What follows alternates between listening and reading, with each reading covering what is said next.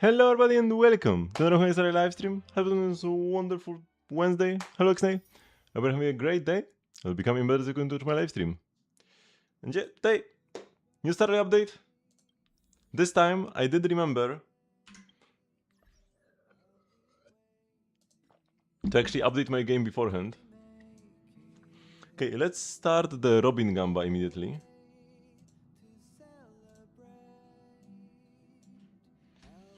Robin Summeretto. Is this how you type it? Oh, there are two M's. Of course there are. Bum. Okay, and we will just start the main Trailblaze mission. There should be two different missions right now. One, the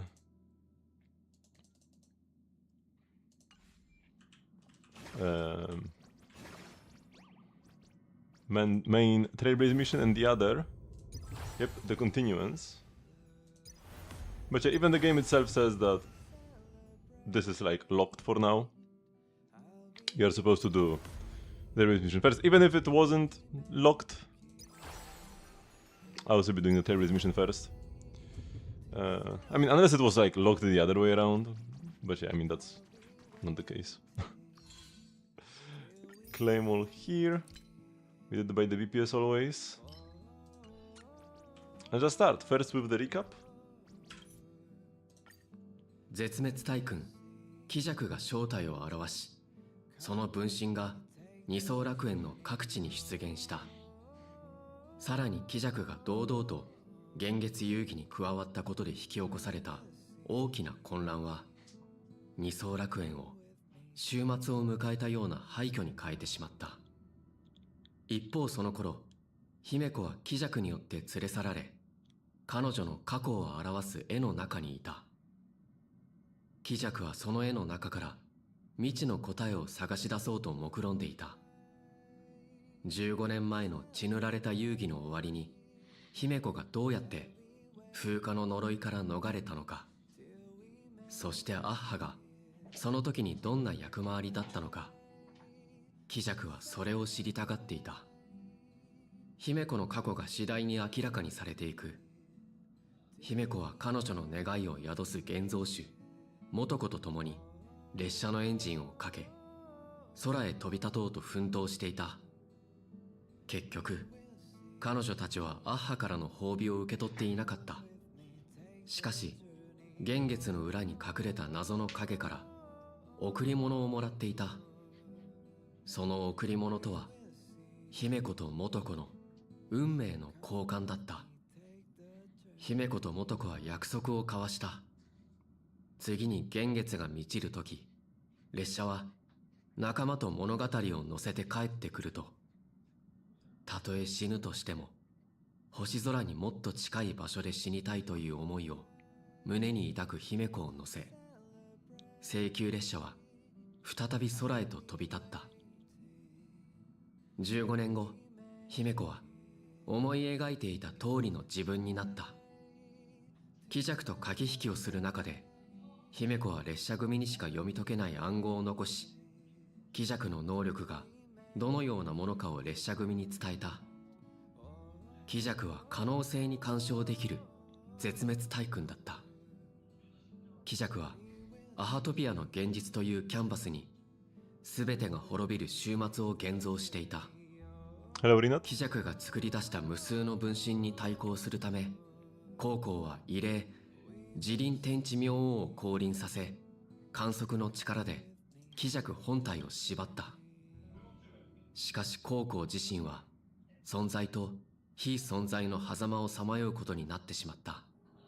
そして列車組と鬼弱の死闘が始まる。Is Sonarakin worth getting, or will she still not be good enough for Dyer? If the boss is right, she's fine. Of course she's good against her shield boss. That's also one of the easiest bosses in Stygian that we've had. This operative. Arlecchino can absolutely smash it. But is it worth getting her specifically with the goal of clearing the air in mind? Hell no. If you like Arlecchino and you want to challenge yourself to like do as best as you can in Stygian with Arlecchino, C1 is very strong. But if you just want to clear the air no matter what, full meta, blindfold, whatever, or rather like see nothing but meta, yeah, no, don't. Just pull for newer stuff. You gotta have like, if you just want to be a meta slave, you have a stellar team. Ideally, maybe you get some like Odette cons because they look to be very valuable, like Odette C2. You've got a strong lunar team, ideally Lunar Crystallize, and then like Mavuika, or if you don't want to do Mavuika combos, then the Varka team. Those will be like the top 3 right now in the game. Hello, Sinbad.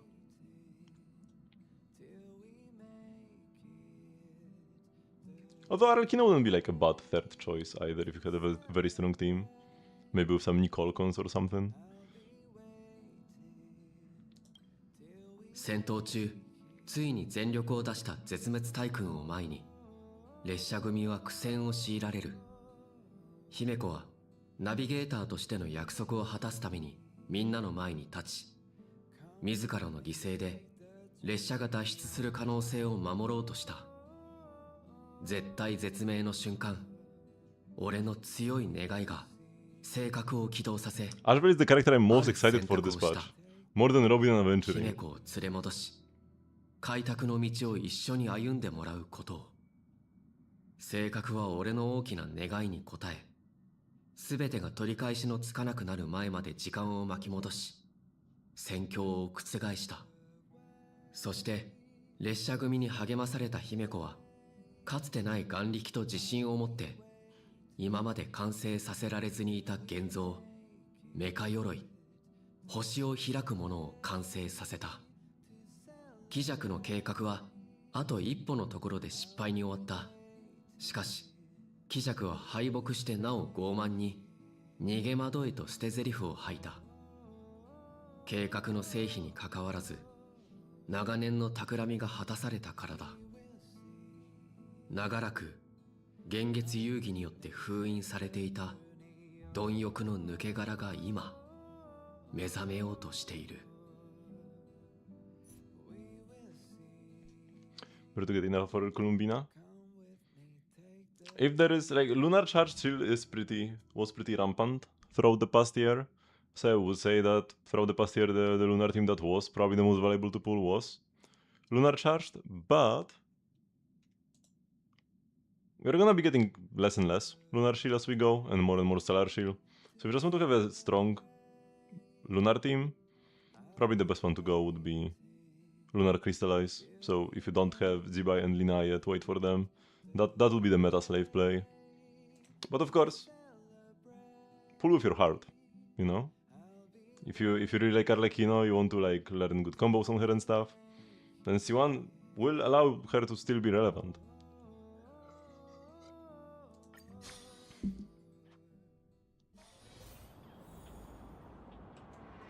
Oh, what's this?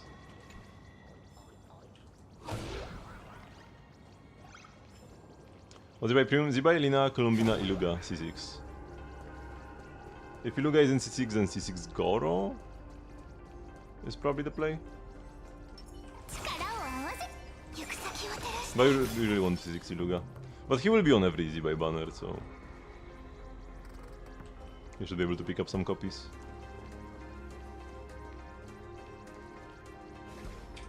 Okay, so the world is ending, and we're gonna be standing here yapping. I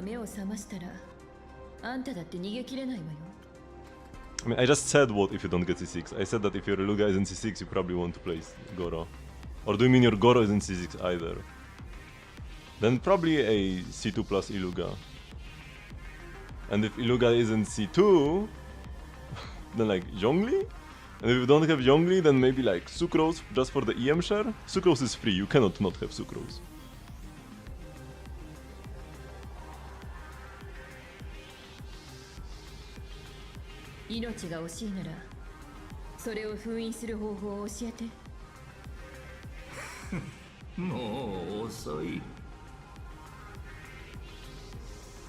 恒星が自身の重力に耐えられず崩れてブラックホールになるように、ひとたび上が限界を超えれば抜け殻の目覚めはもう止まらない。この結果を導くために俺は数千年も待ち続けた。用意した計画が何度も邪魔され修正され延期されるのを見ながらな。だが本当の計画には巧妙な計算なんて必要ないのさ。いるのはただ一つ、忍耐だけだ。何者も時間には抗えない。とりわけ忍耐を伴う時間には口を開くかどうかはあなたが決めることではありません。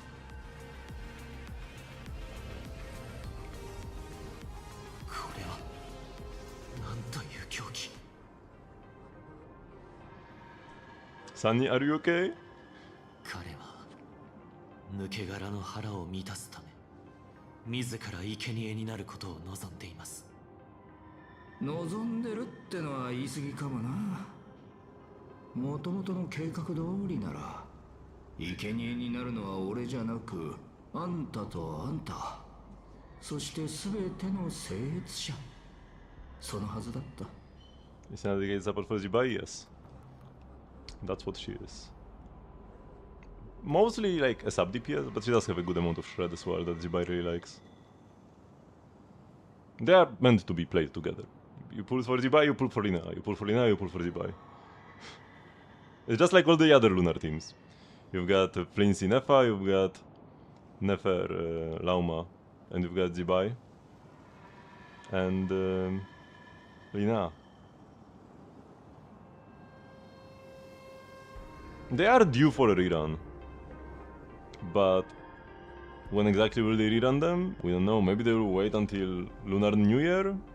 It'll take a while though. We'll kinda be stretching it. They're probably gonna rerun before that. But they're not next patch. We know that much.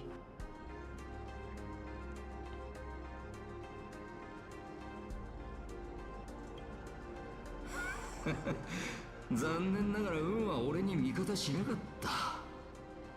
だが敗者は潔くその結末を受け入れるべきだし、勝者は相応の報酬を手にするべきだろう。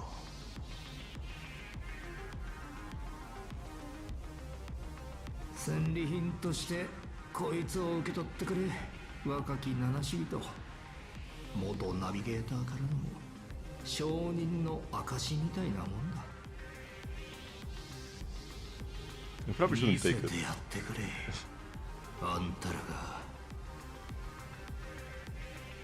次の挑戦をどう乗り越えるのかをな。そら、神のかけらは食事の時間みたいだぞ。こうして俺はまたしても招かれざる場所へ向かうってわ When け the だ。 Gamba is over. 心から祈ってるぞ。そこで再会する羽目にならないことをな。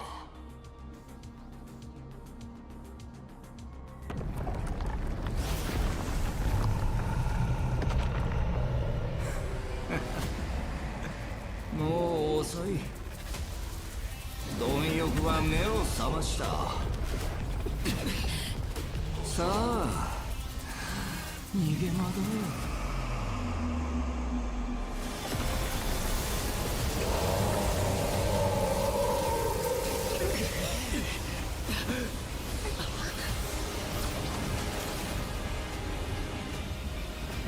早く星を開く者へ撤退するわよ。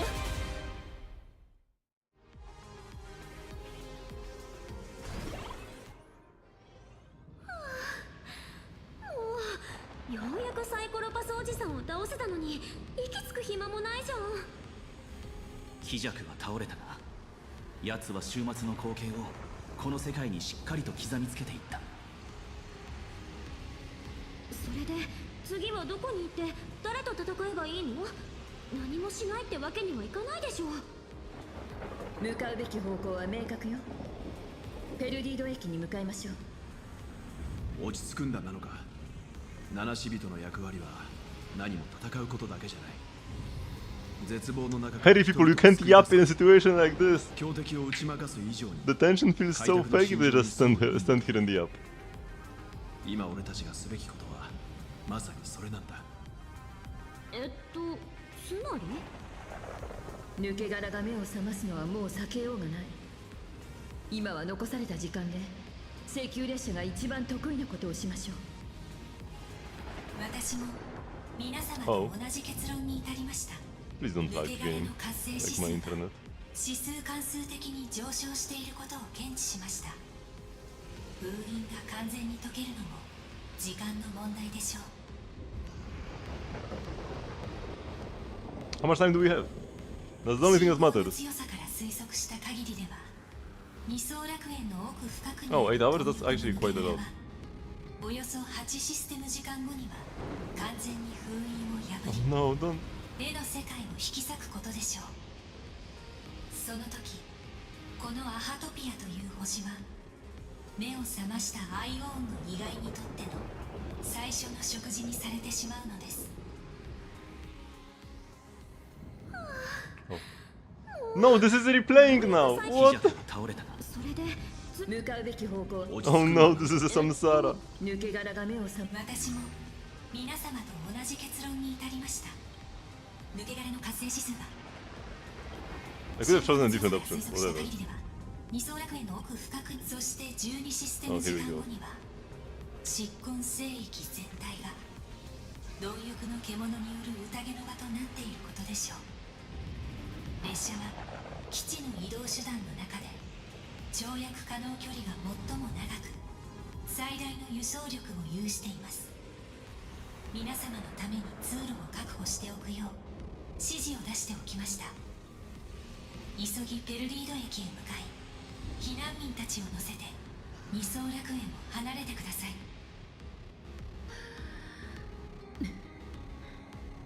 分かったわ。かつてない乗車率での航行に備えましょう。 What about people who live in like different parts of the planet and not just here in the city? Who is this guy? Should I talk with him? Probably not. 神木の根は Already あとどれ patched だ out. け持つ You の know か what? I'm kinda curious. 残された時間はそう多くないわ。 It's probably just some world quest from last patch.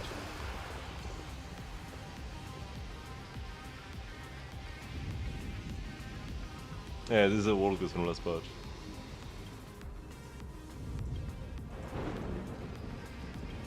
What? No drinks now. What is this? It's a local brand? Wait, what? I shouldn't have talked here. Am I supposed to check local notes before I zap you?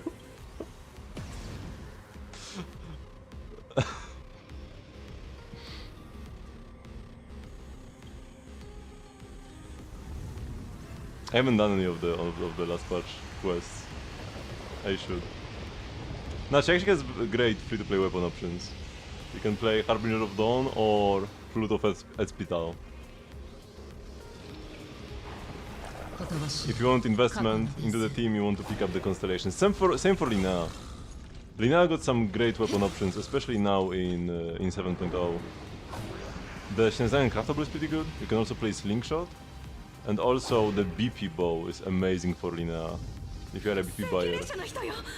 これで助かったわ。 you would want to pick that up for her. Personal DPS wise, this is as good as Sig. ものすごい揺れだったぞ。まだ危機は去ってない。俺たちについてきてくれ。ペ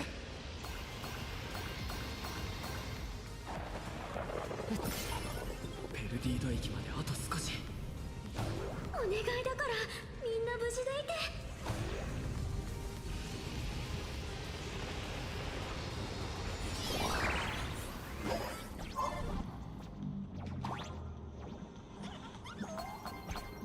Wait, these arrows are sus.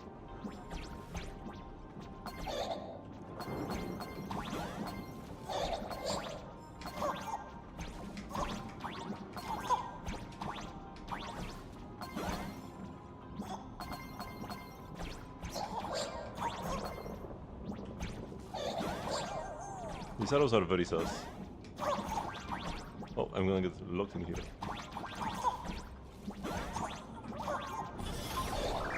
But I guess there is no music player.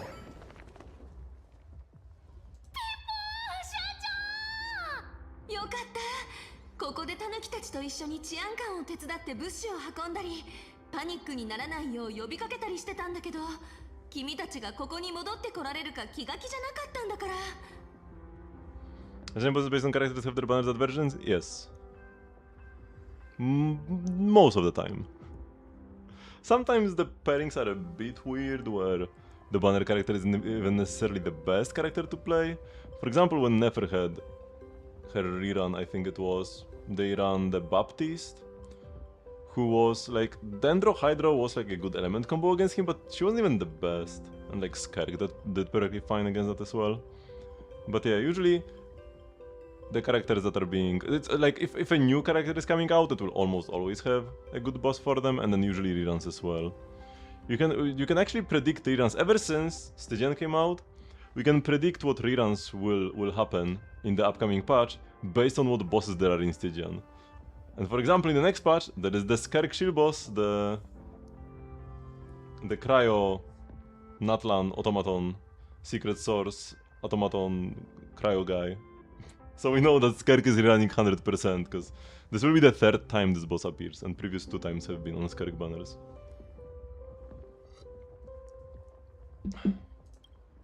でもやっぱりこうして戻ってきた。さすがは主人公、強運の持ち主だね。よかっただぬ。おいらてっきり社長は名誉の戦死を遂げちゃったのかと思っただぬ。 Is everyone okay? 社長のおかげでみんな無事ですピポ。そういえばあの泉州の将軍さんは君と一緒に行ったはずでしょ。 Yeah, there should be an Escoffier in the next patch as well. 貴弱の分身を一つに定めるために、高校将軍は無限の可能性の中に囚われたんだ。彼女がまだ存在してるかどうかも。そっか、彼女の占いはやっぱり当たってたんだね。でもほら、生死不明っていうのはつまりまだ生きてるかもってことでしょ。必ず、俺が必ず彼女を連れ戻してみせる。残念だけど今はそれどころじゃないみたい。外では地面が大揺れだし、どうやらまたまずいことになりそう。口場さんが私の親愛なる債権者ことパールさんと通信してるのを見かけたんだ。避難者の人数を確認して請求列車に乗り込むって話してた。 Out of all the possible banner, because like if next patch we are getting Vesna, Vodyanica, Skark, Escoffier, I feel like Vesna plus Escoffier is the least likely option of all of them. I would sooner see Vesna and Vodyanica first half into Skark, Escoffier second half than Escoffier on first half with Vesna. It would have to be Skark with Vesna first half and Vodyanica, Escoffier second half. I don't see it any other way really. So I don't think this weapon banner will happen.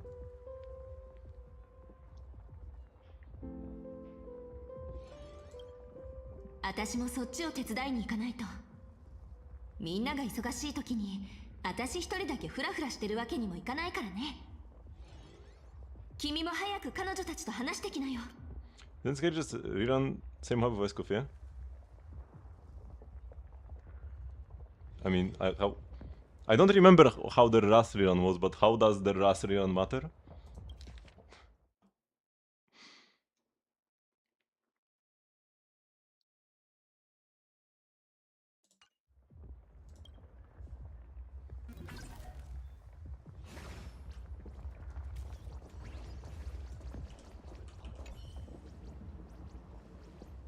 It's gonna be a fully packed voyage unlike any before. You can't help but feel a twinge of worry. But as long as it's unhanging well and you know whether they are on board or not, they will do everything to make sure this journey goes without a hitch.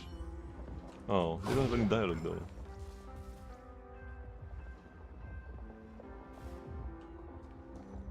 None of them doing a character on the same half twice? What? I mean, like, one character has to be on one half and the other on the other. Unless you subscribe to the theory that Vesna and Vodyanica are on the same half. But then you also don't get the Vesna Sig and Escoffier Sig on the same banner, so it also doesn't happen. And if they are not on the same half, then whether Skerk is first or Escoffier is like, what's the difference actually? How does your theory support one but not the other? I don't really see where you're coming from with this at all.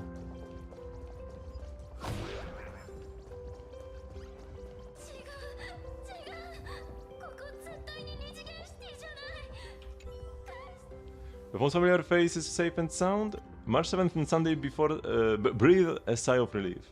You exchange a glance, sharing a silent understanding. After fighting side by side all this way, the time has finally come to save Plan Arcadia. And both characters on the same half happened previously. I mean, yeah, but like, only once ever we have we had two new characters on the same banner.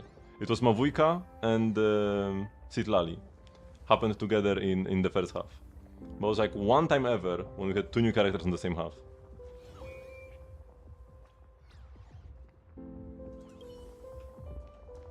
And I don't know where you're coming. Like I don't know how Skerk and Escoffier having rerun before on the same half together. I don't see how that makes it any more or less likely for Skerk to be first half or second half in your case. I don't really see how this is connected to each other at all. What's the best you foresee for Mona? Skerk teams? Or Hex, Mavujka or Arlecchino vape stuff?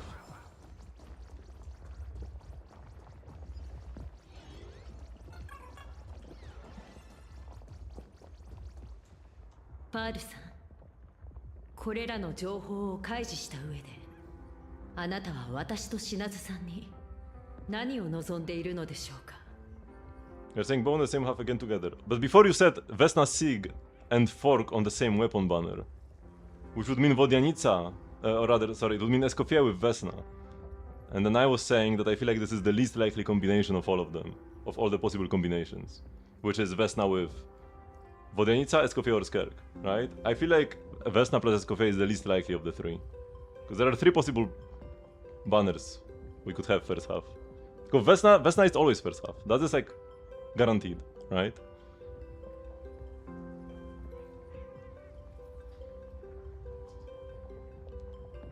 Is the video of a dedicated support for Arlecchino ever being released? It wouldn't be hard to make a dedicated support for Arlecchino, just somebody who applies Bond of Life to the team. But I'm not sure if they would bother. I mean, they are releasing a support for Skerk. And that's Vodyanica. Vodyanica is kind of like a dual...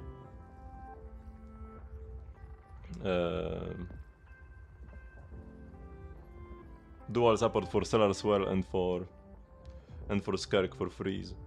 So they could do a similar thing with like a new character being a support for Arlecchino and somebody else, but I feel like Arlecchino's time has kinda passed for that.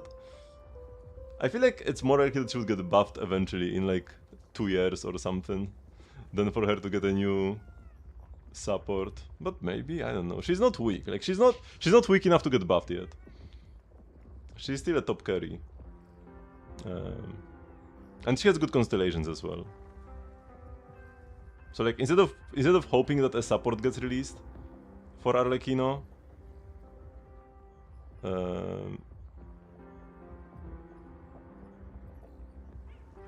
you should just pull a constellation.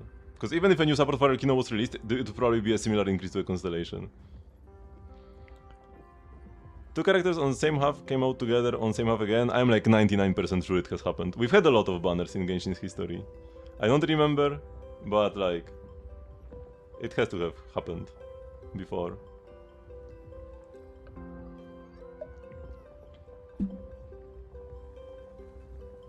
Raiden has to get buffed. That is almost guaranteed. Raiden is giga cooked.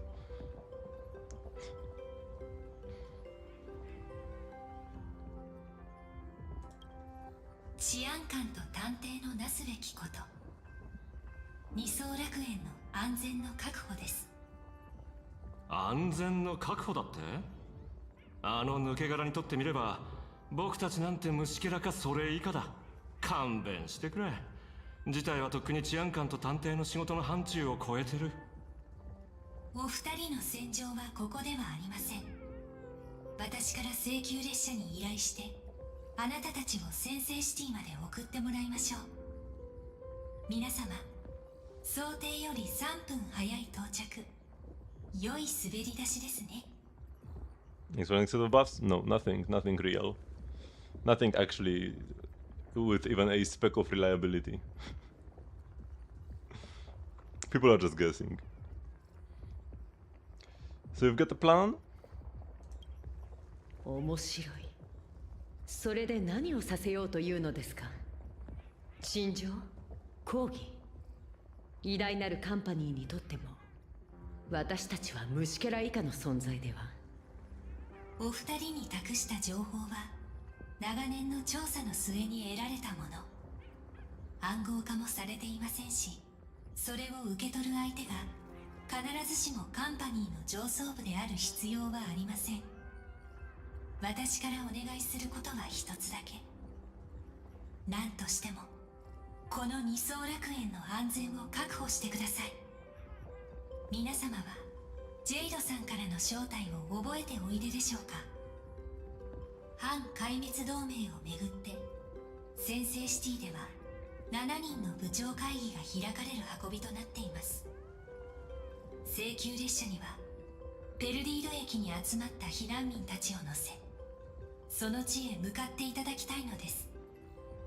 あの抜け殻が封印を破るよりも早く、必ずや二層楽園の現状をカンパニーの上層部へと伝え、確実に孫悟の加護を得られるようにしてください。 Nor does it have to be delivered to the IPC Stop Brass. Report the situation for Arcadia to the IPC Stop Brass.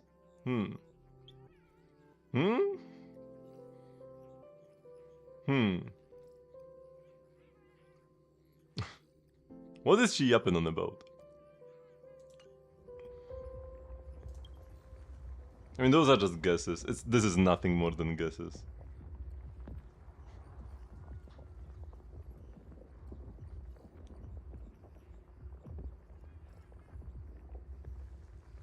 Anybody can take some of the worst characters and be like, yeah, one of them will get buffed.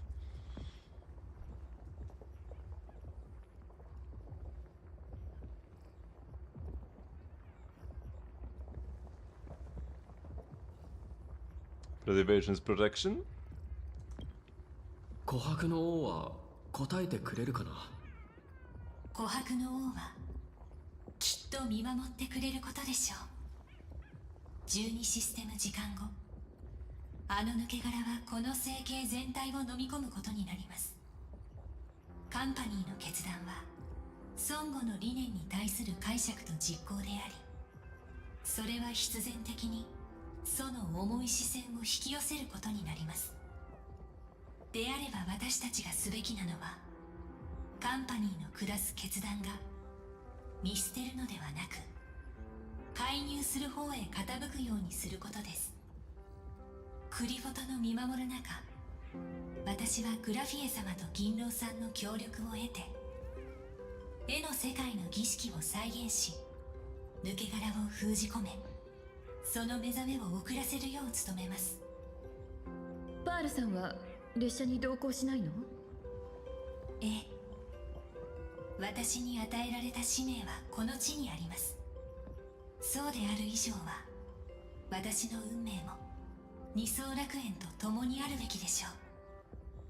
それに何より長年追い求めてきた芸術の境地が今私に微笑みかけています。1000年前、グラフィエ様も同様の危機に瀕し、その渦中で絵の中に世界を描きました。せっかくの貴重な創作の機会を放棄することなどできるはずもありません。私のことはご心配なく、この状況に関してすでに先制シティでの策を手配しました。 I don't wanna run away either.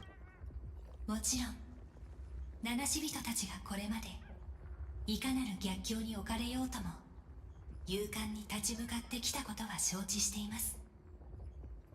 逃げることが皆様の流儀ではないことも。そうであればこそこの局面でより難しい選択肢を皆様には選んでいただきたいのです。まだ希望はあります。運命のキャンバスにほんの一筆でも書き加えることのできる余白がある限り、二層楽園という作品に滅びは訪れません。それに今回の幻月遊戯はまだ終わっていませんから。これは人々に喜びをもたらすための儀式です。ならばこの儀式で私たちは笑いましょう。それがどれほど困難なことであろうとも。ええ、希望はまだあるわ。パールさん、前にも言った通り、反壊滅同盟の補としてなら開拓は喜んで協力する。風が強く波は荒い、そういう時こそ補がその役目を果たす時だもの。さあ、次は請求列車の作戦会議をしましょう。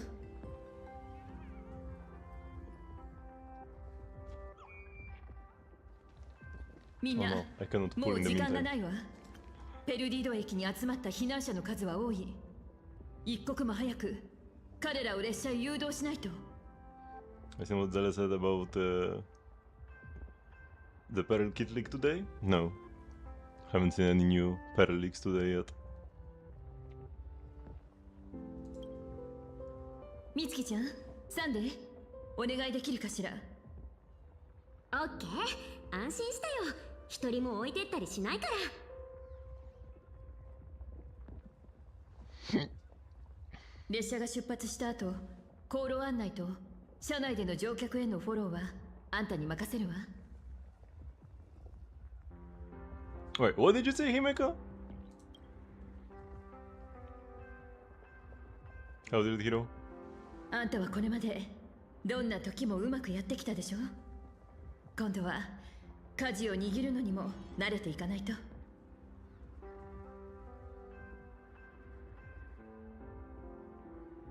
私はここを旅立ち、そしてまたここに戻ってきた身よ。今回は私が戦わなければならないの。パールさんの頼みはあんたに任せるわ。分かった。列車とここにいるみんなは次の駅まで安全に送り届けてみせる。期待は裏切らない。ああ、なんだか初めて列車に乗った頃に戻ったような気分だ。なら俺もこちらに残って姫子のために星を開くものを整備しよう。では俺は引き続き列車の護衛を担当しよう。列車の出発に合わせて航路の掃除をしておく。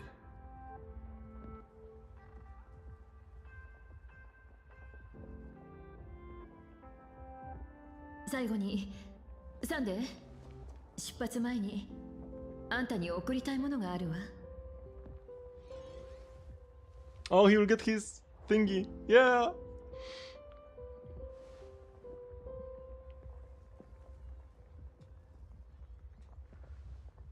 Story has nothing but story. If you skip the story, what are you even here for? 私はあんたを請求列車の七死人、その一員として迎えたいと思ってるの。あんたはいつでもこの旅を離れることができた。それなのにここまで私たちと一緒に歩んでくれてありがとう。確かにあんたは正式な誓いを立てて開拓の運命を歩み始めた七死人じゃない。けれど鬼弱と対峙することになってもなお私たちと肩を並べて戦ってくれたその勇気を私はどんな誓いよりも気高いものだと思ってるわ。ありがとうございます、姫子さん。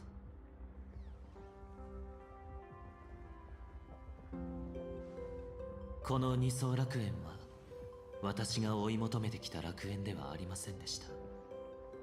ですが未だ足を踏み入れていない道、その果てにはきっと楽園と呼ぶにふさわしいもっと確かな何かがあると信じています。そのために私は皆さんと共に歩み、その未来を見届け、そこへたどり着きたいと願っています。さあみんな、今から私たちはそれぞれの戦場へ向かい、この世界の存続のために戦うことになるわ。だけどこれは永遠の別れじゃない。だからさよならは言わない。だって私たちは今も同じ道を歩んでるんだから。この旅がいつか軍政にたどり着かんことを。 The journey leads us starward.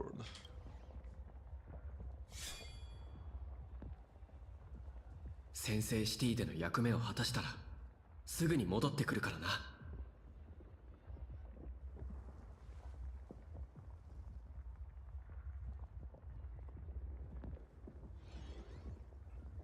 Black screen. 避難者の皆さんにお知らせです。列の順番を守って請求列車へ乗車し、先制シティへお向かいください。繰り返します。順番を守って乗車し、先制シティへお向かいください。ここを離れる前に急いでみんなに挨拶していこう。I only can say goodbye to 3 people because I don't have time to say goodbye to everybody. Oh no, I have to choose who I want to pick. Is Himeko at this point of the story? No. Himeko was like... I mean, she wasn't like ever really dead, but she like kinda was for like a split second. She never actually died. She like died and got like revived in the same scene, maybe you could say. Okay, we have one pity. One pity and a dream.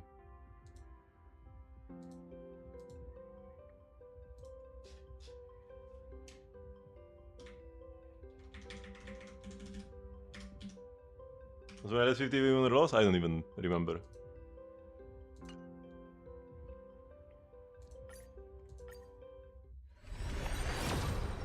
I mean, they did fugue, like... I mean, Tingyun's death was fine, but then her resurrection was bad. But then, yeah, we've played them with Himeko. They could have just, like, let them stay dead for a patch or two. And it felt just so much better. This would be 21. Just a bit too fast, you know? If you die and get revived in the same scene, it's a bit too quick. A bit too quick, you know?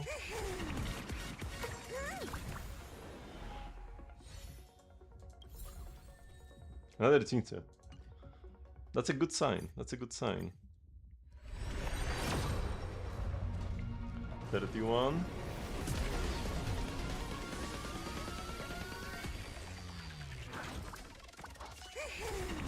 I have a guarantee on the light cone banner. So I might try going for the light cone later. Oh no, Gallagher is not a good sign. We were supposed to only get Tintas.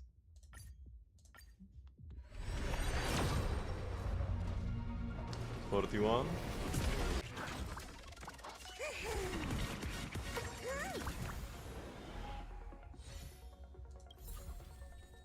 Oh, light console is really bad. Was the bell boy in Penacony? Misha? I mean, he was never really alive to begin with. He was a memory. He was like a leftover fragment of memory of a dead guy. And then he eventually realized that, oh yeah, I'm a fragment of a memory of a dead guy. And he returned to a dead guy and now he's gone. 51.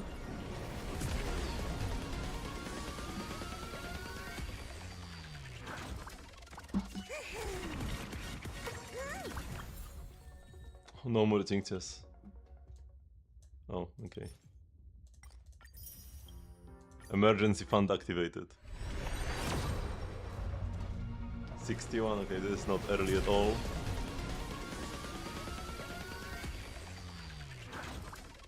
Any dreams of early PT have been shattered by now? Okay, okay, this is an auspicious sign. Double Jinxer and the light cone. I mean, this is still very good. Okay, so this was 61, so this would be 71, right? Am I counting correctly? Yes. Because surely if this was 81, I would have gotten the 5-star by now. Okay, that's a Danheng. Danheng is neutral. No, I didn't want to click this. I wanted to click this and this.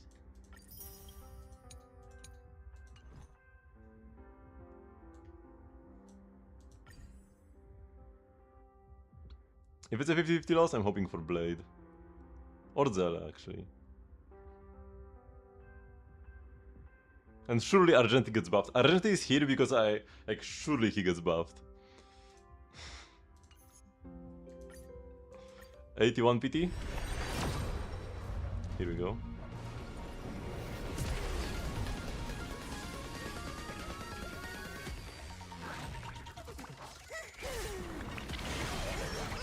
Surely this is 3 Robins, by the way, right?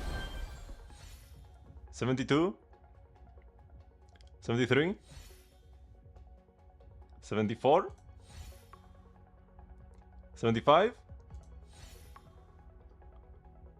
76? Surely it's a candle, right? Surely a candle will pop up right now.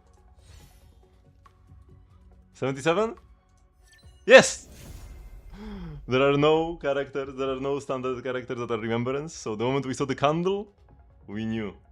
Okay, now how many Robins actually do we get? Make a new Gamba, how many Robins do we get in this in these leftover pools? Okay, yeah, no, we don't get any. We don't get any extra Robins.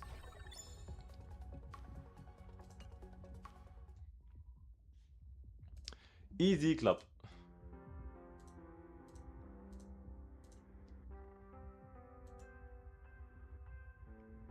I'm just gonna drop another cheeky 10 pool here. Okay, yeah, it's nothing. I got the character and the light cone. I might go for the light cone. C1 is like E1 is stronger, but light cones are cheaper, and I have a guarantee because I lost to Yanqing's light cone. Wait, where is it? Here. I lost to Yanqing's light cone, and this should be especially good in Kirena teams, where it gives you extra speed. The skill point is worthless though in Kirena teams, but 20 speed is quite good. It's still probably worse than E1.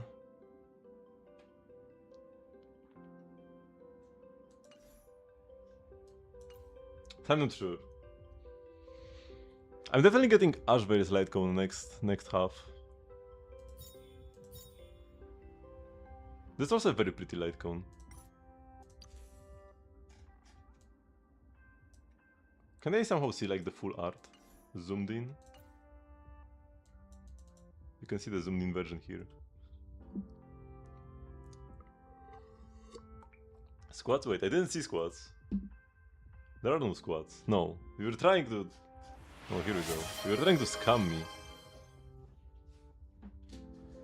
into doing unpaid squats.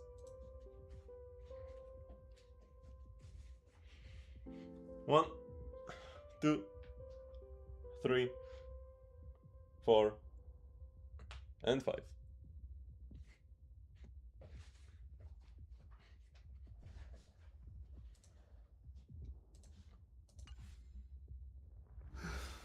Okay, we have to choose who we say goodbye to. There is Peril here, which is a pretty appealing choice. Oh, we gotta go to Blade. Well, how is he here even? Wait,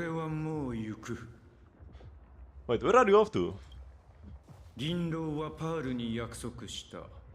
ここに残り、絵の世界の儀式完成を手伝うとな。プログラムのコードと F での扱いにどんな共通点があるのか、俺には見当もつかない。あいつが何を考えているのかもわからないが、あいつは自ら答えを出し、ここに残ることを選んだ。だから俺も残る。どうあれ、これが幻月遊戯に参加した目的だからな。北条によってこの体を得てから死ぬためでなく、ただこの時を守るために動くなど初めてのこと。脚本のない世界で心の赴くまま動く。こんなことは本当に久しぶりだ。Brady, take care of yourself.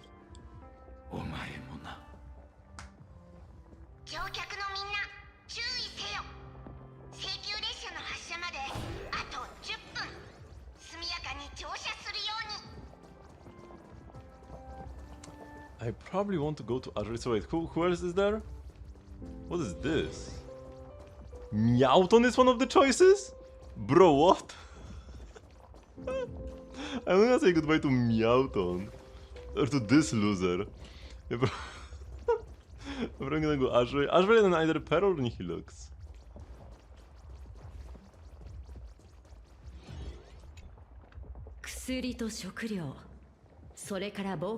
Actually, they're going with us, so maybe saying goodbye to them doesn't make too much sense.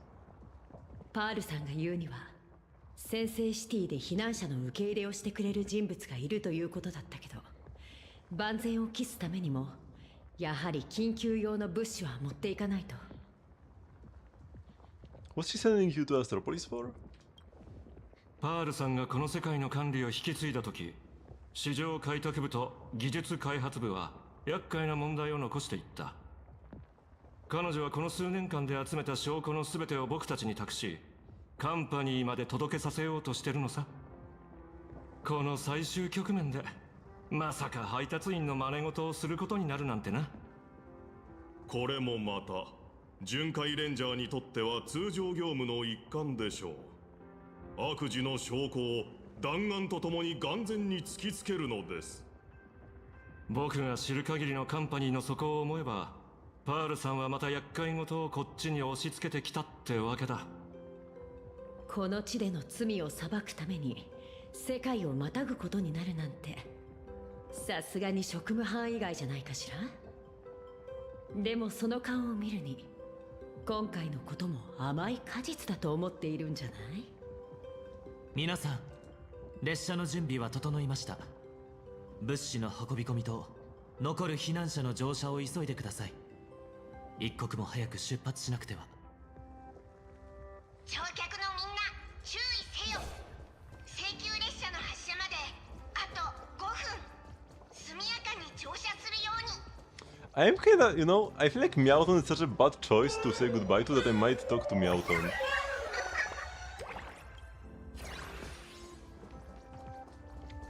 I might just go say goodbye to Meowton. Over any of the waifus here. 沈みそうだからって自分の船を見捨てるような船長はいません。私だって同じです。ペルディード駅の駅長として私は最後の1秒までここを守り抜きますとも。 Oh, this was not worth it. This was not worth it. Unless the Sparky message is part of saying goodbye to this guy, but probably not. Doomsday Special Limited Time Reverie. Tired of the rubble and the crying? Temporary Shelter Access Party Edition and the World's End Tavern is now available. The Doomsday Fireworks show is about to start. Care to grab a drink? Show this code at the door to enjoy chaotic order. Bottomless drinks might be watered down, and a microscopic boost to your survival odds. Special guests, you and every other unlucky sap in the universe. Spots are limited, so first come, first crazed. Party organizers Sparky Sampo. Your ultra exclusive invitation has arrived. Catch! Is now really the time for this? What are you skimming this time? I swear I'm innocent. I saw you nameless and the APC running around like headless chickens, looking all grim and miserable about saving the world. For some point I wanted to chip in and help. How could the people's idol Sparksicle ever abandon her adoring fans? The closer we get to the end of the world, the more positive we have to be. Watch closely, Greyhair, and let Sparksicle show you what highly efficient evacuation looks like. There was an animation when this X popped up. I think that's new. It kind of like twisted into existence. I've never seen that before.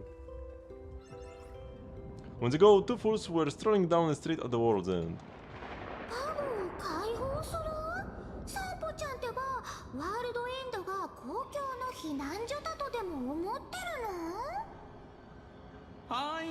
分かってますよ。いつからかパブの皆さんがよくおっしゃっていましたからね。愚者以外は立ち入り禁止と。一般人の皆さんにあちら側への扉をむやみに開け放っては余計な非難を浴びることになりかねません。ですが行き場をなくしてさまようカモの方々を見ていると僕の心がうずくんですよ。終末世界でのサバイバル、この確実な需要はいい稼ぎになるとは思いませんか？散歩ちゃん、次は信用ポイントで仮面を作ってみたら？黙って見てられないなら素直にそう言えばいいのに。ということは美人で心優しい火花さんにはいい折衷案があるんですか？ルールに縛られる必要なんてないでしょ。愚者は自由なんだから。パブの名刺、それも火花の特別製で一枚一枚に火花ウイルスが仕込んであるの。これをばらまけば拾った人は誰でも火花の仮面を手に入れられるってわけ。素晴らしい。つまり今この瞬間から誰もが仮面の愚者になれると。では僕は今すぐ扉を開けてきましょう。頑張ってきてくださいね。さあさあ、火花のみんな、そんな悲しい顔しないで涙を拭って気分転換してまた次のパーティーに備えようよ。前よりもっと賑やかな週末の火花大会に。車のこぼまず仮面はご自由にお取りください。パブの混乱を生き延びられるかどうかは君たち次第。さあ、君たちはどれだけ楽しめるかな。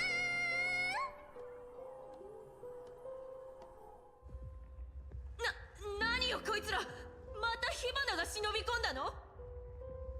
くそ、おい散歩、パブを一般人に開放しろなんてそんなこと誰が言ったんだよ。 Why is this still shot? 落ち着いてください、お若いおバカさん。仮面をかぶったお客様には寛大に礼儀をもって接する。それがパブのおもてなし精神でしょ。それにここに長居するつもりはありません。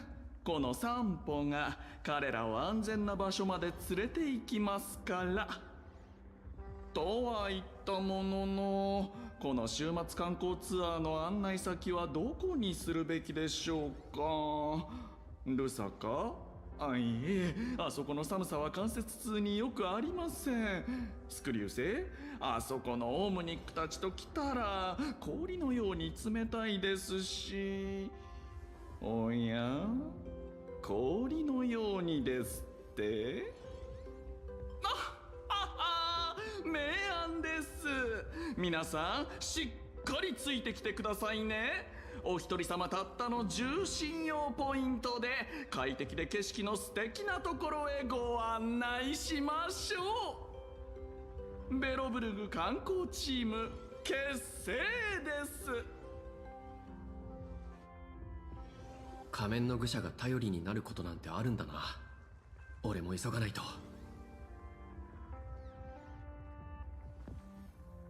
This time it's gonna autoplay, here we go. 注意せよ。請求列車の発車まであと3分。速やかに乗車するように。そろそろ出発の時間だ。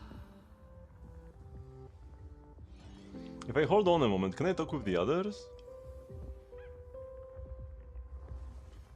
Or is it totally forbidden? Oh no, they are gone. They are gone. Oh no, wait, Pearl is here. Oh, wait, maybe I can talk with her. Oh, I can actually. Oh, it was もう fake. 時間がありません。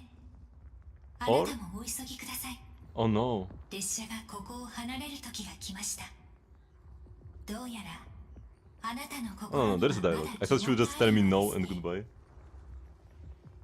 Okay, I can still talk with them. Red Bull who stayed behind safe?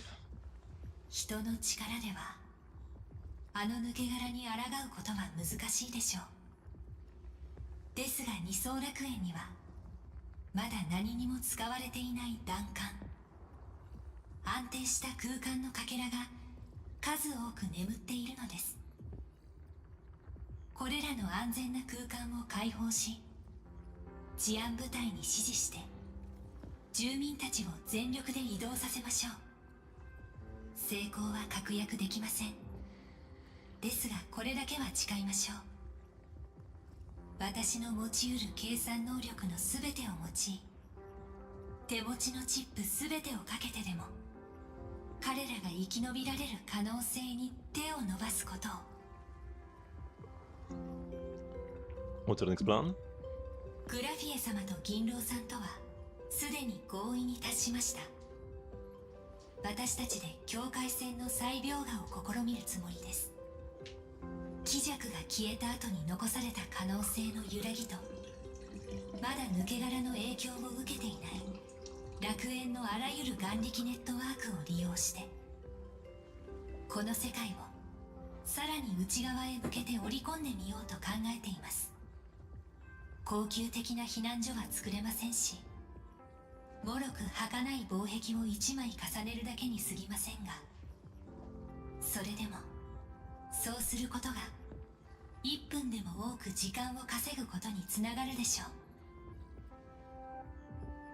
う。 Hello Frisky Disc. How do we keep in touch with you? もし何かあったらどうやって知らせればいいんだ？あなたたちが姫子さんから受け取った信号を覚えていますか？七死人が発する信号は常にこの銀河で最も迅速で正確な通信手段です。どうかご心配なく、この世界が完全に飲み込まれてしまわない限り、 There was supposed to be a secret nameless code that nobody else but us could 必ず受け取ります。 receive. この道がどのような結末に向かうかは分かりませんが、皆様の開拓が順調であることを祈っていますよ。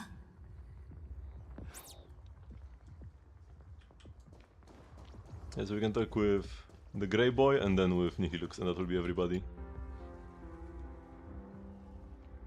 先輩、列車は先制シティに向かうらしいっすね。 Magnus, aren't you coming with us? 俺はここに残りま I す。 mean, he had to stay.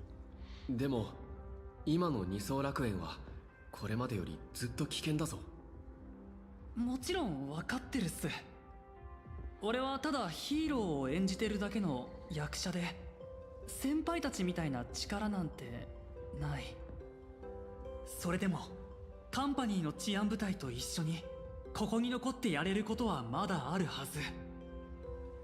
ヒーローは大勢の観客の前で決めポーズをする人じゃなくて、本当に助けを必要とする人がいる場所で立ち上がる人っすから。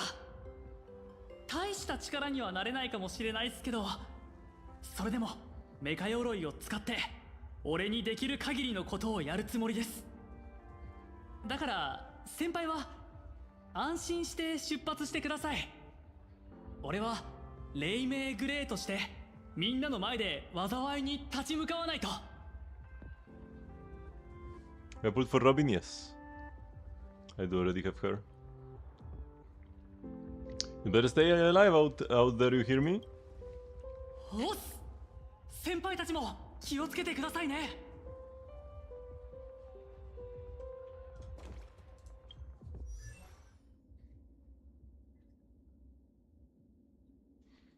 Here she is. For now, I'll just give her, yeah, this. Probably. Like, either you give her Memories Curtain Never Falls, or you give her... Actually, like, this works as well. Just 32% max HP, or just some random, like, Abundance Cone with high base HP or something. I've actually still never gotten Bylus Light Cone, right? Oh no, I have it. Yeah, so like this for high base HP. But I think this fully maxed would give more with the 32% increase.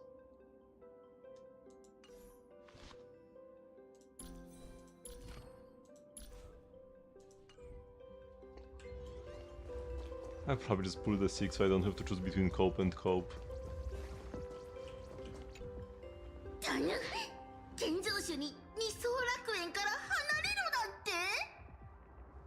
眼力を失った現像種は探偵さんのところに届く出前みたいにあっという間に跡形もなく消えちゃうって噂ピポ。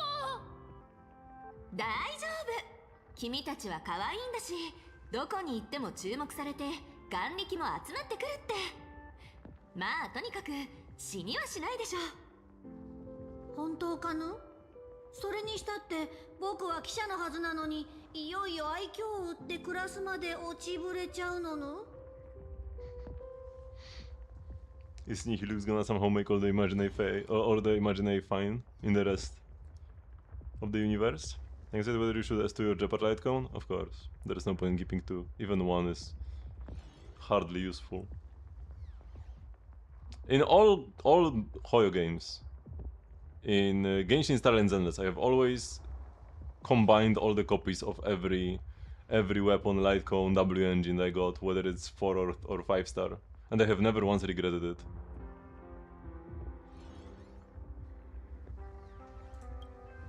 これがもっと人のいないような場所だったらどうなるかわからないけど、先生シティはあのスタピースエンターテインメントのお膝元でしょ。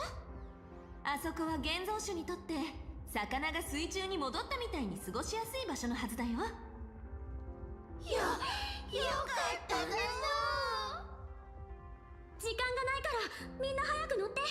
列車に乗ればもう安全だよ。シャラップから温かい飲み物をもらってね。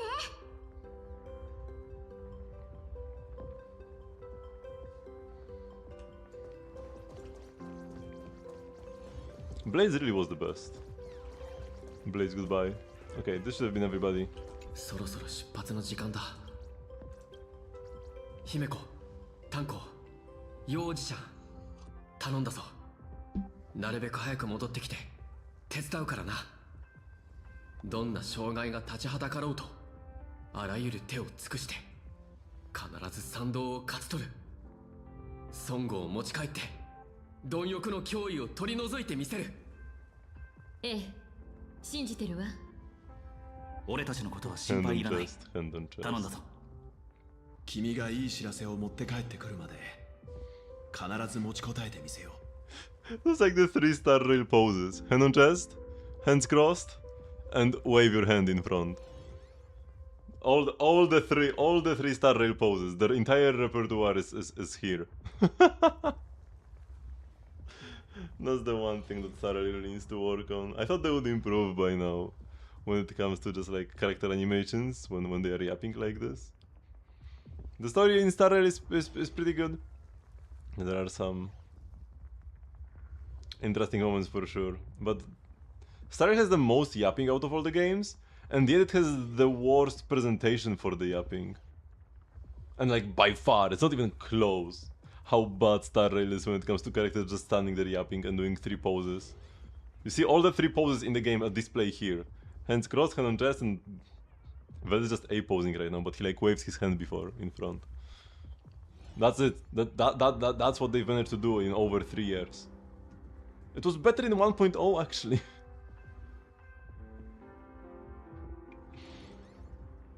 Big story of white text on black background.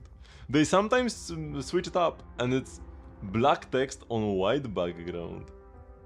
It was especially funny because they acknowledged that they've been doing too much white text on black background, and then like the very next patch it was black text on white background.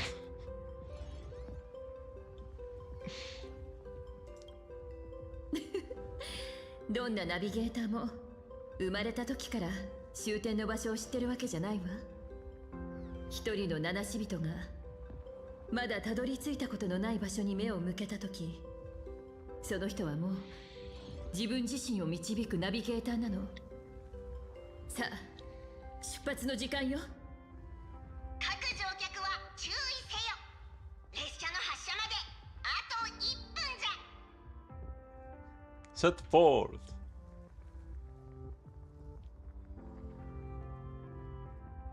間もなく跳躍を開始する。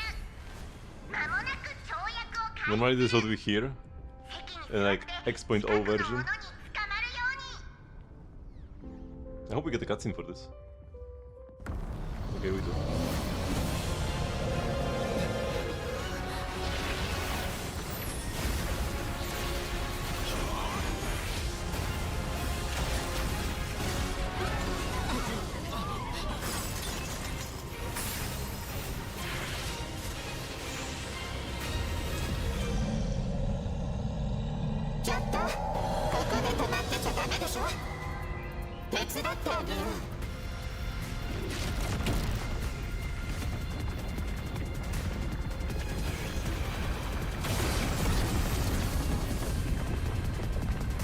Wait, was this Nihilux?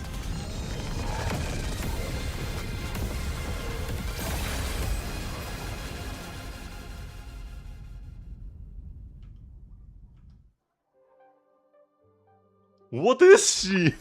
That was Nihilux, right? 列車システムはセルフ診断中じゃ。乗客のみんなは落ち着いてその場で待機するように。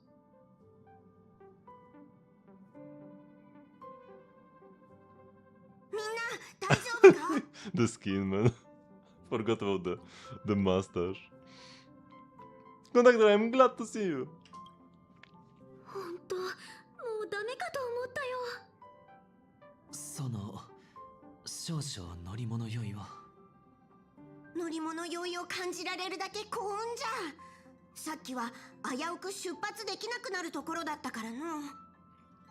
そういえばみんなはあの大きな手を見たか？空に現れた巨大な手が列車の窓をかすめて、それから幻月を弾き飛ばしたんじゃ。いえ、私は炭鉱さんと姫子さんが道を切り開こうと戦っている姿から目を離せずにいたので。車掌さん、二層楽園は大丈夫だよね？安心しろ。あんたのお友達にはあの抜け殻にちょっかいかける時間くらい残されてるだろう。自分から獣の口に突っ込もうとしない限りはな。なんじゃ？誰が喋ってるのAsad Pramas die? We actually took it with us? Why did we take this? お前、どうしてこんなものを拾ってきたのじゃ。 Yeah, why did we? Asad Pramas said it comes as a surprise. 確かに言ってたけど、だからって本当に持ってきちゃうなんて、あんた勇気あるね。でもそれ、絶滅体君の頭なんだよね。貴弱の頭があの手なのか、それともこのサイコロなのかは断定できませんが。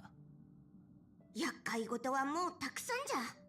請求列車はこいつを歓迎しておらんぞ。尊敬する我らが車掌殿、その口ぶりはさすがに薄情すぎやしないか？お前のせいで列車が何度死神とすれ違ったと思っておる。今すぐミキサーで粉々にしてやりたいくらいじゃ。もう終わったことだろう、車掌さん。俺は貴弱が残したただのサイコロで、ただの無害なおもちゃさ。自分で歩くことだってできやしないんだからな。Why would we believe him? 試験、どうしてじゃ？どうしてこんなことになってしまったんじゃ？世の中何がどう転ぶかなんてわからないもんだよな。迷惑をかけてすまなかった。その埋め合わせになるかわからんが、試験時代の本業に復帰させてもらうのはどうだ？俺のことはちょっとした教具の一つだと思ってくれ。若き開拓者が鍛錬を必要としたり、退屈な旅路に偶然を求める時にはこの俺を高く投げればいいさ。そうすりゃかつてと同じようにあんたらに唯一無二の確率の試練を用意してやろう。混乱と予期せぬ事態の中でもブレずに己の道を貫く。それこそ七死人にとって最も重要な教えの一つ。そうでな。1が出たら反物質レギオンの戦争航路へと続く製図航路を生成。2が出たら次の1時間は列車内の全ての飲み物が高エネルギー燃料かウェンワークの食鉄銃の遺産に置き換わる。Let me put it away for now. 適当な雑巾でも使ってそいつは包んでおくように。どうやら But where did we put him? We can't just have 列車 this. に在籍していた頃、七死人たちは冒険のチャンスに事欠かなかったようですね。時代はもう変わったんじゃ。姫子がいない今、お前には代わりにナビゲーターの責務を担ってもらう。Like, imagine Himeko actually died last patch, and then this was happening, and like, he would be all crying right now, and then she would like come back next year. Or even like, in 2 patches. I won't let you down. その息じゃ。先制シティに跳躍するためには、もう少し調整の時間が必要じゃ。その間は、パーティー車両に行って、みんなの様子を見ておいてくれ。逃げ出してきたばかりの乗客たちはまだ不安を抱えておるじゃろう。温かい飲み物を配って安心できるように言葉をかけてやるんじゃ。列車に乗った以上はもう安心じゃとな。安心してうちらに任せてよ、車掌さん。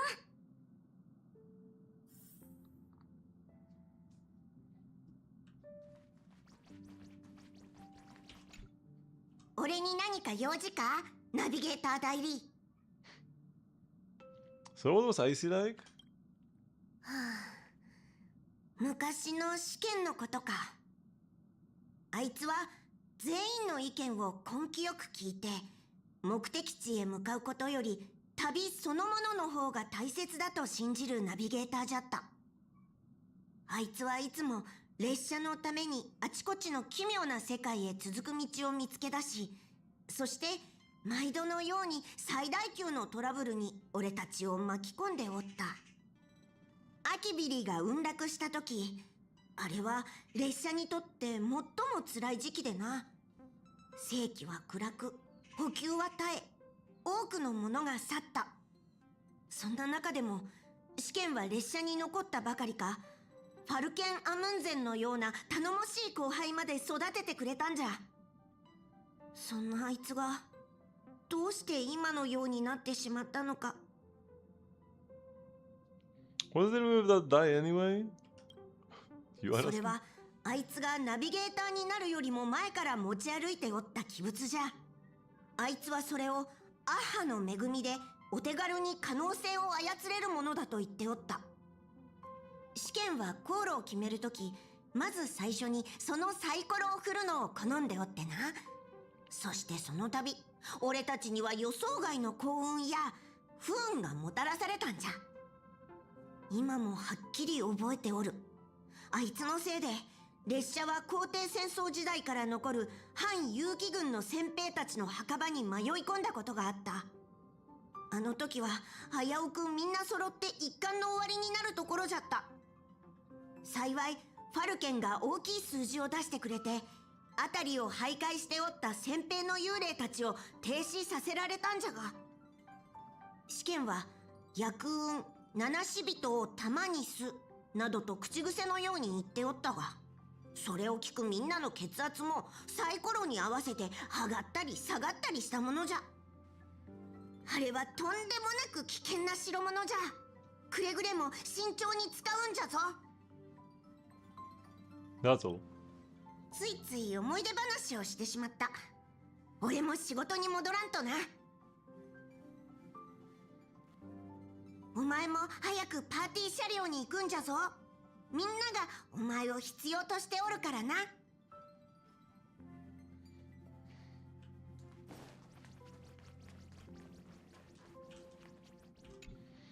姫子、丹子、よおじちゃん、このメッセージを見たら返事して。見たら返事して。もうなんでまだこんなに電波が悪いの？ You should have faith in them.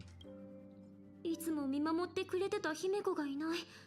本当にうちらだけの任務なんて初めてだし、なんだか I'm 心 for 細 this い kind わ。 of was without Himeko.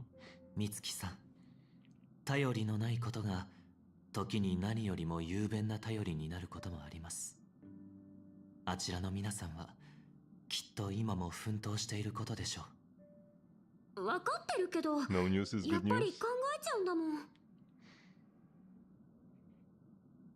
We must reach Astropolis as soon as possible. The only thing that matters now is fulfilling what was entrusted to us. 今俺たちにできるのは一刻も早く先制シティへ行くことだけだ。戻ってみんなを助けるためにもまずはパールからの依頼をこなさないと。うん、そうだよね。あんたたちの言う通り、ここで心配ばっかしててもしょうがないし。行こう。まずはパーティー車両でみんなの様子を見て、それから先制シティに向かって全速前進だよ。私も行きましょう。ピノコニーでは悩みを和らげ心を癒すのが本業でしたから。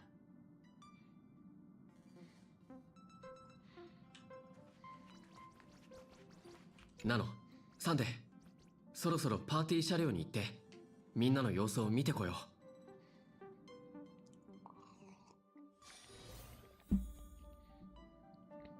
Oh, there are actually people everywhere, including imaginary. I guess Nihilux must be doing something to keep the imaginary alive.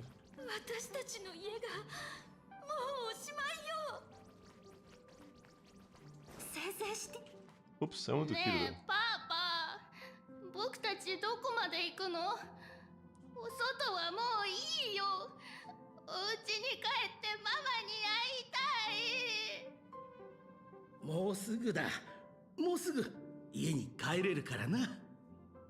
ねえねえ僕、私たちは今まずは安全な場所まで行かなきゃならないんだ。だから少しの間君も勇敢な冒険者になってみない？冒険？そう、ヒーローだって大きなモンスターを倒すにはまず武器を探しに行かないとだよね。君も冒険して強くならなきゃでしょ？うん、僕冒険する。落ち込んでる人、泣いてる人、車両全体が重苦しい雰囲気だよ。みんな突然故郷が未知の災害に飲まれそうになって、そこを離れて星空の向こうにある知らない世界に行くことになっちゃったんだもんね。今も不安でいっぱいで、次の瞬間どうなっちゃうかもわからないだろうし、うちらに何ができるのかな。恐怖は人から人へと伝染するものです。一人が泣き出せば10人が不安に陥る。調律を使って皆さんの心を落ち着かせてみましょ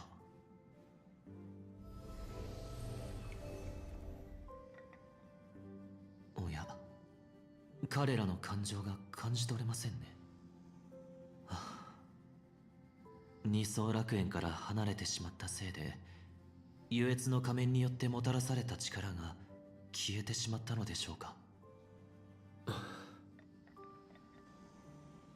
頑張ってね、主人公。 This time we are on our own. 調律を使えばパニックは抑えられるかもしれないけど、それでみんなが事態を飲み込めるようになるわけじゃない。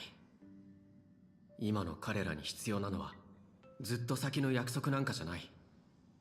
俺たちが彼らに示さなきゃならないのは確かで安全な次の一歩だ。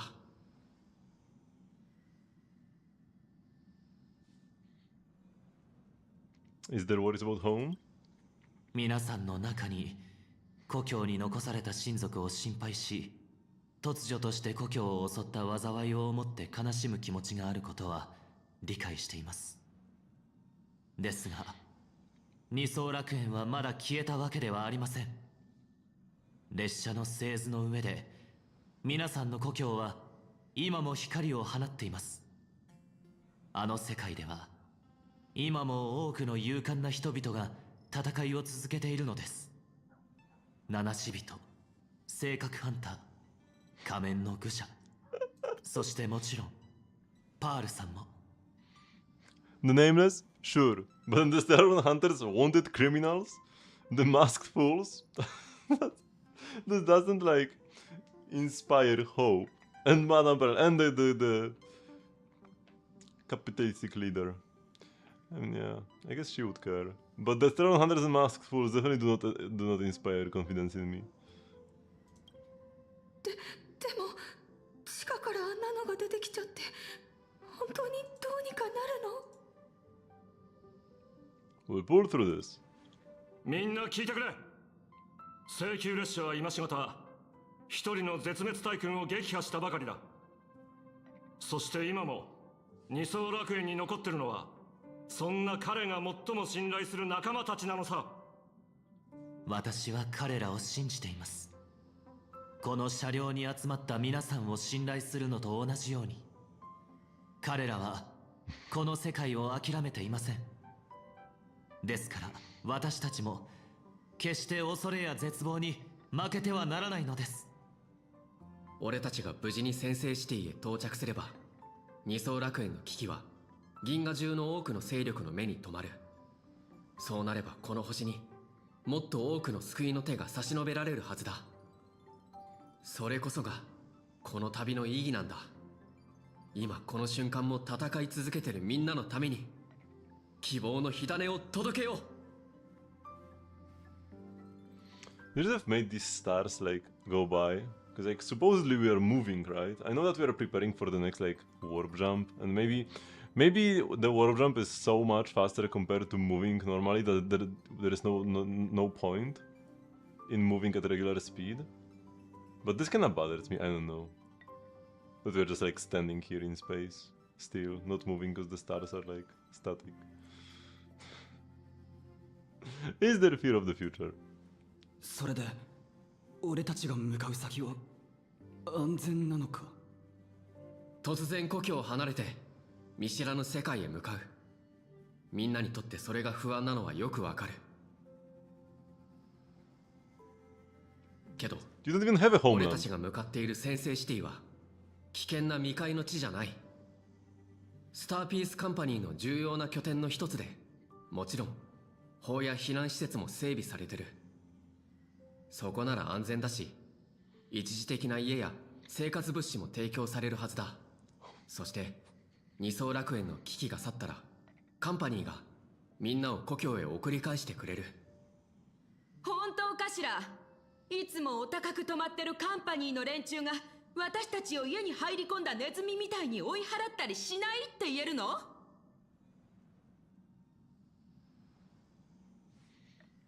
？I will reach out to the strategic investment department. みんな、目の前にいるこちらの開拓者さんはね、戦闘部の大物とかなり特別な関係なんだって。彼がヤリーロ6のために権利や利益を勝ち取ってみせたことはみんなも知ってるでしょ？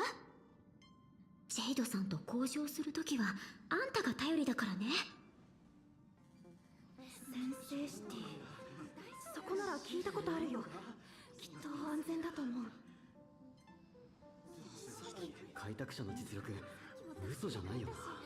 嘘ではないよ。大丈夫だ。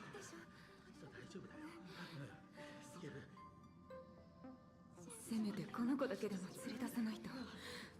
請求列車なら。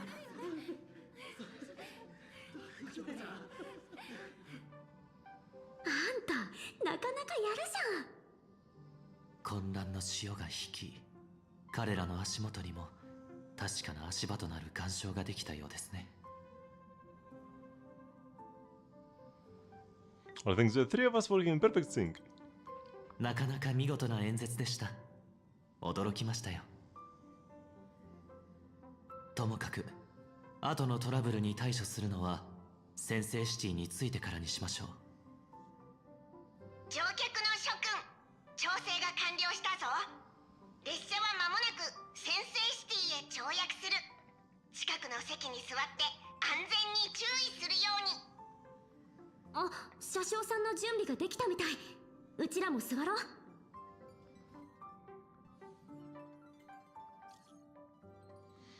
Himmeln angling belt, is everyone okay? Do you copy? Do you copy? Oh, this is the message she wrote before. Copy that, we are fine.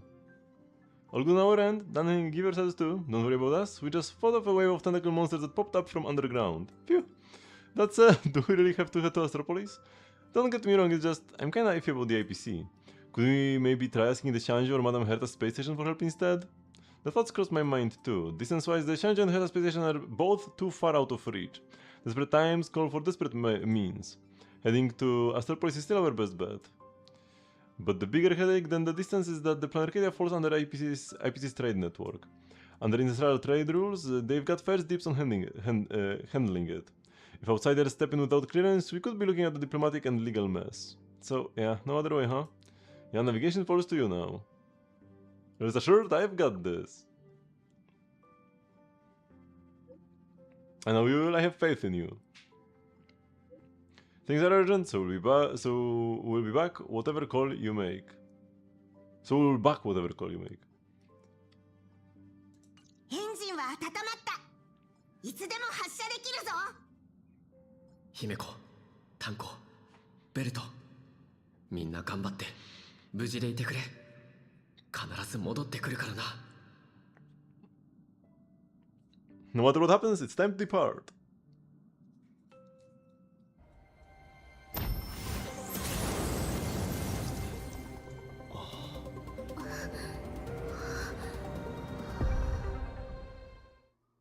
Shortest cutscene recorded in human history.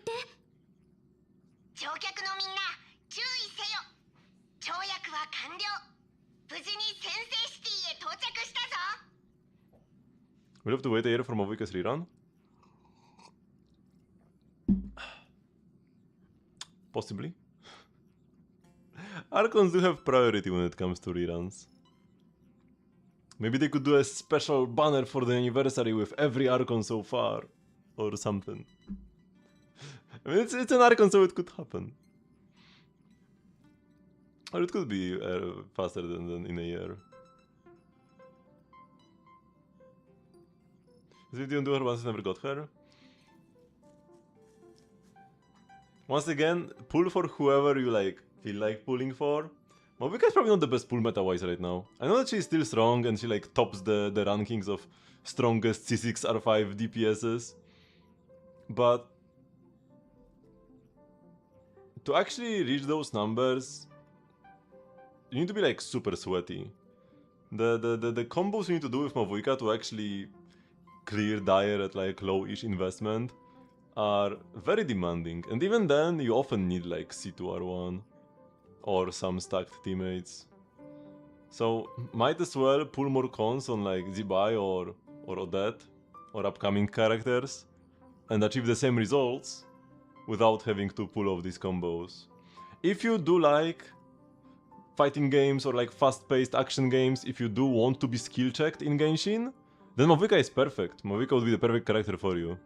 But if you just want to clear the end game, nah. Like if you already had like Mavuika and you're like, I like her, but maybe I want to pull some cons, then like maybe sure. But if you don't even own her, then yeah.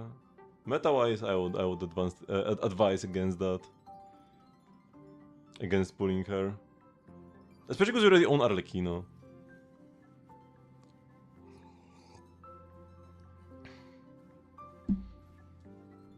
Best seems to be the cost. I mean, one thing you can do, there is this website called Stygian.moe, which for any given Stygian, you can look at past ones as well. You can view clears that people are doing on each boss. Now this will of course matter on like what kind of shield the boss has, but you can see teams ordered by cost. By default you can like do other things, you can order by like time taken, and like yeah, C6 Mavuika, C6 Citlali, C6 Nicole, C6 Odette clears in 13 seconds the Dire Chimeric Winged Lion. 48 cost Mavuika. Yo, only 28 cost Sandrone is only 2 seconds slower. That's pretty impressive. With only C2 Escoffier. Whatever. So yeah. Here you can check, like, yeah, by cost what teams are clearing. Dire. Or you can check Fearless as well, but yeah. Dire is probably the more interesting one for you if you want to look into that. And that's like one thing you could do. And maybe somehow look through different bosses in the history of Stygian and compare which characters are at the top the most often. The Pridwen tier list also like isn't that bad actually. Oh, this is the theater buff icon. Oh yeah, because when a character is like in the theater as one of the featured characters, they get a special buff, 20% to all stats. Or like attack, HP, defense. And it's global even in Stygian. You see Mavuka everywhere.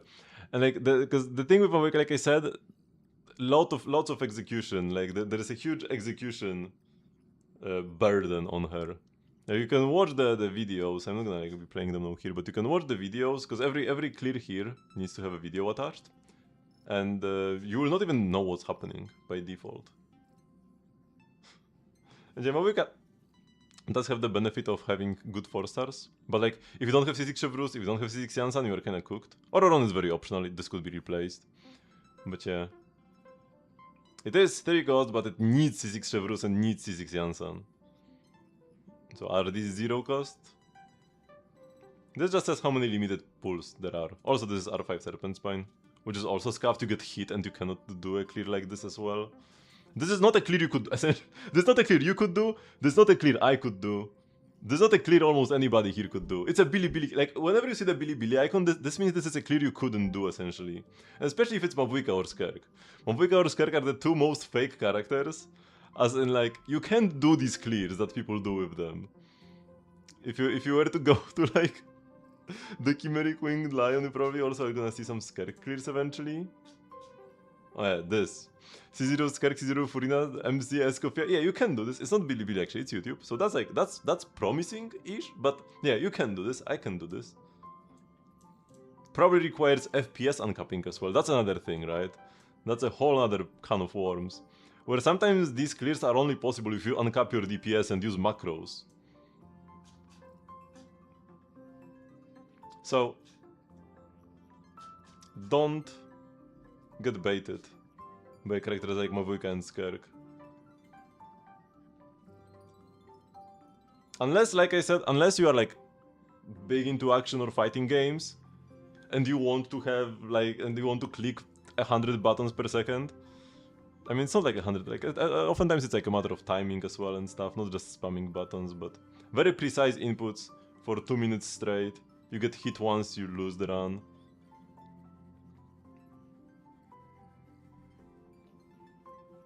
So I would probably advise, like, if you just want to catch up on the meta, don't go for Skirk or Mavuika, like specifically those two. Everybody else, even if they have some optimization, is gonna be minor. But Skirk and Mavuika, it's like double the DPS difference, whether you do combos or not. And especially Skirk, all of these clears, all of these impressive Skirk clears at low cost are like 400 FPS macros and stuff, and like, I don't know, you might even get banned for it. Like, they probably wouldn't ever ban somebody for this, but it is against the TOS. Playing Skirk is against the TOS. So, do it at your own risk. And you can just pull for Zandrana instead and like have the same thing but more damage, and you don't have to do funky stuff like that. And as time goes on, we'll only get more stronger characters, right? If you want to catch up on the meta after not pulling for like 2 years, don't look into old characters as much. Look into newer ones. Like, yeah, if you already have Columbina getting a Lunar team ready, might be a good idea. So like Zibai Linnea, that's a very strong team, and maybe that's good. But like, yeah, getting a Mavuika and the Skirk and stuff like that, nah. Like, unless you really like them, right? If you do want to do fancy combos and feel rewarded for like skill expression, sure. Nothing's better than Mavuika and Skirk for that. But that's like a different goal than clearing Dire, right? If you want to clear Dire, those are not the characters you want to pull for. If you want to be rewarded for your skill expression, that's the characters you want to pull for. And you might even need more investment than like, yeah, just these super cheap ones. Because this is not realistic. Even like, yeah, Billy Link is a dead giveaway. That is never gonna be doable by a human. without FPS handcuffing and such. Wait, is my mic working properly? Why is it like... Why is it like orange? Am I like strangely silent today? Why is this... Why does it look like this? Oh yeah, now I should be more loud. Have I been too silent so far today? Oh, now it's green. Now that's more like it. Because the lights on my mic were orange. But you have heard me so far, right? Is it different now than it was before? Any feedback?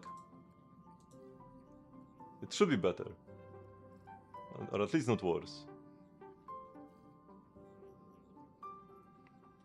Are you going Fleens?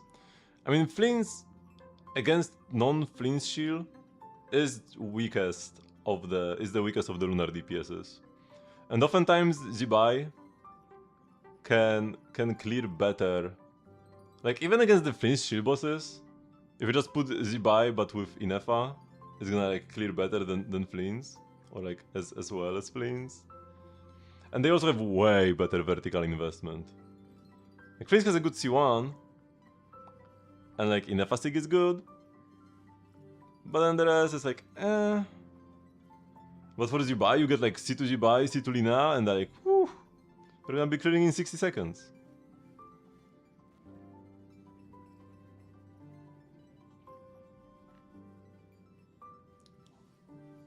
I think maybe it's with Zibai Lina, I don't know.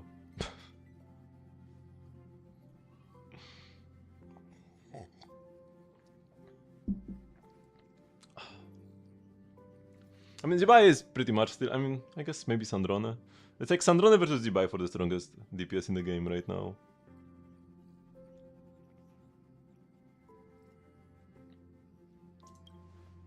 それでこの次は何をすればいいんだっけ？いつもの開拓で姫子と幼児ちゃんがやってるのを見てると簡単そうだったのに、二人がいないだけでどうしてうちはこんなにあたふたしちゃうんだろう。Amazon is so good. I mean, she's the newest DPS. How are you surprised? Once we get the next DPS, they will be like, Vesna comes out and she will be the best. And then we'll get like, maybe Mitya is a DPS and he will be the best. And then Cereza will come out and okay, she will be the best for a few more patches probably. The DPS that comes after Cereza probably will be weaker than her. Like, yeah, you shouldn't be surprised. She's the newest. And also Stellar Shield. She's gonna be shield for the entire year now. The only downside, or like, she has two downsides, Sandrone. Number one, weak cons. You can... C2 Rhodesly is stronger than C2 Sandrone. So she's kinda cooked if you want to go like more vertical into the team. And also like Cryo MC existing makes her like less worthwhile as well. Because you can just play Cryo MC main DPS once he reaches C6 especially. He'll be like comparable. So it might be better, instead of pulling Sandrone, it might be better to put that extra cost to get C2 Odette. Instead of pulling C0 R1 Sandrone, you get C2 Odette. And you play C2 Odette with your Cryo MC, and it's probably gonna be similar in strength to C0R1 Sandrone with C0 Odette. So that's one weakness of Sandrone, Cryo MC, and Odette being too strong. Yeah, Cereza is gonna sweep, for sure. But having said all that about like... Fleens not being worth pulling right now, I'm probably gonna get like his C1 second half this patch. I really like Fleens and Inefa. So yeah, I might pick up like C1 Fleens or C2 Inefa. I will see. If I lose the 50-50, I definitely won't continue, but I might go for it. I might go for like a chance. Is Silent Cereza gonna be like Arlecchino Mabuika? Possibly. Quite likely. But maybe two stellar teams will be what you want. Just like we sometimes had two lunar shield bosses alongside each other. And we just do the easier one with Aino and the harder one with Columbina. And then like, yeah, two lunar teams. So maybe here also, maybe you will play like Sandrone Odette on one half, on one boss, and then Cereza without Odette on the other, and like their power should be comparable at that point.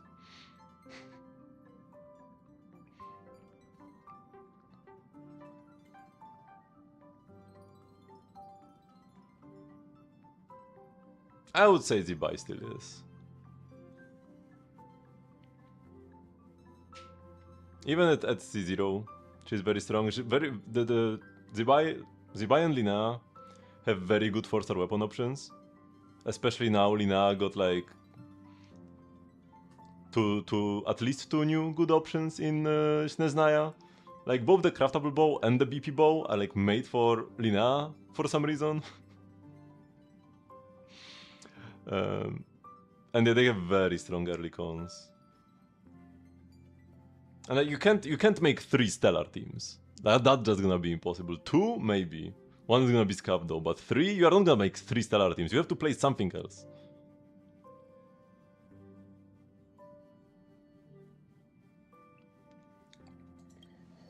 列車のルールだと、七死人たちは停車するたびに全員で集まって次の行動計画を決めることになってたよな。先制シティから暗号化通信のリクエストが届いています。My boy Aventurin? Oh no, Jade. My girl Jade 話し合いは instead. ひとまず保留になりそうですね。請求列車の皆さん、やっと着いたのね。All going according to plan. パールからの断続的な超空間通信を受信しているわ。眠っていた抜け殻が間もなく目を覚ますと、二層楽園に訪れた緊急事態についてはこちらも把握済みよ。姫子、それにパールさんもみんなは大丈夫なの？タイムスタンプから少なくとも皆さんが到着する直前まで彼女たちが戦っていたことは確認できているわ。ようこそ先制シティへ。すぐに皆さんの上陸許可を出して迎えのスタッフも向かわせましょう。避難者の受け入れについては私の方で準備を進めているところよ。そちらの窓口は超常現象管理局の方にお願いするわね。あのレディー翡翠が微笑みを浮かべていないとは珍しいところを見たかもしれませんね。口数が少ない時ほど事態は深刻ってことなのかな。はあ、車掌さんに知らせてシャトル車両の上陸準備をお願いしてくれよ。では私はステラさんとシナズさん、口場さんに知らせてきましょう。避難者の対応についてお願いしておかなくては。みんな、シャトル車両の準備ができたよ。準備ができたら出発しよう。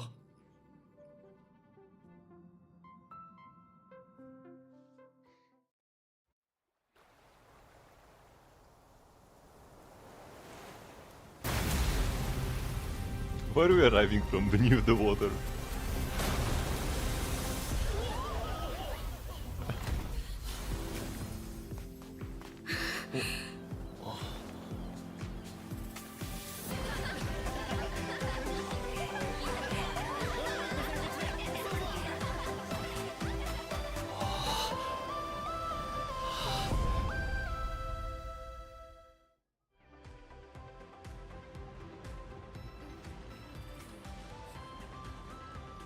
ここが先制シティ。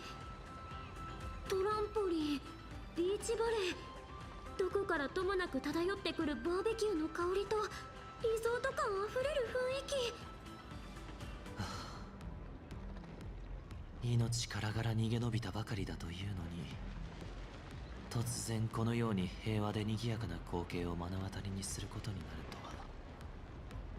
ピノコニーに舞い戻ったような現実味のない感覚になりますね。二層楽園で起きていることなど、この地の人々にとってはあまりに遠い世界の話なのでしょう。貪欲の抜け殻が目覚めたなんて聞いたら、果たして彼らはどう思うんだろうな。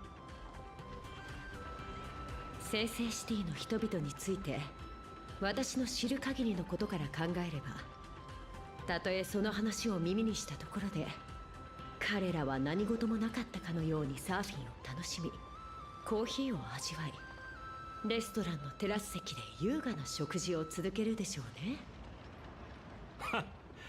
なるほど、確かに。何しろここはカンパニーの重役たちのリゾート地だからな。ひとたび権力の座についた人間は、どんな火の粉も自分に降りかかることはないと錯覚するものだ。列車にいる避難者たちをこのまま待たせておくわけにはいかないわ。急いで先制シティの管理機構に連絡を取らないと。この件は私と品津さんに任せてちょうだい。よし、それじゃあすぐに出発しよう。忘れずに語り部君も連れて行かないとな。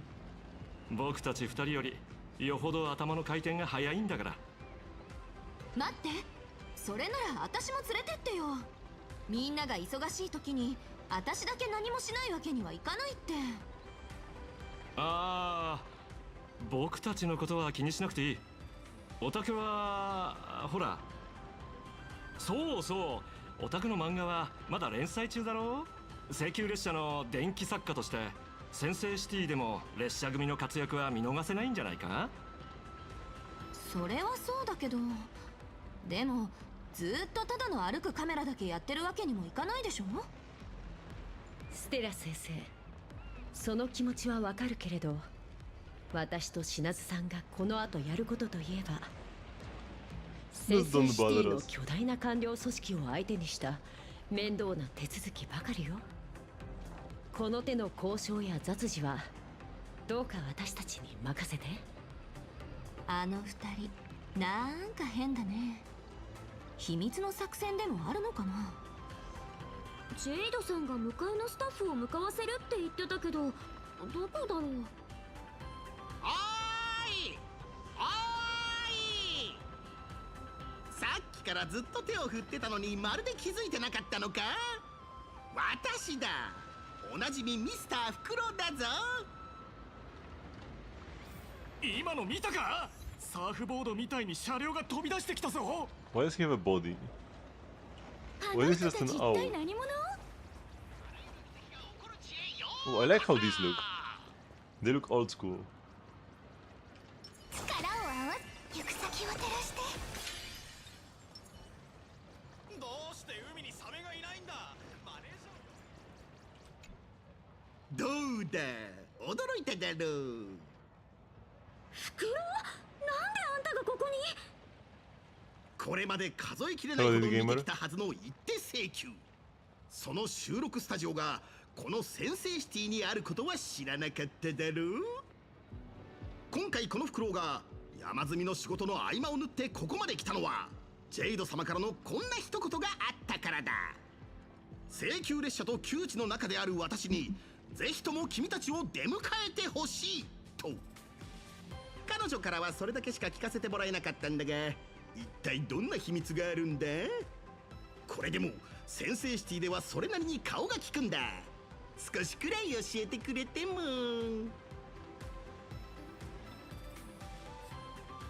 I'm sorry, Mr. Albert, but please lead the way. ほほう、それはつまり何らかの機密情報があるということか。仕方ない、ここは譲歩しておこう。こんな時にダジャレとか勘弁して。まあまあ、そう焦らなくてもすぐに案内するとも。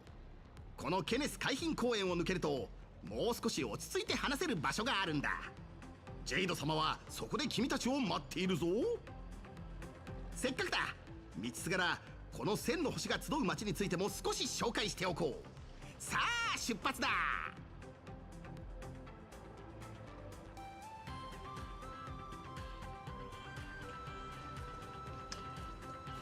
I hope they will at least have some like そうだ、 excuse.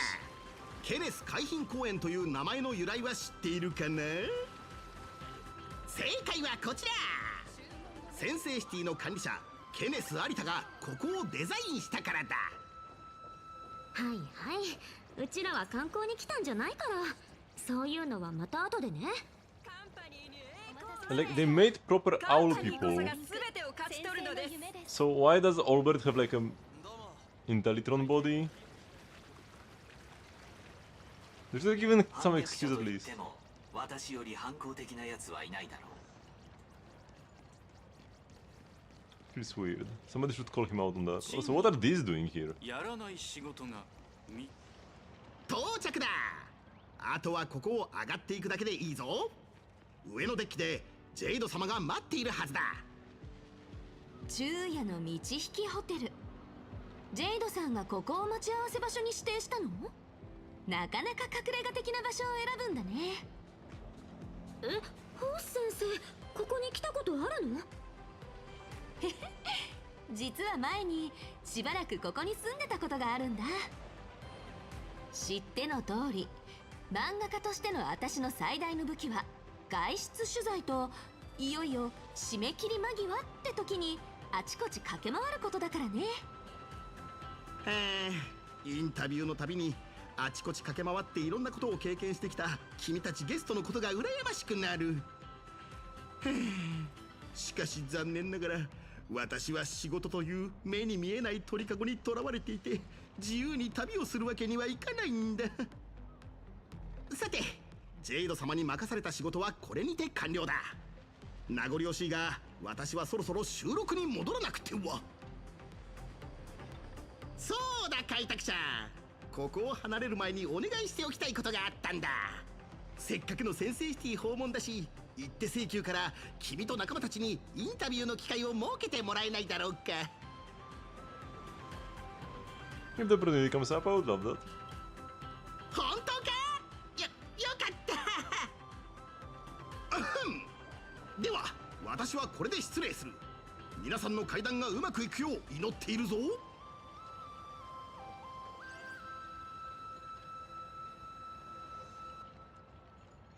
Yeah, it's hard. It's hard to keep my suspension of disbelief in check. Over here in Astropolis, gotta say. Oh, okay, at least this was called out. ここへ来るまでに現像種も見かけた気がする。Oh no, oh no, oh no, I don't want to do that.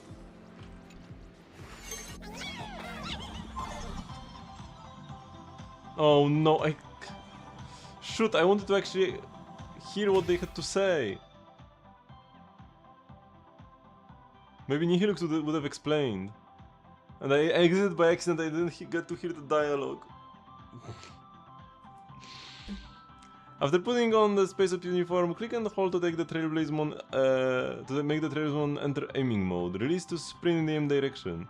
Spring allows you to pass through platforms and spikes, destroy fragile modules and more. You can also click to trigger a quick sprint in direction of movement.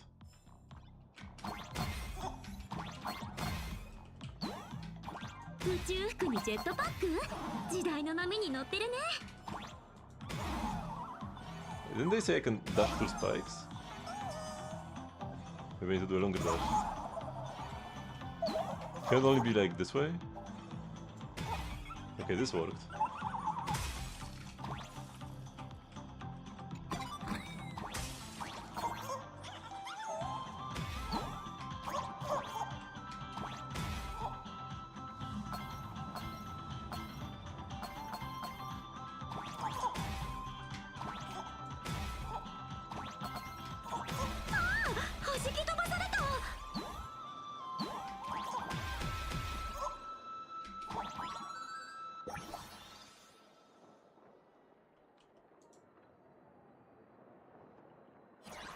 Yeah, I really wish I could have said what Nihilux had to say about this.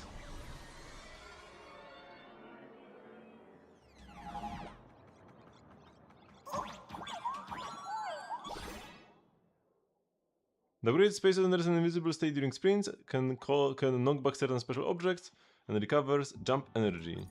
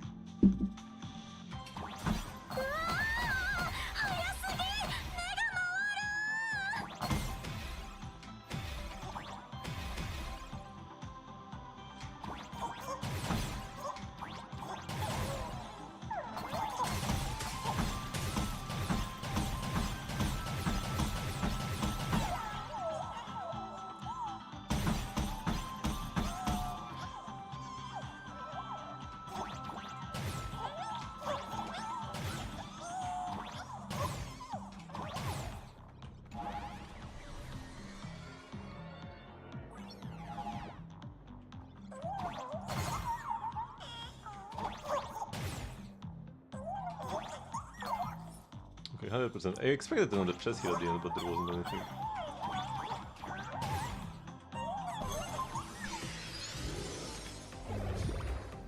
Chest? These look like the chests on like the space station, no? I do like how the chests and the collectibles look. They're like escape point boxes. こんにちは、七死人さんたち。それからサンデーさんも。今はサンデーも列車の一員だよ。どうやら現実遊戯では本当にいろいろなことがあったよね。Wait, Jade is the one who freed Sunday in the は first じめま place. して。漫画家のステラだよ。君がジェイドさんだね。いろいろと噂は聞いてるよ。あら？あなた、どことなく見覚えがあるわね。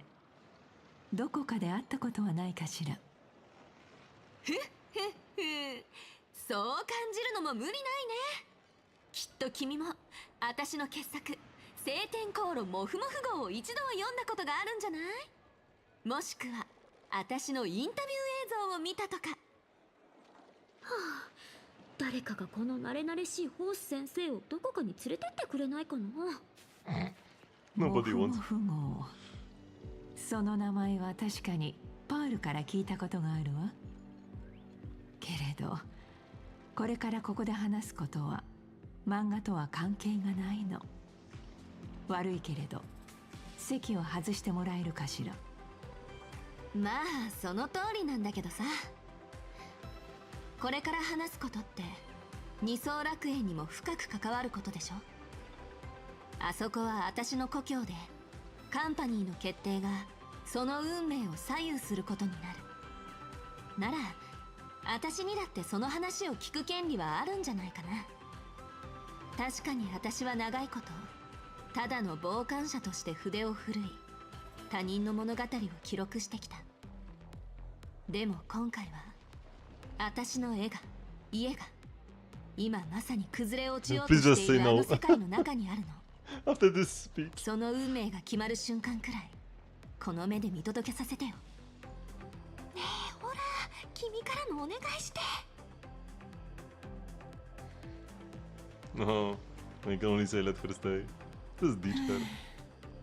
わかったわ。貪欲の抜け殻が封印を突破するまで残された時間はおよそ8システム時間。 It was 8 before we left. パールからの通信は彼女の決意と救済のための計画を伝えるものだった。琥珀の王の視線を引きつけ孫悟の力を借りて二層楽園を再び絵の中に封じ抜け殻の封印突破を遅らせようと考えているよね。彼女はそのためなら奇跡すら捧げる覚悟だと。ただ彼女の通信が届く前からカンパニーの内部では二層楽園に眠る抜け殻が暴走する可能性について警告する声が上がっていたのよ。まるで誰かがこの事態を予見していたかのように。そしてその警告を発した人物は同時に具体的な対応策も提示した。貪欲の獣の抜け殻を改造し壊滅に対抗する武器として利用するという策を。成功すれば抜け殻という脅威を取り除けるだけでなくナヌークの手先を完全に消滅させひいてはその本体にさえ傷をつけられるかもしれないと。その案と比べればパールの提案はいずれ訪れる最悪を先送りにしただけのように思えるわ。あの抜け殻を武器にそれが完成するまでに二層楽園なんて消えてなくなっちゃうんじゃないの？もしそうなれば姫子さんたちも。 We never abandon our friends, and we definitely won't abandon Planet Arcadia. 俺の仲間たち2人の性格ハンターパール、それにたくさんの普通の人たちが今も二層楽園のために戦ってる。彼らの力になれるならほんの少しでも希望を届けられるなら俺はどんな代償を払ったっていい。でも彼ら自身がその代償になることだけは許せない。それでそんな提案をしたのは誰なの？市場開拓部のオスワルドよ。そいつには人の心ってものがないの？人の心がどうこう以前に、その提案は本当に実現可能なものかどうか、そっちの方が疑わしくない？誰もその発案者に聞こうとしなかったのかな。成功の見込みが一体どれだけあるのかって。もちろん聞いたわ。けれどオスワルドのバックには技術開発部のアプリもついているの。博識学会の実質的なトップとしてアプリは長年この技術について研究してきたわ。彼女は自身の名誉にかけてそれを実現したいと望んでいるのよ。ここへ来るまでにこの世界にも現像種がいることに気づいたでしょ。気づいたけど、それって何か関係あるの？彼らは二層楽園からこの地を訪れた観光客じゃなく、この先制シティで誕生したのよ。Imagine you can be born in Anthropolis too? 現像種の誕生はアハトピアという星の特異性と密接な結びつきがあるって聞いたことがあるけど、だとするとそのアポリって人は本当にとんでもない秘密にたどり着いたかもしれないってこと？そこまではわからないけれど、彼女が獣の抜け殻や現像について熱心に研究してきたことは間違いないわ。貪欲の抜け殻を操れるというのもただの思いつきや競争から出た言葉ではないでしょうね。もし貪欲をうまく利用できたとしても、それって全然サンゴじゃなくない？あんたたちって琥珀の王の信徒だったんじゃないの？お嬢さん、カンパニーが孫悟の道を歩んでいるのは間違いないわ。けれどそのカンパニーを構成する一人一人は意志を持った人間よ。それぞれの孫悟に対する定義や理解は千差万別なの。孫悟すべきは個々の生命や彼らの故郷なのか、それとも宇宙全体の繁栄や秩序なのか。カンパニーの中でもこの議論に結論は出ていないわ。さまざまな勢力を束ねる、そんな手間のかかる反壊滅同盟戦略に比べれば、獣の抜け殻を武器にするという提案の方が魅力的でしょう。この案が示してみせたのは過激で効率的、そしてカンパニーの実力を大いに誇示できる方法。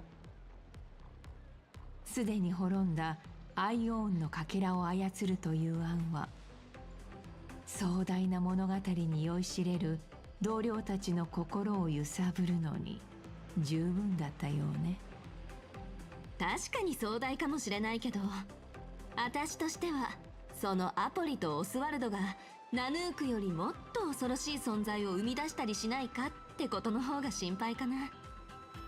私の知る限り、賛成派と反対派の数がどうであれ、カンパニーでは7大部門の長が投票による決議を経なければ、どのような提案も実行に移すことはできなかったはずです。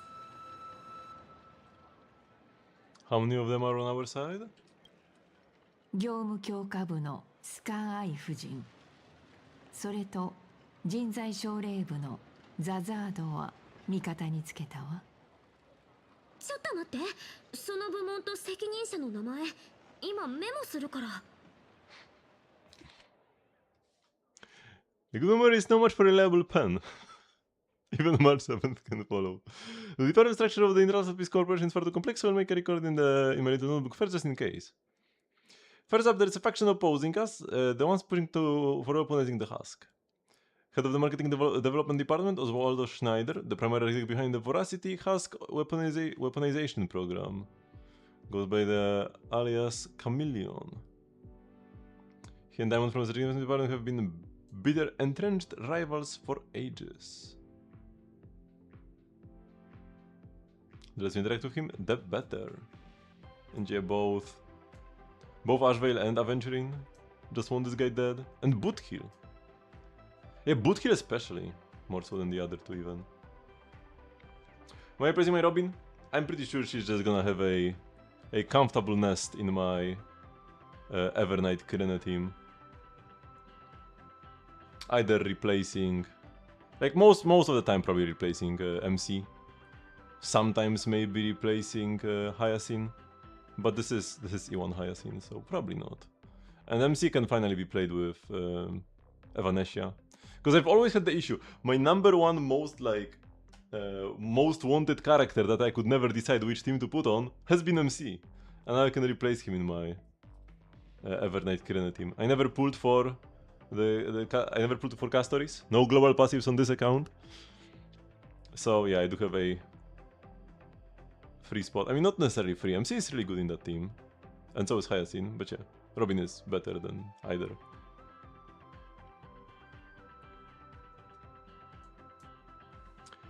Head of the Technology Department, Yabuli. Miss Yabuli is a staunch advocate for the weaponization of the husk and oversees the IPC's largest research facility, the Life Sciences Institute.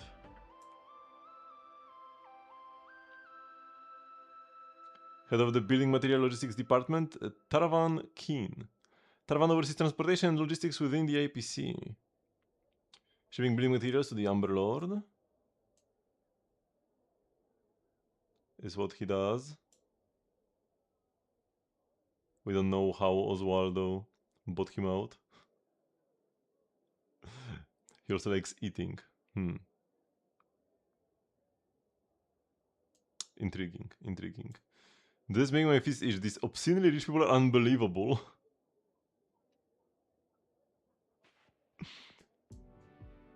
It takes 3 APC employees stacked on top of each other like a human staircase just to help him get on and off. Oh, so his spacecraft is so big. For a sec I thought he's so fat he needs to be lifted by 3 people. Hello, Molanek. Doing well. Won my Roberto 50-50. Robert Samaretto. And there's a faction opposed to weaponizing the husk, advocating instead for uncanvassing Planet Arcadia within the painting. Strategic Investment Department, Diamond. Diamond didn't make a personal appearance this time, but Madame Jade represented the Strategic Investment Department and made their intentions clear. The Strategic Investment Department has proven to be the Astral Express' most valuable ally in Astropolis. Because this is the playable faction within the APC. Talent Motivation Department has 2 supervisors, Mtuin Rajzazad and Jan Shilo. Working in the APC's most intelligence-dense department, Zazad is a figure shrouded in mystery, a master at digging up dirt on others. On the other hand, Mr. Jan Shilo is pure iron, judgment, and no mercy. What is that? He's from the Shanjo. Well, Dan Heng, we would have no way to even get a chance to speak to him. And with Dan Heng we would? Intriguing. Head of the Business Consolidation Department, Madame Skardai. 45% of the entire IPC. Madame Skardai is best known as the most successful talent scout. Her appearance has never been made public. Whatever the outside world may say, for a lady who's clawed her way to the top, her looks are probably the last thing worth anyone's attention. When there's supposed to be 7 departments, what happened to the last one? あなたたちが彼らの名前を覚える必要はないわ。知っておいてほしいのは、今の時点での投票結果が3対3の同数だという。Oh, is the final? No, wait. No. I won't say that the like gender bent midday from the trailer, but that's from the family, not from the APC. So it's not gender bent midday that we need to we don't need to win her approval. びっくりさせないでよ。要するにまだ手遅れじゃないってことだよね。待ってください。7つの部門がある以上、投じられる票も7つのはずでは。誰かが投票を棄権したのでしょうか。最終決定権を委ねられることになったのは伝統事業部の有田よ。彼は会議の場で立場を明かそうとはせず、自身の投票を先送りにした。5システム時間後に予定されている内部の意思決定会議、そこで彼は答えを出すことになる。Avenger and Robin, young Sparky spot, but would you keep Ito Sparky there or is one Avengerine better? Probably better just play Avengerine in a separate team than put him with Silver Wolf. Like, even if he is good there, just keep Sparky there and play Avengerine in a separate team.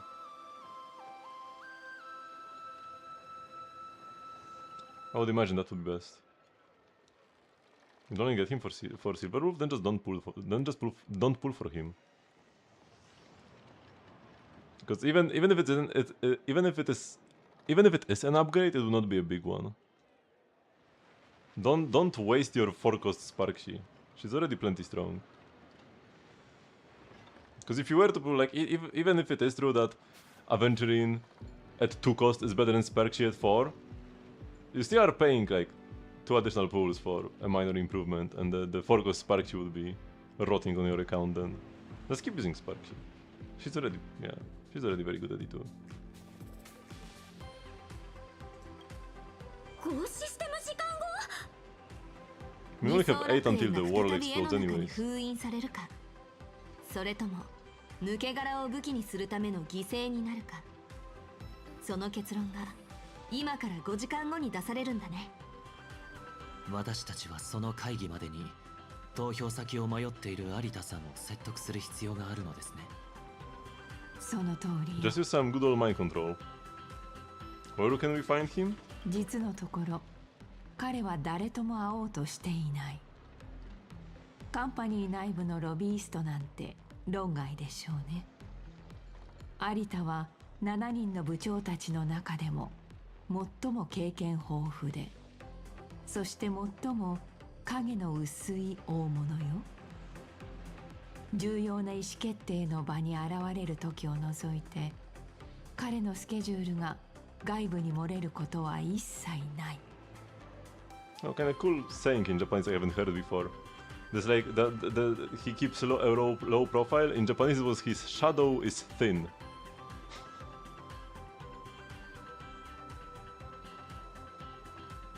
Cool way of saying this.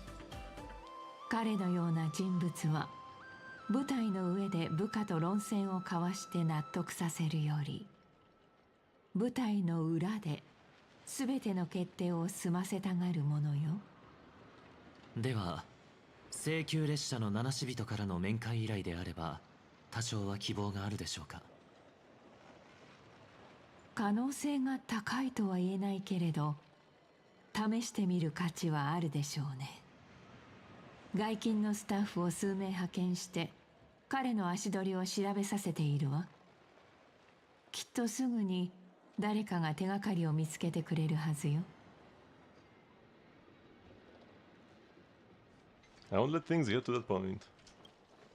何としても俺が有田を説得してみせる。何億もの命と友人たちの運命がかかってる。それこそが俺が行動する理由の全てなんだ。その思いはパールも同じだって信じてるし、そんな彼女を尊敬してる。でも俺が全力を尽くすのは戦略投資部の味方だからじゃない。多くの命をカンパニーの内輪もめの材料に使おうとするなら、そんなことは俺が絶対に許さない。もちろん分かっているわ。今回私が天秤に乗せるのは、あなたたちへの揺るがぬ信頼と全面的な支持だけだと奇跡に誓うわ。どうか安心してちょうだい。先制シティでの皆さんの拠点として、町の中枢であるノーモンタワーにオフィスを用意しておくわ。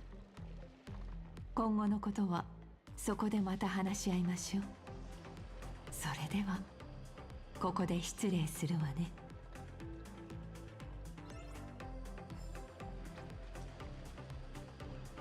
Okay, so before we continue, I'll go for a not so quick break, the usual when I stream for longer.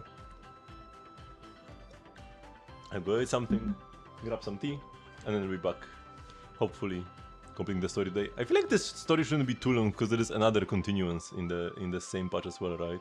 Maybe I'll even have time to do some Apocalyptic Shadow or even the past MOC. Haven't still done that yet. So yeah, I'll be back in like 15 minutes or so.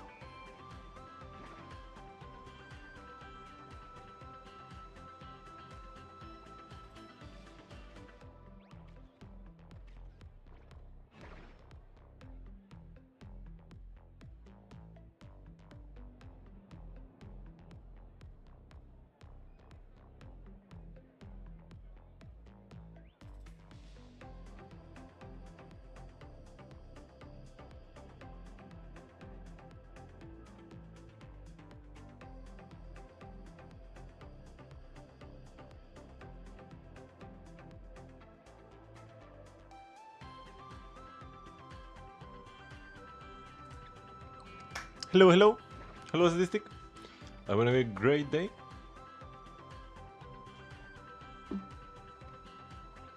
I am finally back.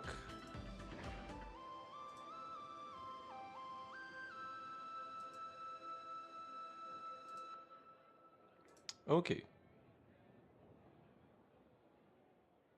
I'm making room for the update. I recently just deleted all the photos I had and videos I had on my phone. I had them backed up anyways.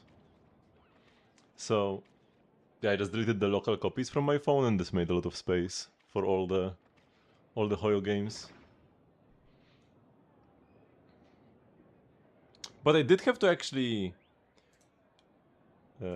get a new phone primarily to get more storage. My old one had like 64 gigs. Now, I myself would have never bought a phone that with storage that tiny, but it was like passed down from my dad when he bought himself a new one. So yeah, I only could have had like... I think I only could have had one game even. I didn't have Genshin on my phone, I only had Star Rail. I think that's what I was doing. But yeah, when I bought myself a new phone, it has 256 gigs, and that's more manageable. Once Honkai Nexus Anima comes out, it might get tight though, with 4 games.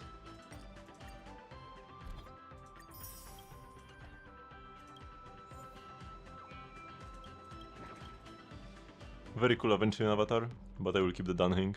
I did finally switch my avatar to Danheng after years of using the Jingyuan one. But I really like Danheng. 16 gigs? Wait, like in total? My Android takes up 10. What do you mean 16 gigs? You couldn't even dream of having a gacha game on a phone like that.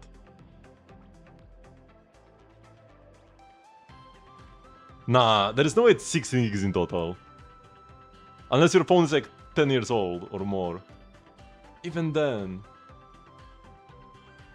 You must have read something wrong. Maybe you have 16 gigs free or something? Oh, because you're talking about your PC. Oh, you never were talking about having a phone with games on it. Oh, okay. Now I get it, Because I thought you meant that like you are making space on your phone, but there's no space to be made. But yeah, on PC this makes more sense. Yeah, okay. Now I get it.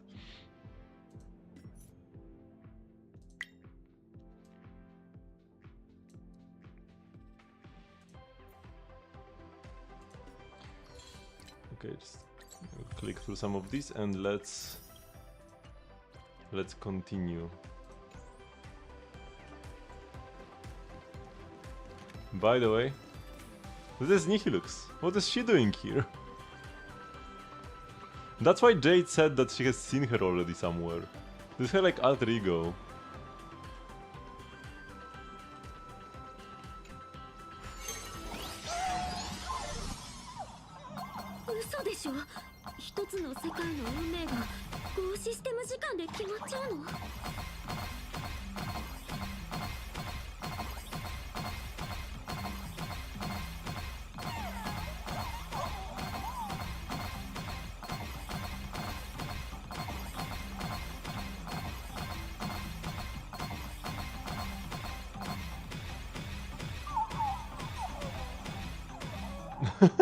It's all gone, what a pity. Special quote for if you are a coin-hungry grabber like I am.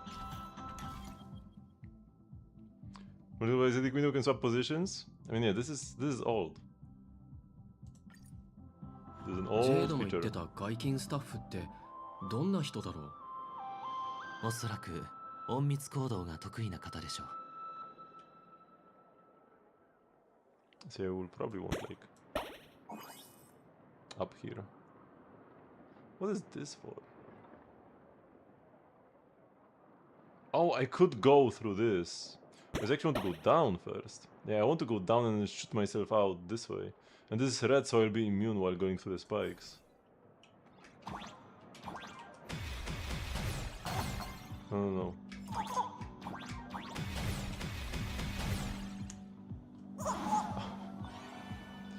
Hello, tea time. Pop in. Oh, come on. Here we go. That was kind of tight to get here, actually.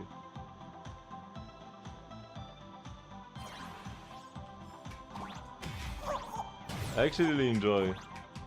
Whoops. Oh wait, the spikes are gone. I actually enjoy this new. Here we go. I need the coins. This new power is very satisfying.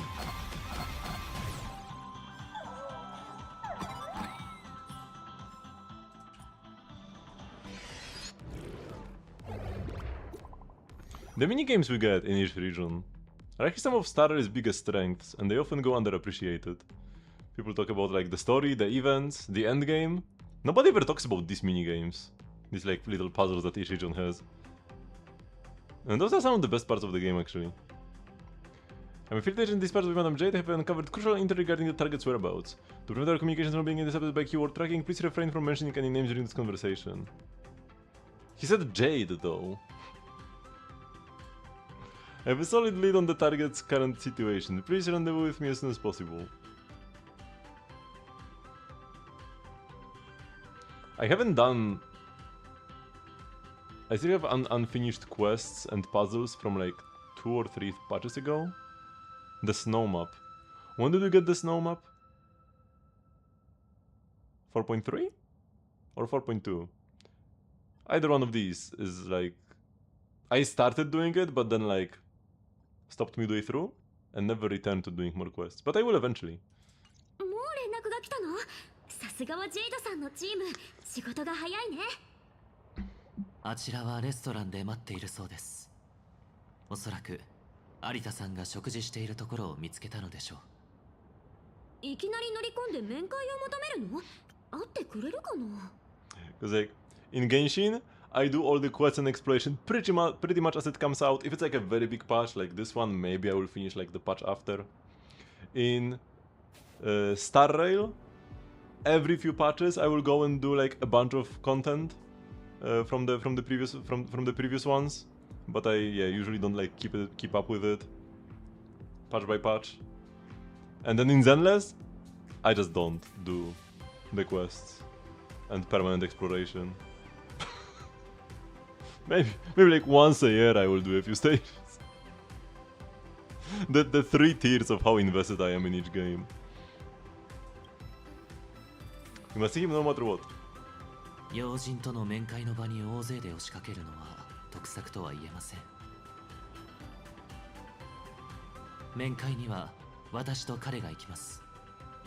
美月さんとステラさんは先にノーマルタワーへ向かい、そこで一息入れてはいかがでしょう。そうだね。うちが行ってもあんまりうまく話せないかもしれないし、それで迷惑かけるのは嫌だしね。Bring the Furballs along to the office. それじゃあ早速手分けして行動しよう。She didn't object. そういえばデイさんとコンビを組むのは初めてだな。Oh. 炭鉱さんが恋しいですか？お役に立てるよう努めましょう。Oh, these things are the breakables on this map. We're destroying security cameras.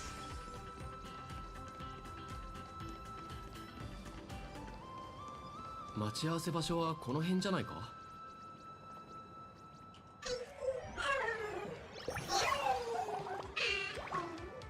I kinda wish they made like a different type of collectible and stuff for this map. I know that they gave us a reason that like Yabuli has been copying some Arcanian technology and that's why Imagine and stuff are here. But still, I wish there was something new. Just like, you know, same thing as stickers, but just not stickers, just something else. Same thing in concept though. 待った、あれって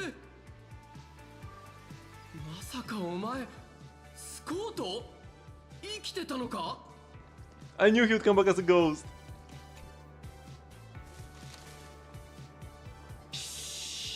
大声を出さないで、もう少し静かにお願いしますよ。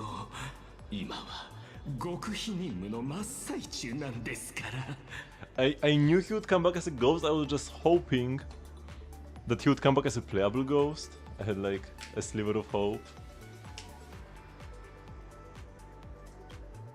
あなたのおかげでこのスコートはあの世から舞い戻ったのです。ですからこうして恩返しができればと。こちらの方は？デイさんには紹介がまだだったな。彼はスコート。もう長い付き合いなんだ。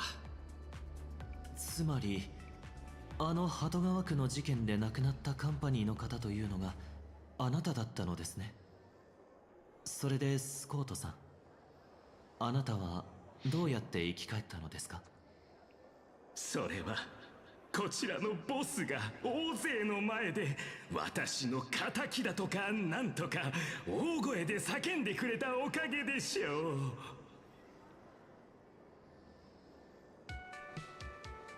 う。Did I say that? そんな、この私があなたを騙すはずないじゃないですか。ほら、ちゃんと録画もありますから。これはスコートの分。そしてこれはお前が踏みにじった人たち全員の分だ。ああ、言った。確かに言った。けどそれがなんだ。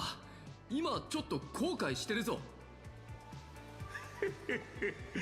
今さら後悔したところで手遅れです。スターピースエンターテインメントがあの戦いの様子を放映したことで、あれを見た大勢の視聴者がこう思ったことでしょう。スコートって誰？と。生きていた頃は自分がこんな風に注目を集めるなんて夢にも思わなかったが、とにかくそのおかげでしょう。ある日突然先生シティの自分のオフィスで目が覚めたのです。まるで何もかもただの夢だったかのように。どうやら眼力は二層楽園の中だけでなく、この先生シティでもその力を発揮するようですね。That's enough small talk. We still have important matters to attend to. おっと、話がそれてしまいましたね。地獄から戻ってすぐに恩返しの機会に恵まれるとは、私もなかなかに幸運なようです。有田の情報をお二人に共有するようにとジェイドさんから仰せつかっています。ではスコートさんは有田さんの行方をご存知なのですか？もちろんです。壁抜けができて透明人間のように存在感の希薄なこの私の手にかかれば、先生シティのほとんどの秘密は掲示板に貼り出されているも同然と言えるでしょう。Having ghosts phasing through walls? 有田の秘書が使ったシュレッダーから日程表を探し出してつなぎ合わせたのです。今日の予定で有田はアップサイドダウンで食事をとることになっていました。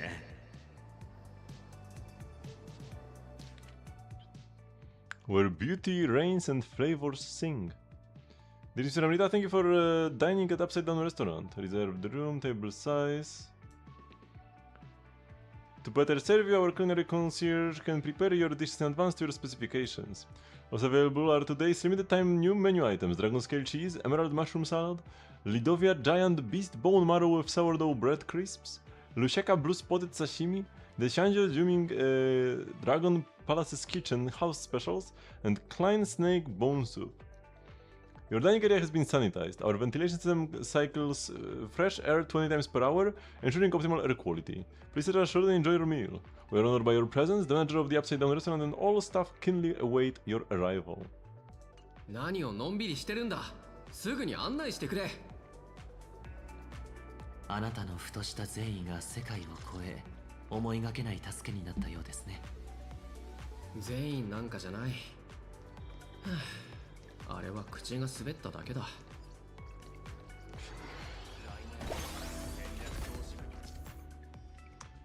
Is the gravity of reality weighing you down? Don't worry, Master Police. You just follow the glowing paths to defy gravity and walk right up the wall surfaces. No special gadgets required. Back to Planet Arcadia.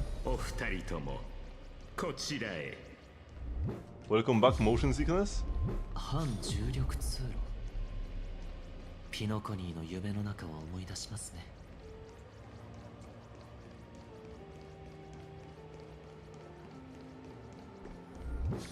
雲の所有権を。生きていた頃の稼ぎではこんなところ一生に一度来られるかどうかだったろうな。アップサイドダウン逆さまですか。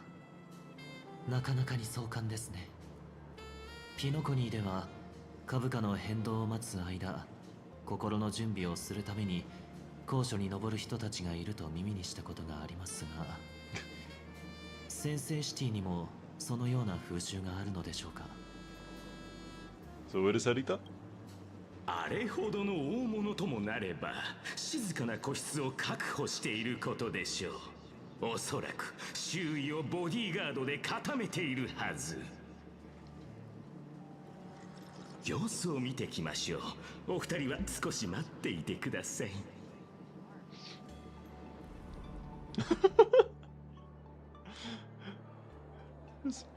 いらっしゃいませ。お食事になさいますか？それともまずはお飲み物をお持ちしましょうか？私たちは知能アシスタントが配置されていない唯一の部門です。自分が誰だか思い出せない。チームを裏切る。1名様、こちらへどうぞ。Miss the menu. Buy the recipes. I wonder how many recipes I'm missing. I try to always buy stuff from vendors like this, but あれ？あそこにいるのはアスターか？ Oh! さっき勝利部の演説を聞いて。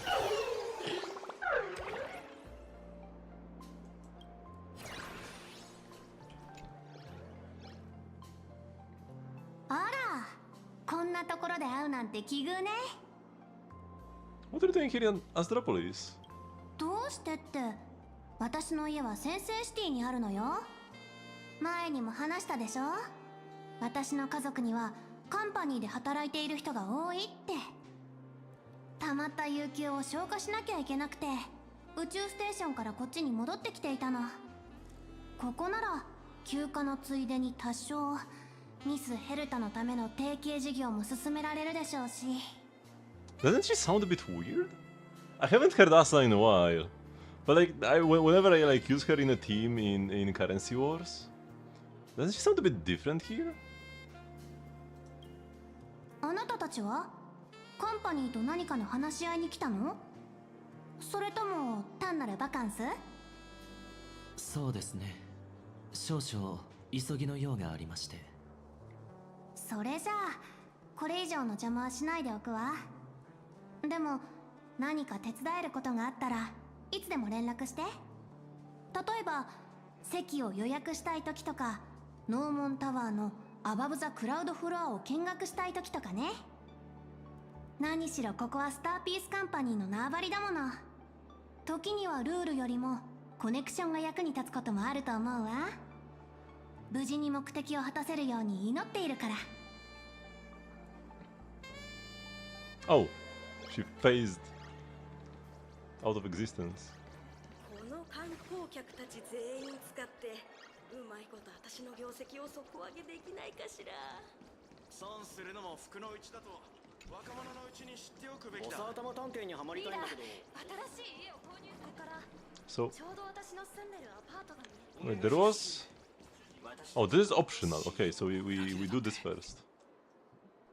Surrounded by such refined ambience, you do your best to look the part. Drat, Sunday never had this problem. He conducts himself with such grace that he doesn't even raise a shred of suspicion.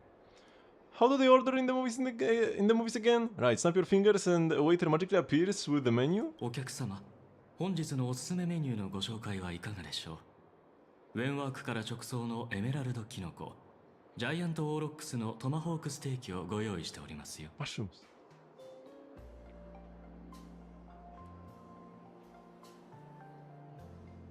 Just order whatever. Just I mean, don't sound like food at all. More like a jewelry catalog. Same goes for the prices. じゃあこれとこれとあとこれも頼む。私たちは食事をしに来たのではありませんよ。すみませんが、私たちは人を待っているところなのです。お水を2ついただいても。There may be a flicker of contempt in the attendant's eyes as he withdrew or not. Either way, his training was more than sufficient to keep his innermost secrets from showing. スコートはまだ戻ってこない。どこまで行ったんだ？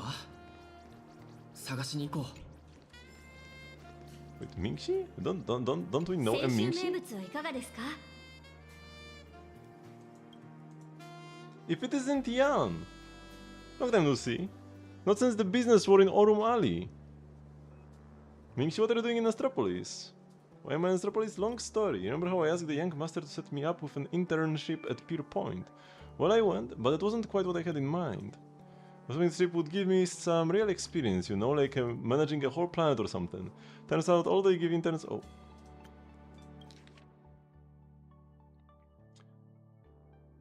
Over there is paperwork. Bored out of my mind. After toughing it out for a while, I started to take a hard look at myself. What am I actually cut out for? What kind of life do I actually want? Thinking back at my time in Ormali, I realized I need something tangible, just like any other long-life species who's been around for too long. I need to hand things to customers with my own two hands. I need to see them smile. So I asked for a transfer to get some frontline experience. Figured I would work my way up from the bottom. Not any particular talents, but I've always had a passion for Shanghai cuisine. Might as well turn that into a business opportunity. Well, take a look around, I'm doing pretty well for myself, and I'm now the manager of the flagship Upside Down restaurant, the most upscale joint in all of Astropolis. How's Romali been while you were away? While I was away? Same as always. Good. Slow and steady wins the race. Give it time. I'm sure the young master will find his feet soon enough.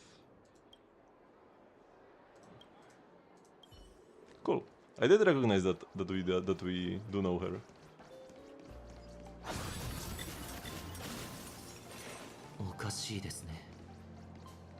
Oops. Interrupted the voice line. Uh-oh. このサングラス見覚えがあるような。スコートさんのサングラスですか？これはどういうことでしょう？ Is Amrita also a ghost? Oh, no, it's not Amrita. Arita?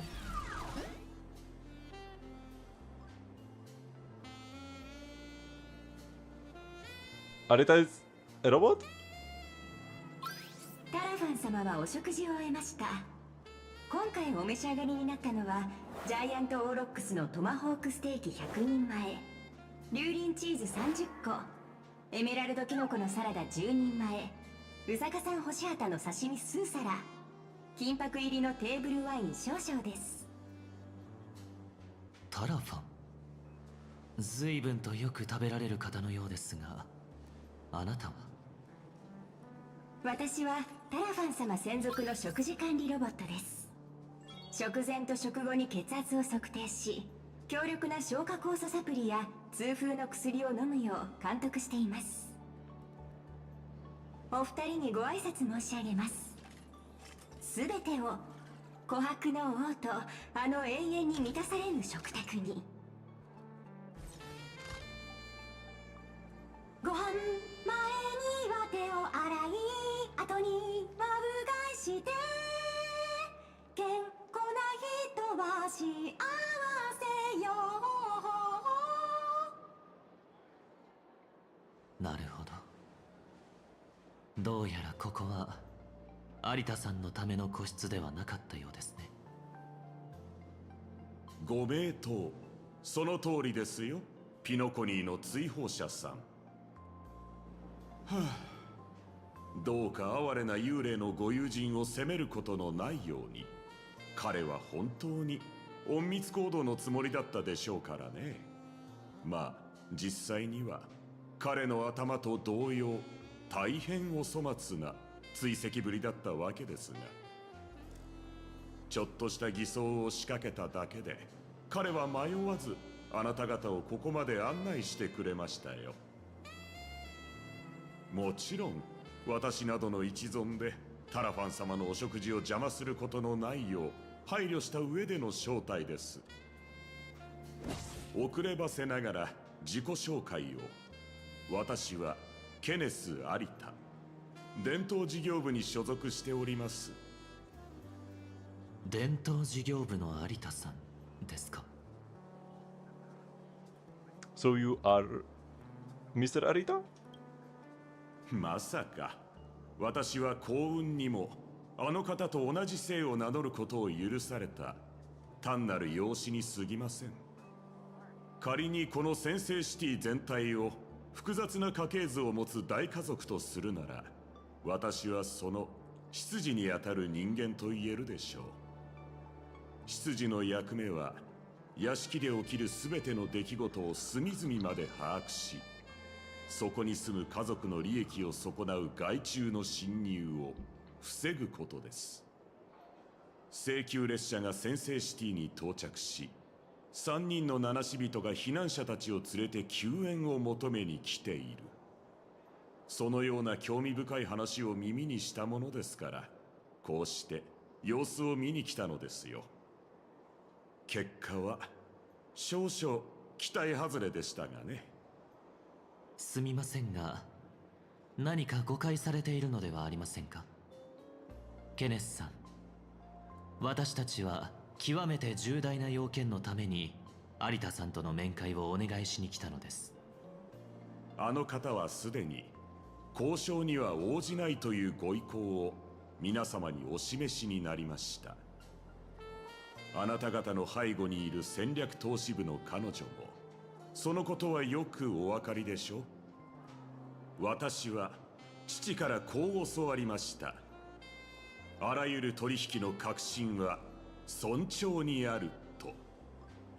しかし残念ながら彼女は有田様のご意向を顧みることなく、愚かなスパイと無謀な交渉人をこちらに送り込んだ。その行動から尊重の意志を感じ取ることは難しい。そうは思いませんか。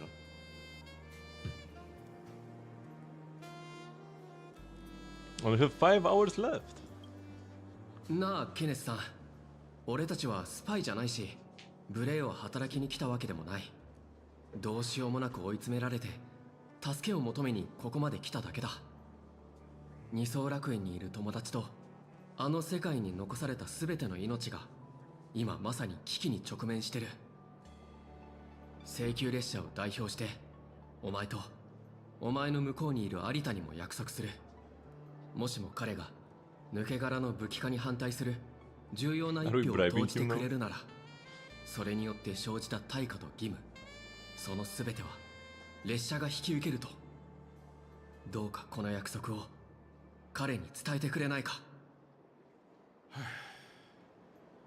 あなたとお友達との絆は大変感動的ですね。それでは私からの返答ですが、お断りします。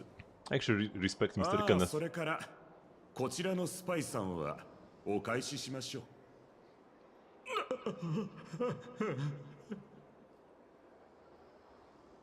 取引の核心は尊重にある。その意味をよくお考えください。では私はこれで。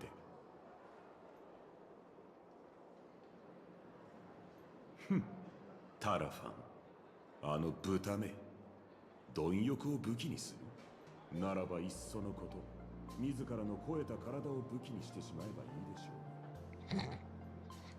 ょう。次はどうするべきでしょうか。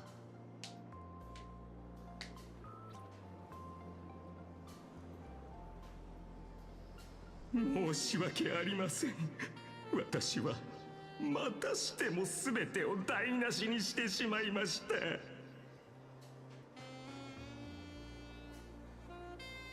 It's okay, Scott. どうにも幸先の悪い幕開けのようですね。カンパニーの派閥争いに巻き込まれれば事態はさらに厄介なものになります。別の道を探るべきか、このまま食い下がるべきか。あなたはどうお考えでしょう？ He seemed to be hinting at something. There is still hope. それは彼が去り際に残したあの言葉についてでしょうか？取引の核心は尊重にある。あの言葉はケネスから俺たちへのヒントだったんじゃないか？尊重カンパニーが他人を尊重してみせるなんて、そんなことが一度でもあったでしょうか？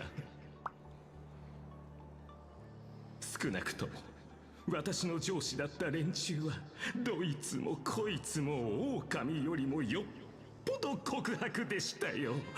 それこそ我が一族の家訓。敵も友人もいない、いるのは獲物のみにぴったりな。まさか私の遠い親戚じゃないだろうな。有田のような妖怪じみた老いぼれが本当の意味で尊重を理解しているとお思いで？彼が頭を下げる相手なんて棺桶から這い出てきたルイス・フレミングくらいのものでしょう。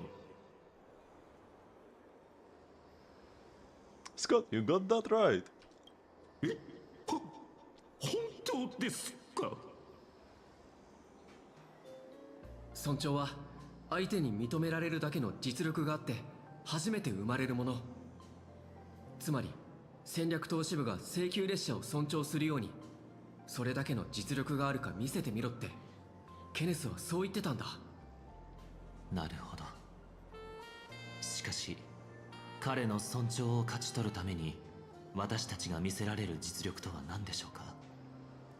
利益による買収。有田さんほどの人物を動かすためにはそれこそオーディさん並みの富が必要でしょうね。かといって力ずくでは、いえ、カンパニーの縄張りでそのような手段に頼ることは賢明とは言えません。Intelligence and influence are a power in their own right.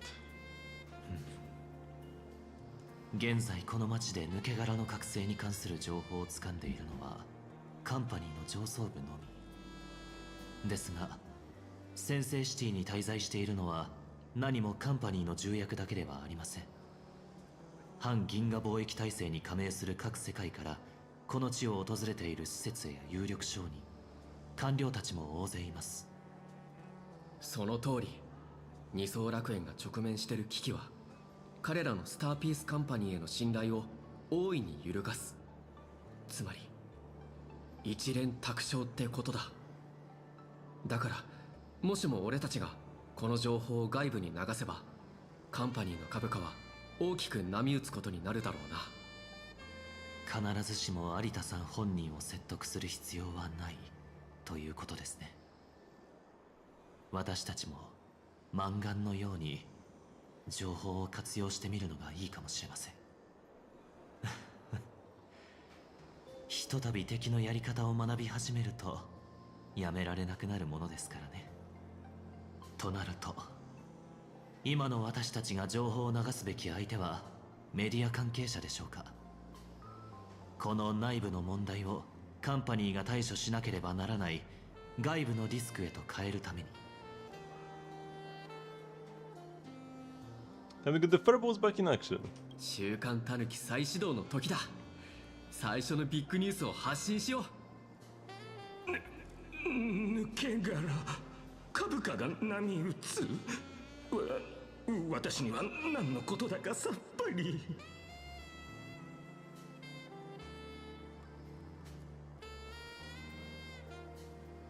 You are welcome to spread the word. いえ、遠慮しておきましょう。せっかく拾った命をまたすぐに失いたくはありませんから。では私はこの辺りで失礼させていただきます。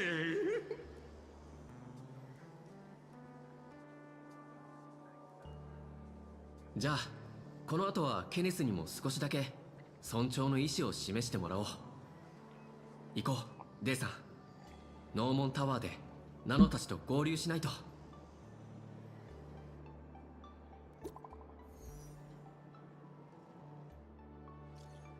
Yeah, we got a huge problem. I knew this wouldn't go smoothly. Miss and I are completely surrounded. The Enterprise security forces are trying to arrest us for disturbing the peace. ナノが治安を乱した？何の冗談だ？急げばまだ間に合うかもしれません。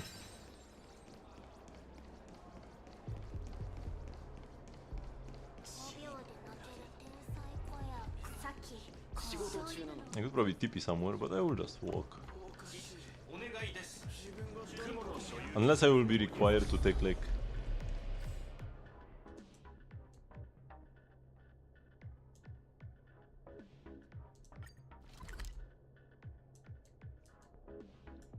I will TP like here. For a little shortcut. That's probably for the best. 一難去ってまた一難。ケネスさんが妨害を仕掛けてきたのでしょうか。ヒントをくれたのにそんなことするか。では市場開拓部の仕業かもしれません。Oh, we can actually see the armed forces.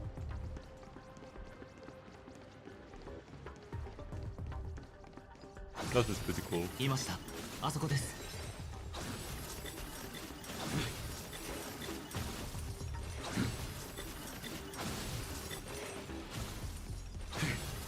どうして治安部隊がここに？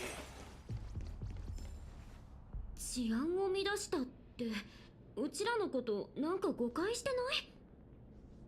私たちは戦略投資部のジェイドさんに招待されてここにいるんだよ。それともこれが先制シティ流のおもてなしだとでも言うつもり？ Who made the security robots have all that? 確かにあなた方は有効な入場許可をお持ちです。ですが先制シティの方は7大部門が協力し合うことで維持されています。あなた方の中に逃亡犯として指名手配中の危険人物が紛れていることをシステムが検知しました。いくら重役からの招待であろうと見逃すことはできません。冗談じゃない。請求列車の七死人はいくつもの世界を救ってきた大英雄なんだよ。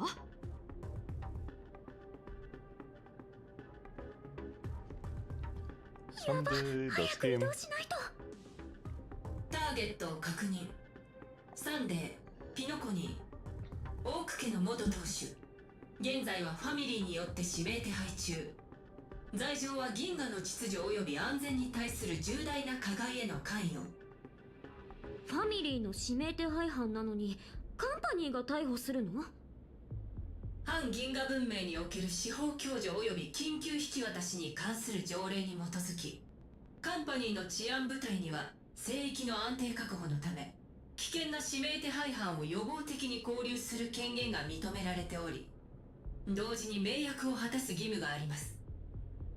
どうやら今この場においてはいかなる弁明も意味を持たないようですね。I refuse. 最も非合理的な選択、暴力による法執行への抵抗を確認しました。 No violence has been done yet. 警告、直ちに武装を解除してください。解除しない場合、命の保証はできません。はあ、結局こうなっちゃうんだよね。そういえばうちらって新しい場所に行くたび3回に1回くらいは現地の組織と揉めてたんだっけ。この感じもなんだか懐かしい気がしてきたよ。ターゲットの危険レベル測定不能。ライトハウスに支援を要請。ライトハウスに支援を要請。こちらライトハウス救援要請を受諾。日向ぼっこしましょう。化粧だ。面倒をかけた。終わりか。またか。よく見ておいてね。課長、西風に乗って出発。あがく必要はなさそうだ。ウィンドウを渡そう。These enemies are so painfully slow.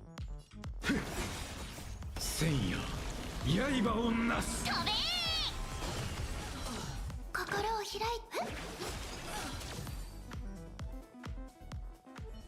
ライトハウス、直ちに逮捕命令を実行してください。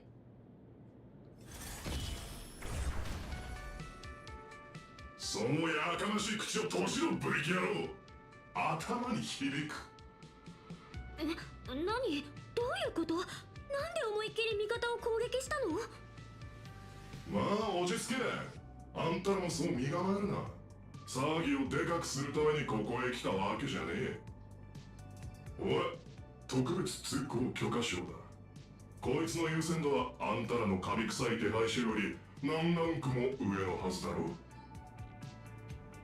Have I seen the new Hoyo game trailer? Yeah, I have. Looks intriguing. I'm not sure if I will play it though. Because when it comes to gacha games, I only play Hoyo games, but that doesn't mean that I will play every Hoyo game, although I might. I have to see exactly what it is. It looks kinda Monster Hunter-ish? I have tried playing Monster Hunter before, but I couldn't quite get hooked on it. But the general idea is cool. So if this is like Monster Hunter but done by Hoyo, maybe. I don't think it's gonna be a gacha. Because there is no way this runs on phones. And if it doesn't run on phones, you are losing like 3/4 of the money you could make from a gacha game. So I feel like it would be like a regular game. Maybe it will have some like season passes or whatever for cosmetics and the like. There will definitely be some like continued monetization. Even Monster Hunter has that, no? Does it? I think it does. There are definitely DLCs at the very least. But I feel like it would be more so an attempt to like just have more people know what Hoyo actually is capable of. A lot of people think that Hoyo just makes gacha slop, but that's not true. Their games are great. At least Genshin is.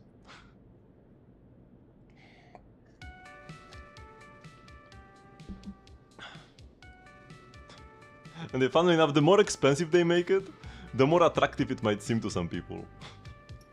Who only buy premium games and would never dare to play a free-to-play game. Ooh, that's for the plebs. この人たちは俺が連れて行く。文句あるか？許可を確認しました。こんな。何が許可を確認だ。笑わせる。脳の一言でも口にしてみろ。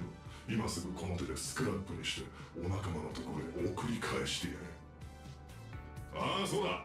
あんたら報告書は自分でどうにかしろよ。それらしい理由をでっち上げて俺の名前は出さないこと。いいな。あんたもいつまでもぼーっとしてないで行くぞ。まさか規則に従うしか能のないこの鉄頭どもともっと遊びたいなんて言わないよな。自己紹介しておこう。俺はライトハウス、この先生シティの名誉治安官ってやつだ。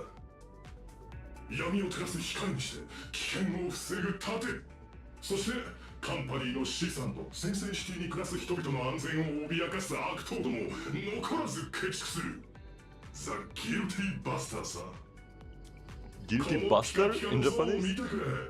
こいつは3年前暴走した飛行船がブルーム島に突っ込みそうになったところを俺一人で食い止め、100人以上のカンパニーのお偉方と1000人以上の友好世界の商人たちを救った時に彼らから贈られた像だ。それはすごいね。つまり君はこの先生シティのスーパーヒーローってわけ？ It's definitely not lore for the War of Funerary Flame, brother. What are you saying? This has nothing to do with Genshin. It may or may not be set in the grander Hoyo multiverse. But even if it is, it probably doesn't matter. All of the like individual games are all like in worlds hidden behind veils and such. Anyways. So yeah, no, it definitely has nothing to do with Genshin. I guarantee that. Except for maybe like maybe there will be like some Easter egg collectible, whatever. But yeah, even that is like unlikely, I would say. And it's definitely not happening in Teyvat or anywhere close to it. Like, have you actually watched the trailer? I'm sorry, okay. スーパーヒーローね。実際のところはそこらに溢れ返ってるインフルエンサーたちと大した違いはないさ。もちろん請求列車の七人とは比べ物にもならない。What are you people? 結局はこの俺もお偉いさんたちのために働くただの労働者に過ぎない。俺は言われた通りにこの場を収めるだけだ。あんたらは戦闘部の客人としてこの先制シティを自由に歩き回ってもらって構わない。ただそこの転換坊やだけは別だ。Any chance to appeal? カンパニーの内部には多くの派閥があります。どうやら何者かが自分の存在感をアピールしようと考えているようですね。It's not wishful thinking, it's utter foolishness and delusions. You are more delulu than the angels of delusion over in Zenless. If you think it would have anything to do with Genshin or any character that alludes to Genshin. Like I said, an Easter egg collectible that you can find hidden behind some corner when you clip through a wall or something. That's the best you can hope for. And it's gonna be like a primo gem. Or maybe like a decoration thingy that looks like a primo gem or something like that. Like, yeah. There will be no characters, no lore, no connections to Genshin. Just stop right there. Don't. 全くもってその通りさ。俺はほとんど同時に2本の電話を受けたんだ。片方は戦略投資部のお客さんに自由を保証しろ。もう一方は危険度の高い重要指名手配犯を拘束しろときた。もちろんこう思ったさ。ふざけんじゃねえぞこの人。もうバカも休み言え。次はなんだ。インスタントコーヒーに砂糖を溶かしてすぐさまそれを取り出せとでも言うつもりか。たくよ。とにかくカンパニーの仕事なんてのは大概そんなもんさ。ねえねえスーパーヒーロー、よかったら私たちに教えてくれない？結局のところ今やり合ってるお偉いさんたちっていうのはどことどこなの？カンパニーの縄張りの中じゃ口にしない方がいい質問ってやつがある。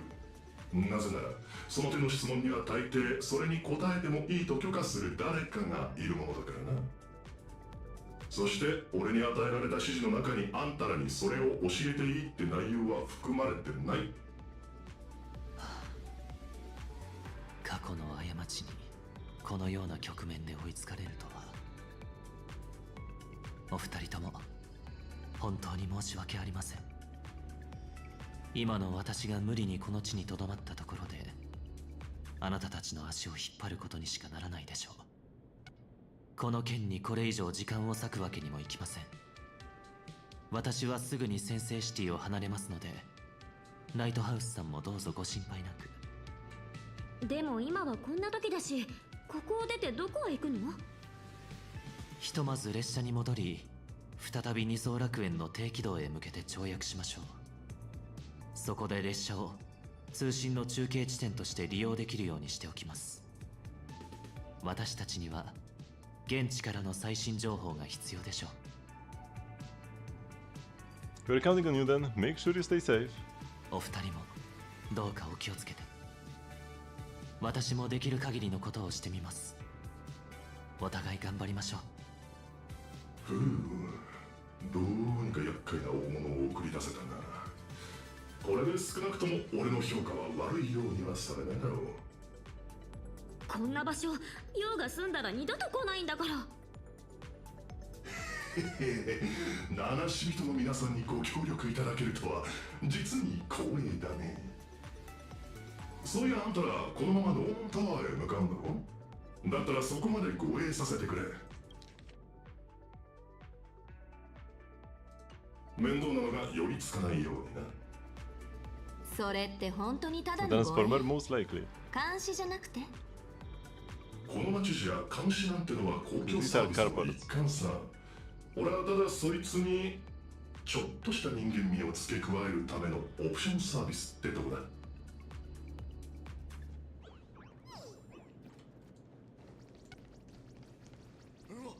これってカンパニーの宇宙超絶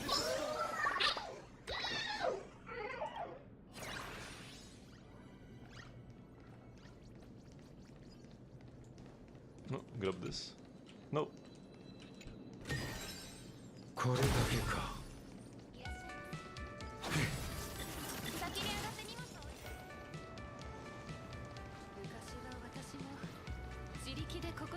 Oh. 雲まで届きそうな白いタワー。そう、あれがノーモンタワー。センセイシティの中枢を担う本部ビルで各事業部の総合オフィスがある。おや、そちらのレディはどうやらセンセイシティは初めてじゃないようだな。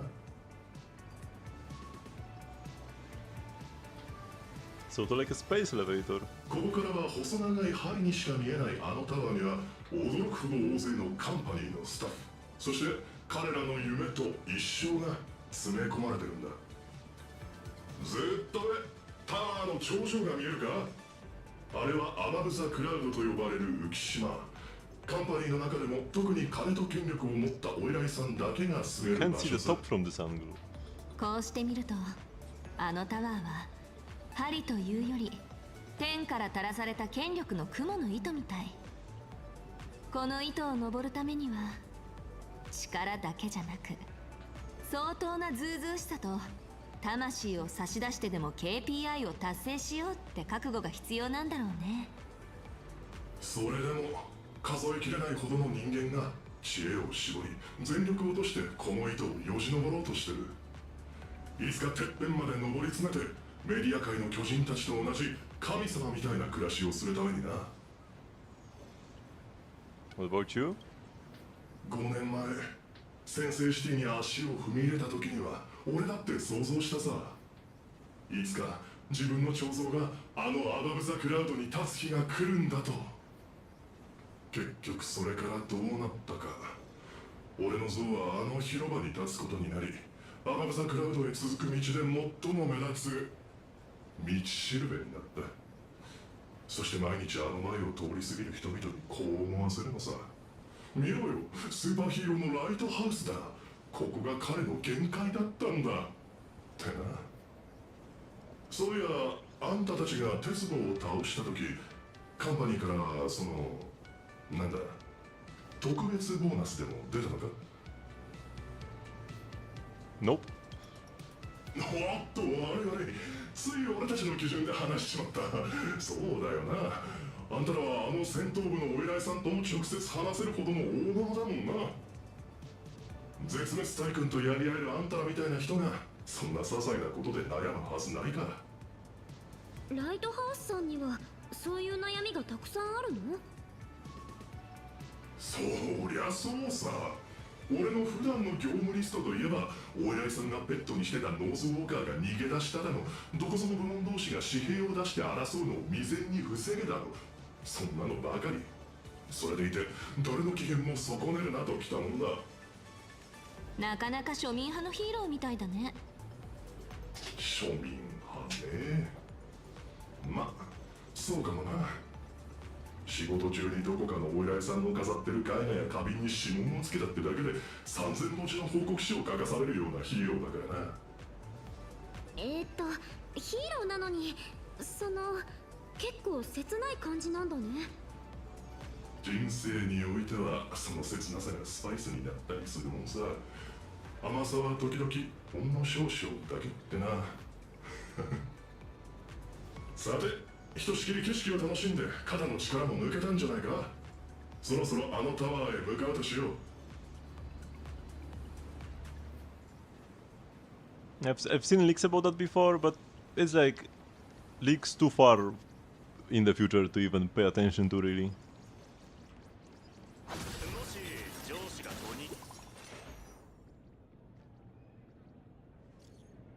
When no leaker can say even what the Tsaritsa does, why would I care about characters in like 5 patches? It's mostly just gonna be made up stuff anyways. Great Raccoon, where are you? Asteroid is so huge, I've got a whole bunch of purples with me and we are totally lost. Great Raccoon, where are you? Where do we meet up with you? Is now Madame Jade has set up a new office for us over at Lodestar Tower. You guys go get settled in first. See you at Lodestar Tower in a bit. Roger that, on our way. 請求列車の七死人とこんな近くで話せるなんて光栄だな。サインか写真のおねだり？フォロワー稼ぎにこのポスターは。Oops. I'm running too fast. なあ、それは銀河ビッグロッタリーの宣伝ポスターだ。なんだ、一口買ってみたいか？やっぱり誰だって一攫千金を夢見るもんだよな。そうじゃなくて、このポスターの人って。ベラスメリーだな。なんでも大当たりを連続で3回も引き当てたとかっていう伝説のラッキーレディーさ。Beatrice Melanin? Does someone that like actually exist? さて、どうだろうな。カンパニーは全てのシステムを確認した上で、結局当選は有効だと発表せざるを得なかったって話だ。それで彼らはベラスを青函ビッグロッタリーのイメージモデルに起用することにしたんだとか。いつか俺にもそんな幸運が巡ってこないもんかね。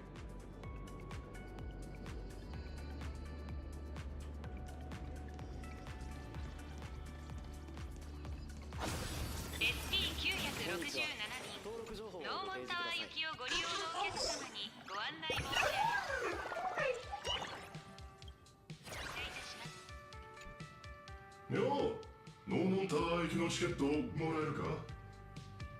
ライトハウスさん、あなたがあそこへ？ということはまた何か重要な任務があるんですね。まあ、大事な定期巡回さ。こちらの友人たちの護衛を兼ねてな。これの仕事だ。やっぱりそうだったんですね。あなたがいてくださればノーモンタワーの安全は約束されたも同然です。はい、こちらがチケットになります。あの遊覧船でうちの子を助けてくれて本当にありがとうございました。気にするな。義務を果たしたまでだ。よしっと、無事にチケットも手に入ったし、行くとするか。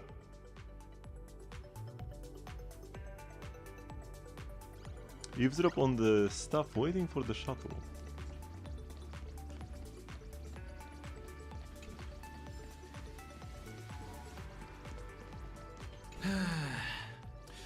戒厳令が出される前の最後の便に間に合ってよかったよ。こんなに厳重な警備が本当に必要なの？どうせほとんどの役員や部長たちはオンライン参加でしょうに。噂じゃまた何か大事件が起こってるらしいぞ。うわ、その事件でスターピースエンターテインメントの株が下がったりしないよね。売り抜け狙ってるんだから。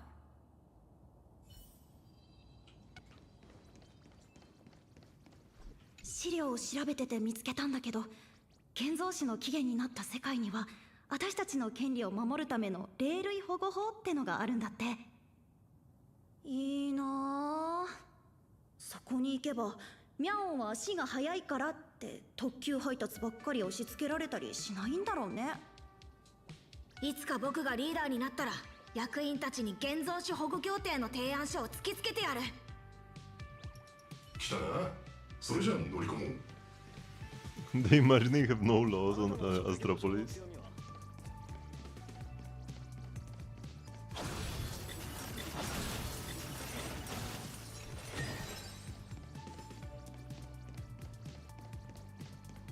立ち位置はきっちり決めて転ばないようにな。It opened up, nice. このちっちゃな空飛ぶ円盤は牽引軌道に従って飛んでからタワーに入るんだ。Oh, and it actually moves. 天窓もあるし、いい眺めだよ。どんな絶景も毎日見てたら飽きちゃうんじゃない？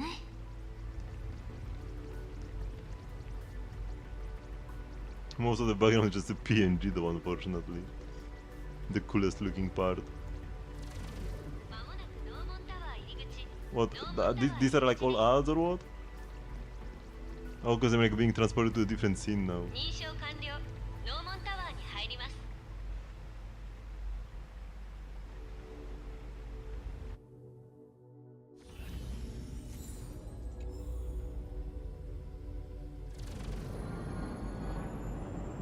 このトンネルを抜けたら到着だ。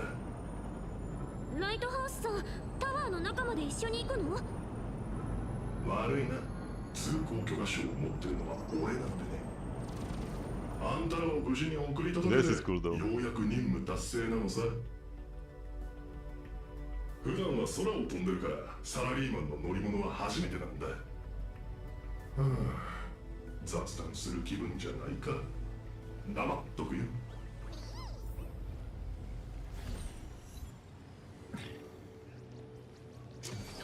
遠くからは針にしか見えなかったけど、中はすごく広いね。少なくとも毎日十数万人は出入りしてるからな。Wait, what? ほとばしい過去の伝説。 We can just slash security levels in Astropolis.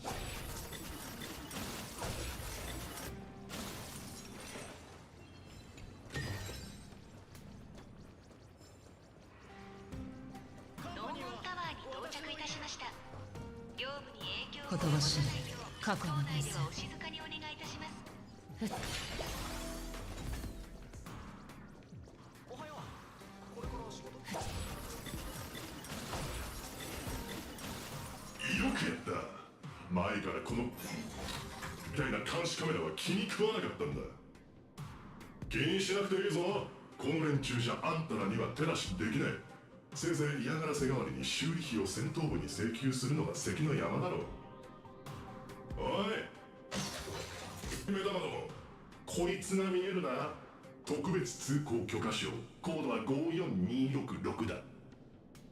言葉を理解できる頭があるか知らないが、一つ忠告してやろう。請求列車のお客人たちには手を出さないことだ。 What do you know about Nihilux so far?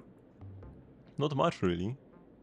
But it appears that at the start of this quest dispatch, she just like, boom, hit the moon into Plan Arcadia to like allow us to escape. So she is some like cosmic level threat at the very least. さて、俺の任務はこれにて完了だな。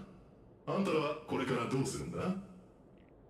ジェイドさんは確か私たちのためのオフィスを用意するって言ってたっけ？だったらあとは受付に声をかけてジェイドさんの名前を伝えれば大丈夫だろう。まあどこぞのお偉いさんから横やりが入らなけりゃの話だが。それじゃ俺は巡回に戻るよ。幸運を祈ってるぜ。じゃあね、ライトハウスさん。Can I not target this thing? Doesn't look like it.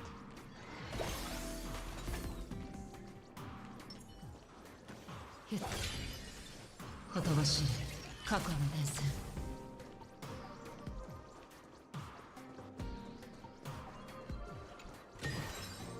仲間と喜びを分かち合うことも忘れずにな。力を合わせて。They keep using the other techniques and they keep resetting them. Oh, more enemies. Just a random guy and now he's dead. Okay. We just killed a random person. D エリアへどうぞ。訪問のご予約はオンラインの予約フォームにご記入ください。ただし最低でも3営業日はお待ちいただく必要がございます。物品の紛失届はセキュリティ部門の内線番号114までご連絡ください。こんにちは。私たち戦略投資部のジェイドさんに招待されてきたんだ。確か先にオフィスを用意しておいてくれるって話だったんだけど。かしこまりました。少々お待ちください。ジェイド様の確認できました。エリア G892 の臨時オフィスですね。権限コードは申し訳ありません。システムによるとオフィスへのアクセス権限が先ほどから一時的にロックされているようです。市場開拓部による緊急デバッグ作業中とのことで、ロックの解除には部長クラス以上の権限が必要になりますから、少々お待ちいただくことになるかと。The Marketing Development Department? さすがにもう驚かないよ。これがカンパニーってことかな。派閥争いを隠そうともしないなんてね。だからっていくらなんでもおかしいよ。オフィスを一つ占拠するだけで間接的に一つの世界の未来を破滅させられるなんて。こうなったらもう一度ジェイドに頼んでみるしか。はあ、もう時間がないし、ここまで来て立ち往生ってわけにもいかないしね。これならどうかな。 IPC-MDD-GL3-1545 ベラスメリー。所属は市場開拓部。銀河ビッグロッタリー事務局。プロジェクト顧問ランク3。権限は休眠中だと思うけど有効化できない？ベラスメリー？待ってください。あなたがミスビッグロッタリー？そう、ビッグロッタリーの女神だよ。内部リソース緊急利用規定第7条は知ってる？説明してあげるからよく聞いて。事業部門間の協力期間中、元の部門でランク3以上のスタッフは臨時スペースの調整に関して最高レベルの優先権で申請できるはず。ほらやってみて。条項の検証完了。システムから一時的に承認されました。 B703 オフィスの使用権限が強制解除されるまで少々お待ちを。はい、完了しました。ではこちらが臨時の通行許可。有効期限は24システム時間になります。それでは改めましてようこそ。いえ、お帰りなさいベラスさん。24システム時間？それだけあれば十分だね。何ぼーっとしてるの？ほら行くよ。こんなのありなの？あんたがベラスメリー？冗談でしょ？いろんなバイトをしてきたからね。これもその一つってだけだよ。でもさ、いろいろ気になるだろうけど廊下で話すことじゃないでしょ。こっちこっち。 B703 だったよね。道も変わってないね。懐かしいな。 Oh, nice dialogue from this receptionist. Or even let us talk to her then.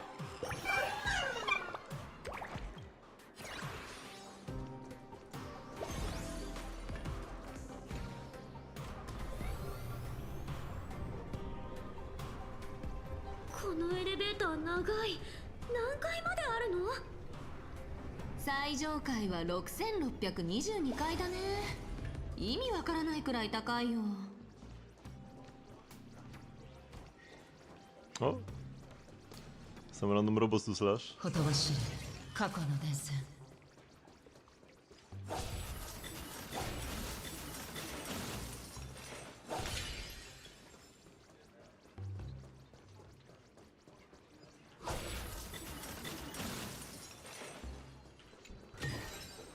探せば見返りはある。Aubrey? Don't we know her as well? Whatever, no time to yap with people. B703 多分ここだね。なんてことなの。こんなみすぼらしい物置だってなんて。仲間と喜びを分かち合うことも忘れずにな。 Why is there a cloud here? さて、ここなら落ち着いて話ができそうだね。それじゃあお二人さん、まずは作戦会議から？それとも先に質問コーナーを設けた方がいいかな。 So who are you really? 話の前に一つ質問がある。初めて顔を合わせた時から今までお前の肩書きはずっと変わり続けてる。ポンポコ通信の元社長、主生グループのスタッフ、締め切り破りの漫画家、そして今度はスターピースカンパニーのビッグロッタリーの女神。なあステラ、お前は一体何者なんだ？その質問に答える前に、私からも2人に質問させて。君たちは私を信じてくれてる、そうだよね？それはあんたのことはいい人だと思ってるよ。でもいい加減ちゃんと説明してくれなきゃ。うちらだって隠し事ばかりする友達をずっと信じ続けるのは難しいよ。いい人ね。みつきちゃん、それは今まで私が受け取った中でも最高の産地だよ。大丈夫、信じる心は魔法だから。君たちが私を信じてくれるなら、私もちゃんと話さなきゃね。確かに私の肩書きはコロコロ変わってきたし、見た目もそんなに頼りになりそうな感じじゃないよね。でもどの私も正真正銘の本物、偽物なんて一つもないよ。このいくつもの肩書きが大事な時に友達の役に立つのが嬉しいんだ。はあ、そうだね、バットラ君。そろそろこの胸の内を君に明かすべき時が来たのかも。ラクーン様、それから腹黒社長、おいらたち特大スクープがあるってサンデーさんから聞いてすぐさま飛んできたんだぬ。特大スクープ？ Niggas, what did you want to get off your chest? やっぱりいいや。私の話をするとなるとちょっと長くなるしね。またの機会にしよう。今は何よりも二層楽園の大事について話すのを優先しないと。有田と接触する方法について俺とサンデーに考えがあるんだ。Regarding Kenneth Arita, along with your thoughts on the matter. なるほど。つまり二層楽園が直面している危機を大々的に広めることで武器化するって主張を世論で押し流しちゃおうってわけだ。まさか週刊タヌキが星を飛び越えてビジネスを展開する日が来るなんて夢にも思わなかったよ。それじゃ今すぐこの特大スクープを先生シティ中の読者にお届けしちゃおう。 After a while, the Fairboard journalists set up their computers and got ready. これぞまさしく特ダネ中の特ダネ、超ド級のビッグニュースなんだの。ピピ、カンパニーの上層部が星一つを丸ごと武器にしようとしてるなんて、本当にこれを公表しちゃうピポ？そんなこと報道したら僕たち明日には箱詰めされてブラックホールに放り込まれちゃうかもしれないの。はいはい、おバカさんたち、よーく聞いて。この特大スクープをすぐにでも発信しないと二層楽園にある我らが雑誌社も丸ごと化け物に飲まれてブラックホール行きなんだよ。前に教えた原稿作成の鉄則は覚えてる？ニュースを書くときは味気ない報告書みたいにしないこと。見出しはセンセーショナルに、内容は読者の生活と密接に関係して見えるように書くこと。衝撃！カンパニー上層部が密会！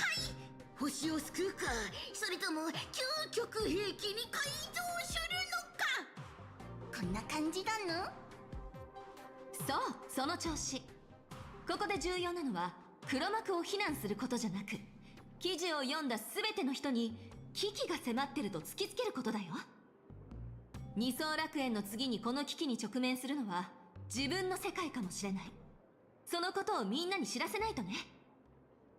それじゃあ込み出しは独占スクープ、請求列車が驚きの実体験を激白、さらなる虚栄が先生シティに迫るにするピポ。 Remember to include a poll. We've gotta let the readers interact with it too. わかったの。それならた記事の中にあなたは絵の中への救援と武器化改造のどちらを支持するみたいな投票要素を入れれば双方向メディアとしても満点ぬ。上出来。この子たちが記事を大げさにする以外に、君もカメラの前に立ってもらうのがいいかな。情報の信頼性を高めるために何枚かそれらしい写真を用意しないと。今から私たちは最短時間でこの情報をセンセイシティのあらゆる SNS やニュースサイトに反有機方程式みたいに拡散させちゃおう。僕たちに任せてビボ。報道の自由のため、そして僕たちの故郷をおっきな花火なんかにさせないたのぬ。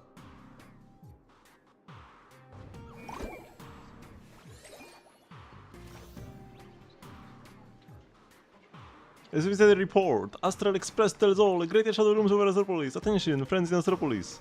Even as you read this planet in the consternation, Star Zone is on the brink of total annihilation. Leviathan Voracity's husk is awakening, and Planet Arcadia will be completely devoured within the next few system hours. This news, which concerns the lives of tens of millions, remains under a total IPC blackout. The reason certain IPC decision makers are pushing to abandon rescue operations in favor of weaponizing the Husk initiative, which would mean the utter destruction of Planet Arcadia.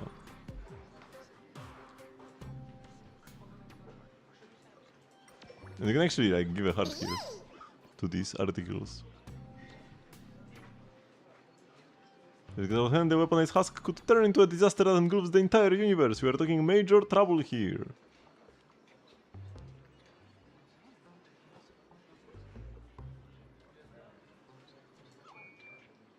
The episode has always been rotten to the core. No surprise they would try to bury the news about Planet Arcadia. Oh, and this is Bootkill. Should have just smudged those evil execs with a bullet a long time ago.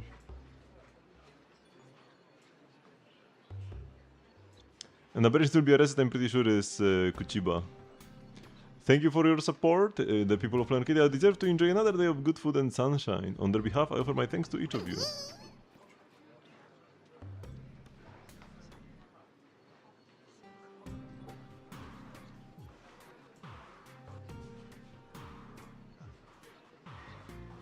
And March. Paid trolls are people too. We need to amplify our voices somehow, right?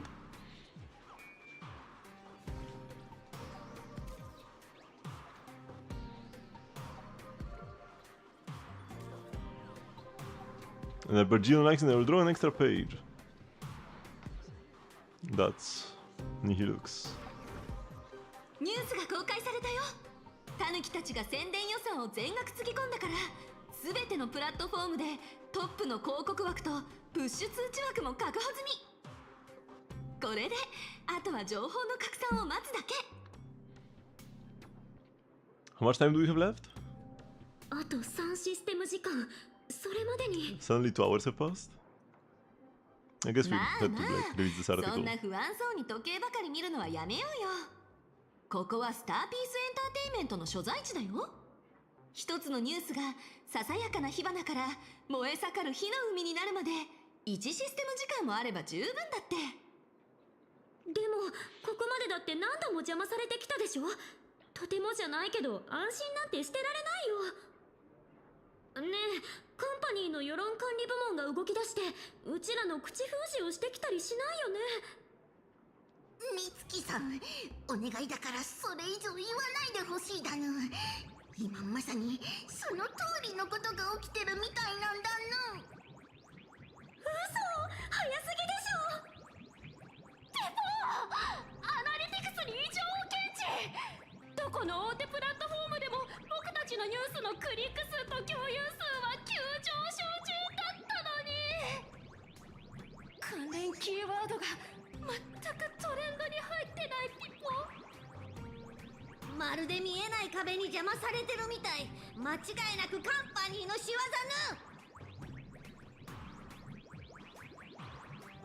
ぬ。 We can't count on the such investment department either. I'm all out of ideas. 諦めるにはまだ早いんじゃない？忘れちゃったの？センセイシティにいるのはカンパニーのスタッフだけじゃないし、すべてのスタッフがカンパニーの操り人形ってわけでもないんだよ。アルゴリズムやプッシュ通知の力は確かに偉大だけど、一つのニュースが人々の安否に関わるとか、宇宙全体を揺るがすかもしれないって時、その拡散はアルゴリズムやプッシュ通知だけに依存してるわけじゃない。情報伝達のためのどんな媒体だって最後には人間に行き着くんだから。恐怖や好奇心、何かを確かめたい欲求、そういう気持ちは休憩室やレストラン、通勤中の車両なんかで広がっていくものだよ。最も効率的な伝達手段、噂を通じてね。カンパニーはニュースのトレンド入りを妨害したり、プッシュ通知を制限したりすることはできるけど、プライベートなやり取りの全てを抑え込むことはできない。みんなの心の中にあるもしかしてって気持ちをなくすこともね。私たちの役目はその最初の火種が十分に明るくなるまで、みんなにとって十分に信用できるようになるまで燃え上がらせること。タヌキたちのおかげでその役目は無事に果たせたでしょ。じゃあこの次はどうするの？その答えはカンパニーに出してもらわないと。だってもう火はついてるんだから。それをどうやって消すか考えるのは彼らの方でしょ。一番スマートで確実な方法は情報の出所に協力してもらうことじゃないかな。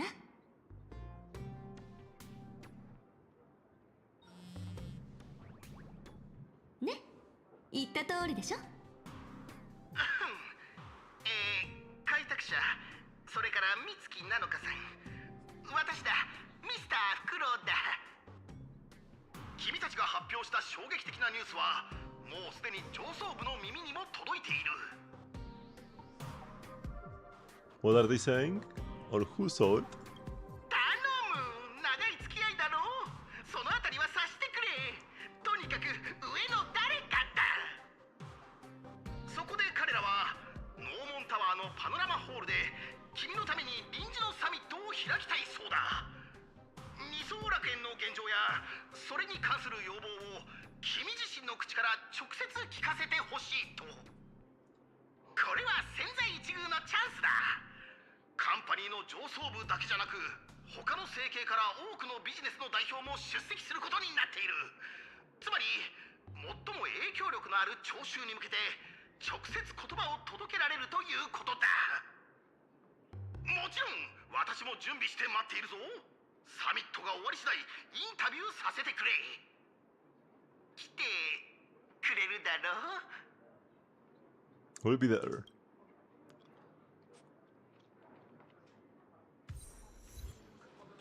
やったね、頑張った甲斐があったよ。ふふん、言った通りだったでしょ。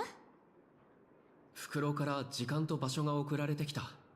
準備しないと。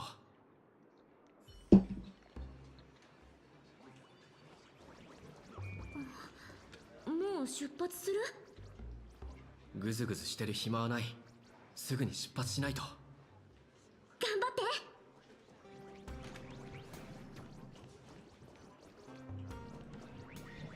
So what are these guys doing?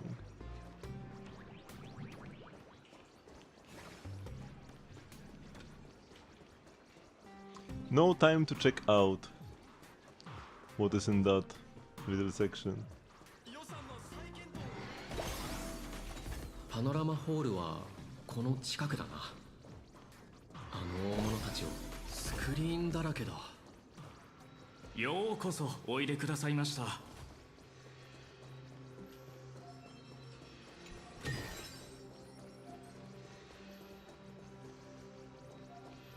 Anything interesting on any of the screens? Not really. はじめまして、私はイアンチ。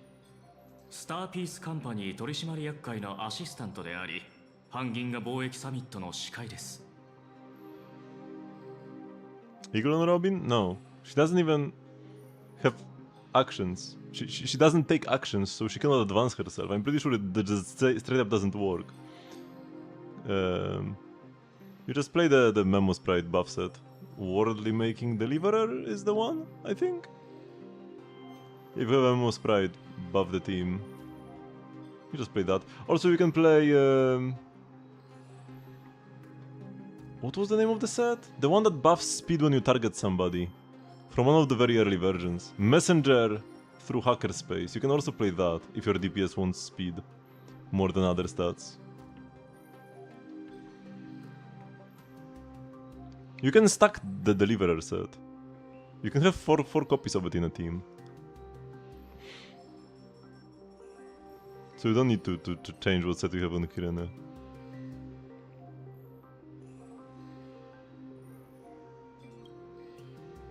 あなたが個人メディアを通じて発信したニュースは先制シティで波紋を呼んでいます。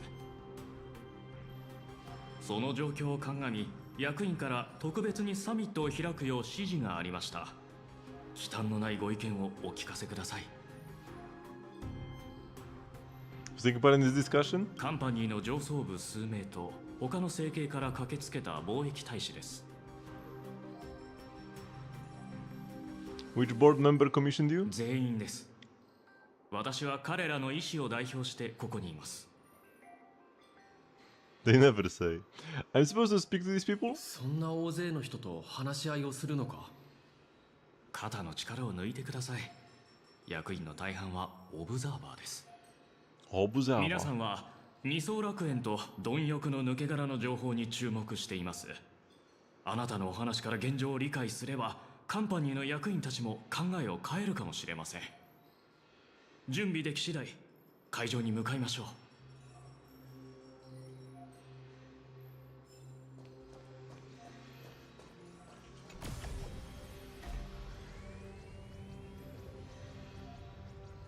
集めた注目をうまく利用してくださいね。今回の議題は確か。誰がこの会議入れたの？ご静粛にお願いいたします。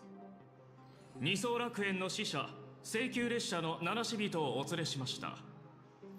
本日スケジュールの都合などやむを得ない理由で欠席されているザザードさんとダイヤモンドさんを除き、カンパニー7大部門の部長全員がリモートで反銀河貿易サミットに接続しております。お知らせしました通り、今回の議題は二層楽園にある抜け殻による危機です。この議題に関して死者の意見表明と質疑応答を行います。では七死人さん、お願いします。落ち着け。チャンスをものにするんだ。カンパニーの重役たちに要望を伝えよう。今まで起こったことはきっとニュースで知ってると思う。請求列車の名誉にかけて、これから俺が話す内容が事実だってことを保証する。ここに来たのは今も二層楽園で戦い続けてる人たちに代わって頼みを伝えるためだ。孫悟の力で二層楽園をもう一度絵の中に封印して抜け殻が出てくるのを遅らせたい。投票権を持つ人たちに二層楽園の未来と今ここにいる施設たちの世界のために真剣に考えてほしいんだ。なんだその危険大丈夫なの？本当に大丈夫なの？なんか話していいのかよ。ちょっといいかしら。抜け殻は1000年以上二層楽園に封印されていたのでしょう。それがどうして突然暴走したのか説明してちょうだい。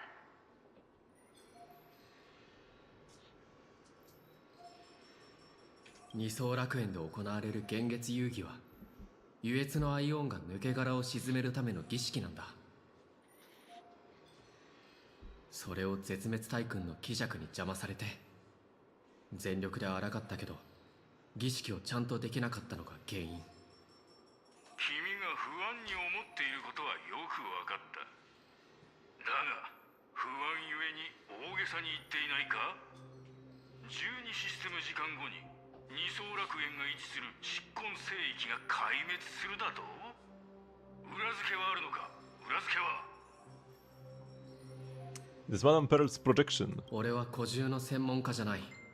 それは戦略投資部のパールが計算で導き出した結論だ。二層楽園の管理者が出した結論なら信頼できるだろう。いいや、君が古獣の専門家でないように彼女も専門家ではない。改めて言うが、貪欲はとうにこの世を去った。君たちの推論が正しかった。 Does it make sense because they want to weaponize it like right now as well? その死骸の一部に Like because it's activating. 技術開発部によれば、カンパニーの最先端技術をもってすれば、そのアイオーンの残骸を完全に制御できる。それどころか最強の武器にすることも可能だそうだ。かの地にいる者たちは必要な犠牲なのだよ。まあビジネスに損失はつきものというだろうね。 He's saying this on public TV?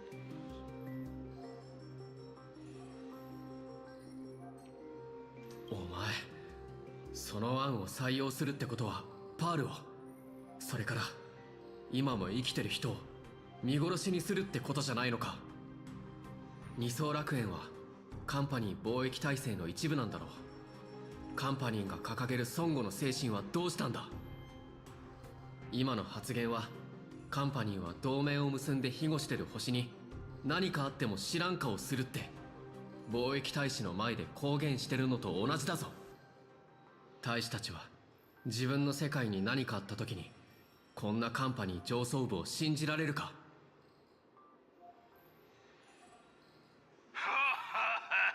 感情を煽ろうとしても無駄だ。彼らには信じる度胸もなければ信じる理由もない。彼らはビジネスマンなのだから、故郷のヒューマンリソース、資源、そして技術を売りに来ている。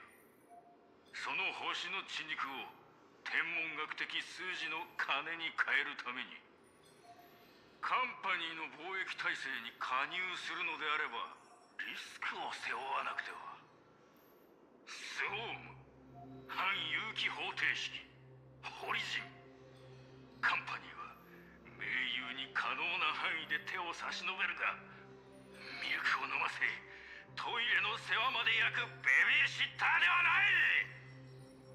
何を言ってるんだ。考えなんだよ。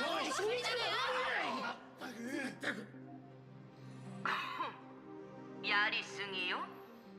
まったく役員にまでなったのに。資材物流部で運転士をしていた頃の方がよほどクレバーだったんじゃないかしら。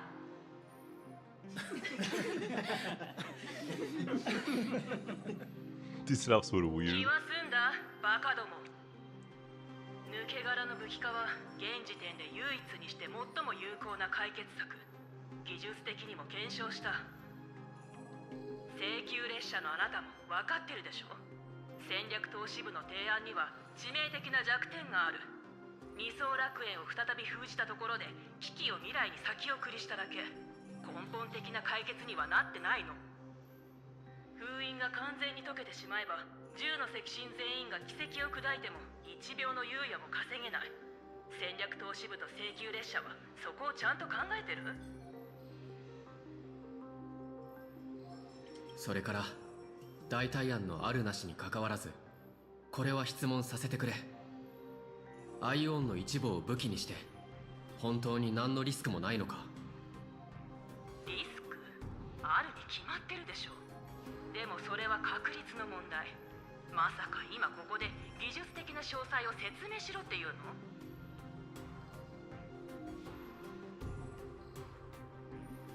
その確率が問題なんだ。お前は小数点以下の確率なんて存在しないようなものだって思ってるのかもな。でも確率を操るやつと戦ったことあるか？俺はある。絶滅大君キジャクがそうだった。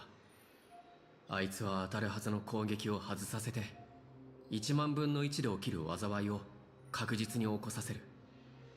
リスクはコントロールできるって思ってるかもしれないけど、キジャク、それかもっとすごいやつの前ではそんなのただの幻想なんだ。もちろん確率を無視したっていい。思いやりなんて捨て去って武器化のボタンを押すことだってできるだろうな。でもその確率に飲まれる瞬間を迎える覚悟が本当にできてるのか。なんてことだ。自信があるのか。本当に大丈夫なのか。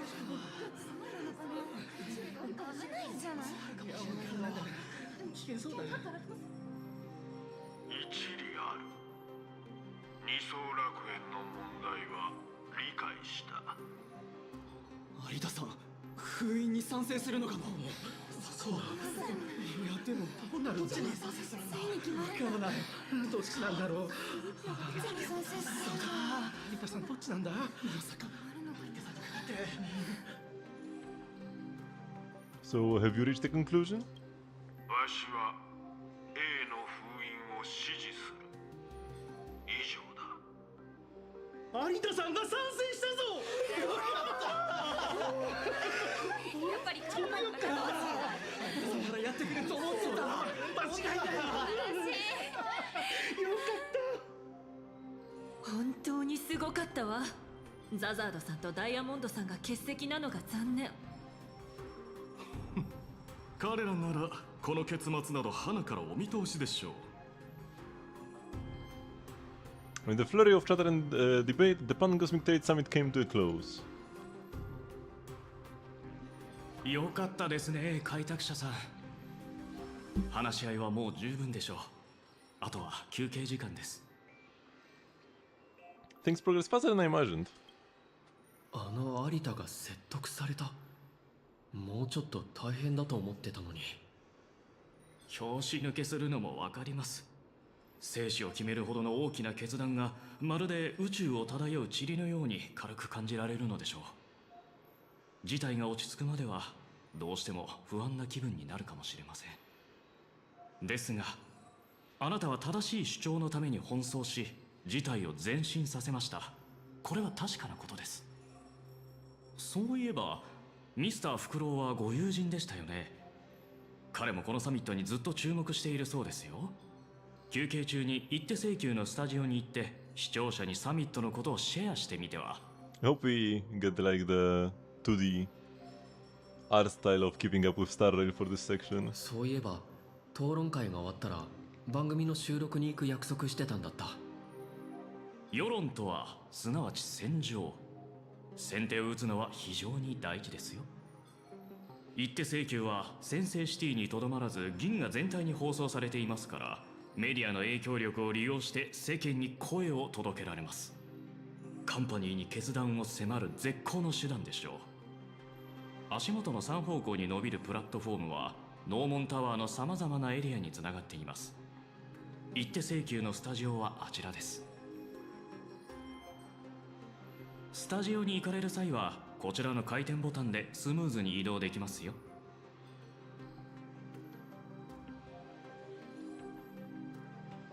パールが当事者だから肩入れを疑われたくないんだろう。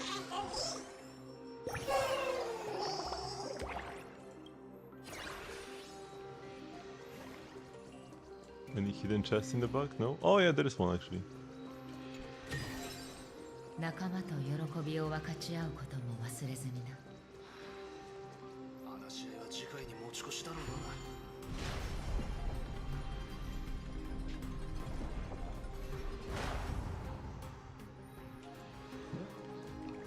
な。At this point, wouldn't it be easier to just have 3 platforms rather than one rotating one? 移動する前にナノたちに報告しよう。安心させてあげないとな。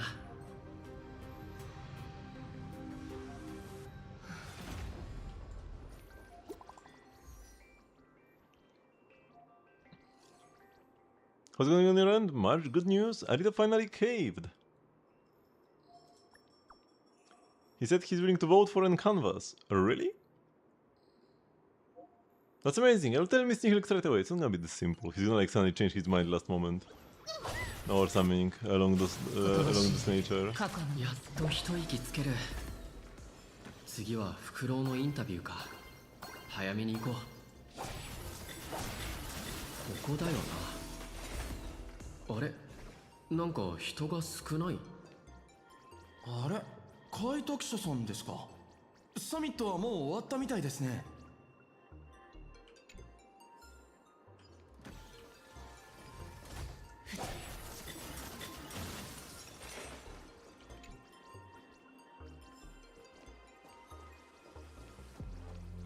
一手請求のインタビューを受けに来てくださったとか。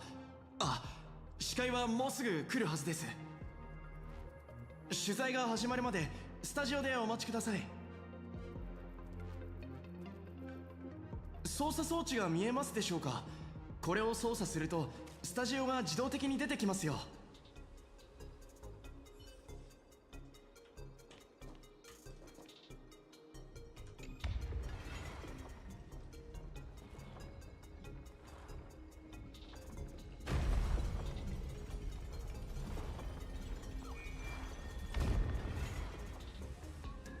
ここが一手請求のスタジオなんだよな。スタジオ一体いくつあるんだ？あえて嬉しいぞ開拓者。一手請求代理司会の複合だ。よろしく。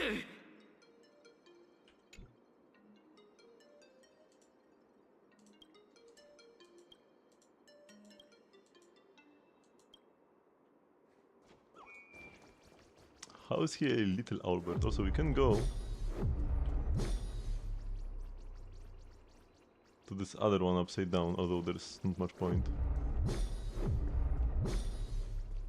Also, I didn't properly read this last line. What was it? Show was shut down? What? It's understood suspended from the ceiling. Is the unmistakably inspired by Plan Arcadia? Perhaps the media projecting once planned a special program called Keeping Up with the Phantasmoon. Only for unknown reasons the program was abruptly shut down, leaving behind nothing but an empty studio and a dark camera lens. Oh, intriguing. Star Rail development lore? 今日はフクロウじゃないのか？彼はいろんな大物に取材しに行ってるんだ。 Or this is like a 君が出し trap. たビッグニュースの影響さ。重要な仕事だし、取材なら早い方がいいからな。分かってくれ。それでは早速今日の番組を始めよう。今日のゲストはオロンパスを救った英雄、請求列車の七死人。お？彼は今危機に瀕している。二層楽園のために先制シティに降り立った。そして重役が集う反銀河貿易サミットで熱弁を振るってきたところだ。その弁舌はこのサミットにどう影響するのか、そして二層楽園の運命やいかに。それでは早速本日のゲストに話を聞いていこう。まず貪欲の抜け殻は二層楽園にどんな影響を与えたんだ？戦略投資部が再建事業に力を入れていたそうだが、その投資も全て水の泡ということか？ Shouldn't our first concern be the people who live there? 確かにそうだな。でもあそこの状況がどうであれ、これだけは確かだ。老後向けのサービスは確実に株価が暴落する。なんでかって？それは世界の終わりはみんなの寿命の終わりだからだ。もう老後向けのサービスなんて将来性ゼロだろ。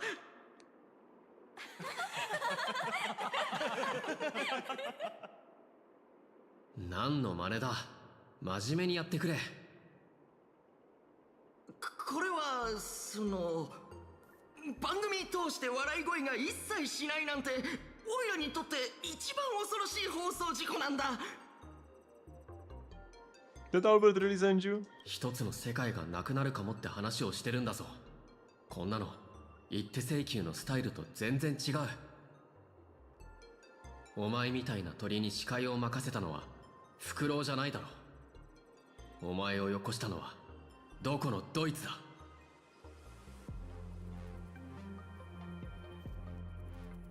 In the meantime. ねえ、いい知らせだよ。あの子から連絡があったの。あの子の話を聞いた有田のおじいちゃんが封印に1票入れてくれるって。ずいぶんスムーズだね。なんかまずいの？お願いだから余計なこと言わないで。フラグ立てるキャラなんてうちだけで十分だ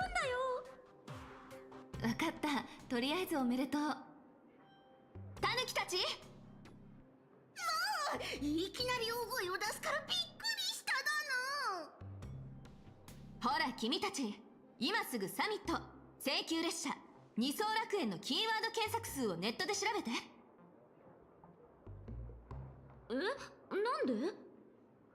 カンパニーで働いてた私に言わせれば、用心はいくらしてもしすぎることはないの。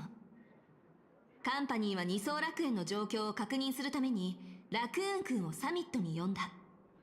投票結果を秘密にしても好奇心旺盛な人たちが関連情報を検索するのは止められない。どのキーワードも検索数に変動がない。むしろかわいそうなくらい少ない。なんか嫌な予感。よし、今日の会議スケジュールを見てみようか。ほら見なよ、パノラマホールは今日設備メンテナンスで終日閉鎖だって。終日閉鎖ってどういうこと？だってサミットってそこでやるんじゃ。マジシャン相手に手品なんてやってくれるじゃん、オスワルド。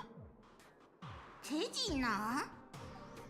そう、これは緻密に設計された大掛かりなビジネスマジックだよ。目的は時間稼ぎであって問題解決じゃない。希望が目の前にあるように思わせて結果が出るまでおとなしくさせようって魂胆なんでしょ。だから本物そっくりのサミットで私たちの主人公を足止めしてる。ブラボー、実に素晴らしい。世界が壊滅する瞬間までこの退屈極まりない芝居が続くかと思ってたとこだ。こいつ全部分かってたってこと？賢いおつむの連中が見えすいた罠に一歩ずつはまっていく。それを眺めるのはただ壊滅させるよりずーっと面白い。さて、この茶番にいくらかマシな結末をもたらすのに使える時間はあとどれくらいだ？ 1 システム時間。いや、それとももう爆弾がボーンとなる寸前か？あの子にメッセージ送らなきゃ。ステラさん、どこ行くの？うちも行く。いや、市場開拓部がこの部屋を見張ってるかもしれないから、美月ちゃんはここにいて。私は列車組じゃないからそこまで目をつけられてないはず。それにね、私ベラスメリーの ID カード持ってるから君よりいろいろ出入りしやすいんだ。そうだ、キジャクさん、そんなにお芝居が好きならいっそ参加しない？間接的にではあるけど、君が始めたこの茶番がどうやって筋書きから外れていくのかよく見てなよ。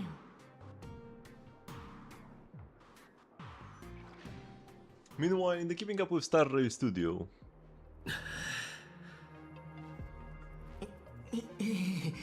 急に顔色が悪くなったが、ちょっとお疲れか？お前らグルだったのか。よくも俺を騙したな。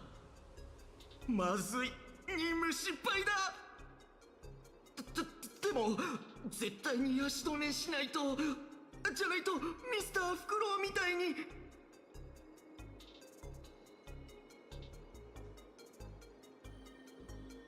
Where's Albert? Is he still alive?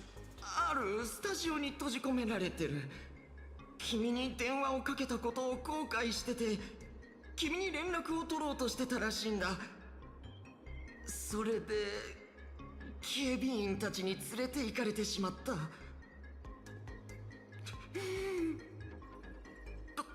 めんなさい。何でも話すから許して。オイラは市場開拓部の平社員。ここで君をちょっと足止めすれば昇進できて給料も上げてもらえるって言われたんだ。 You can get lost now. それはできない。スタジオ全体とパノラマホールにつながる通路が全部ロックされてて、時間になるまで開かないことになってる。相手がその気ならこっちだってステージで大暴れしてやる。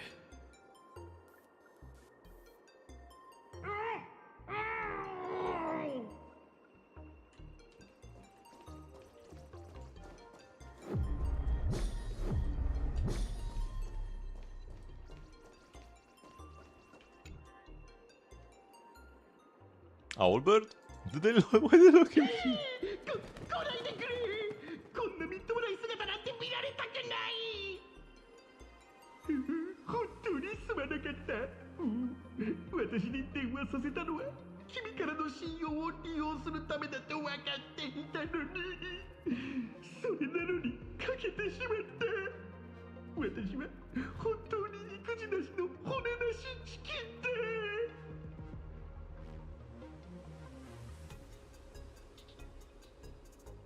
It's not too late to make it right. Do you know a way out of here? ここの出入り口がロックされてるらしいんだけど、どうにか外に出る方法を知らないか。それならあるぞ。スタジオの隅に退勤帰宅する時用の抜け道がある。見つけられたか？パスワード2つを教えるからそこを使うといい。その通路ならパノラマホールの裏を通れる。さあ早く行ってくれ。私のことなら心配いらない。自力で抜け出せる。気をつけろよ。ほら早く行って。分かってるだろうが安全第一だぞ。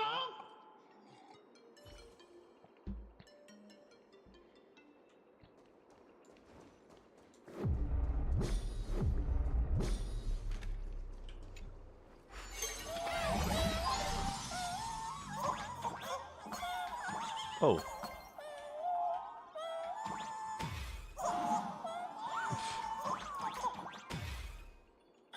Why are there 2 coins here on the side?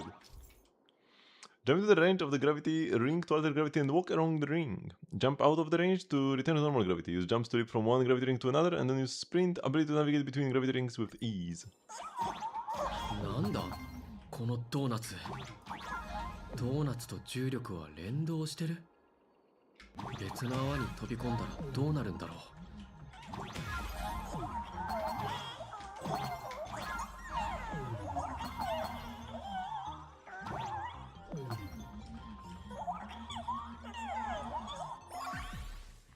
The first password Albert gave was... I didn't remember it, right? The password is... Oops, I clicked one too many times and skipped the dialog box.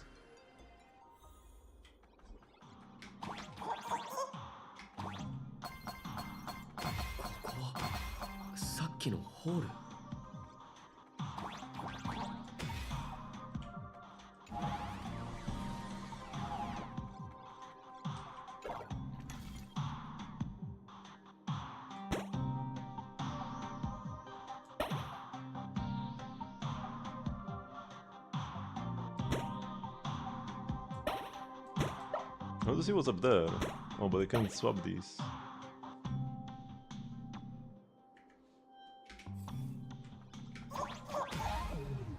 Oh, I can just walk into them like this. Oh! I almost got there, but not quite.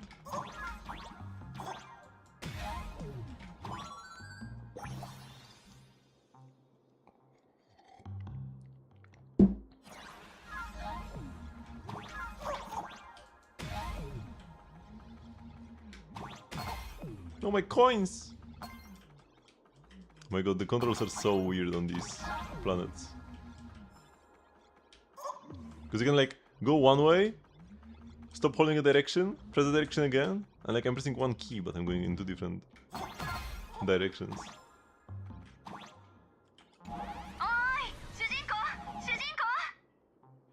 Stella? 何してるんだ？全部解除しておくから次の部屋で合流しよう。なんで解除できるんだ？まあいいか。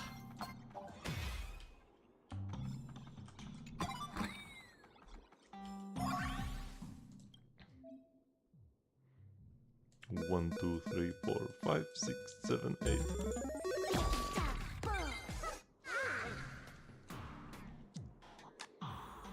カンパニーのセキュリティってちょろいな。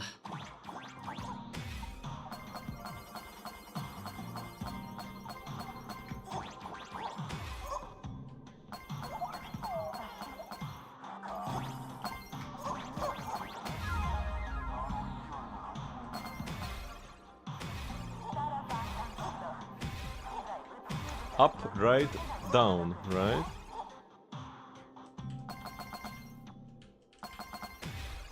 Wait, I need to write it down.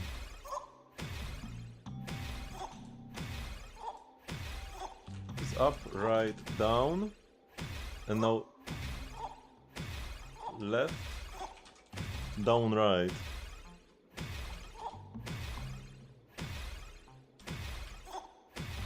There's like a code for another, for like a secret room. Now we've got... Oh. Down.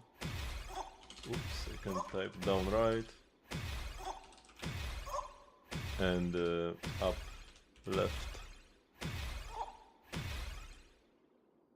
お粗末だけど騙されたよ。I probably have to go back to like the previous, or maybe there will be another recorder thingy. Oh no, here it is. Hello Kenmoy. With your Monorem team. Okay, so this is what I have to play, but I wonder in what direction. Let's try up, right, down, left, down, right, down, down, right, up, left. So maybe it's from down to up, so it would be down, right, up, down, right, left, up, left, down, right, down. No? Wait, what? Did I type them in the wrong order? Up, right, down, right, left, up, left, down, right, down. Oh, here we go. I typed the first section in the wrong order.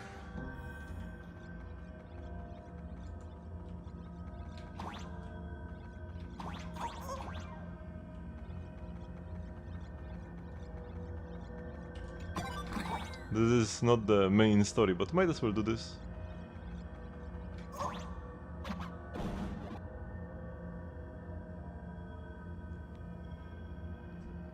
Bye bye. Shouldn't there be a chest here? Maybe not. I haven't been in an area like this for a while.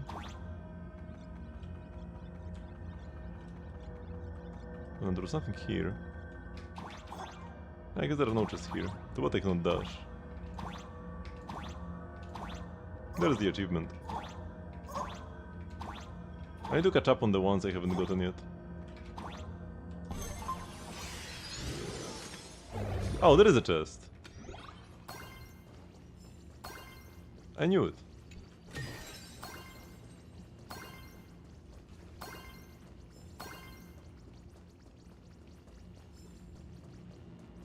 But now what? This wall is glitchy. Bro, where am I?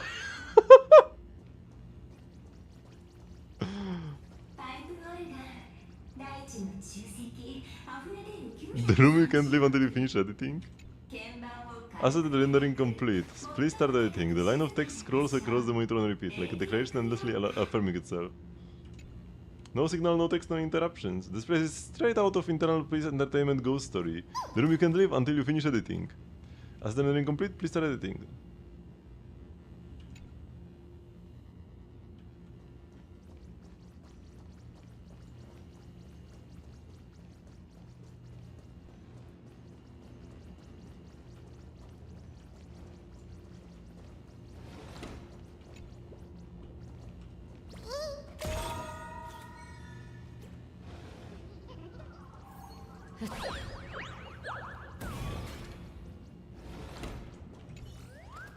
What are you doing? My flesh is sour. It doesn't even taste close to decent.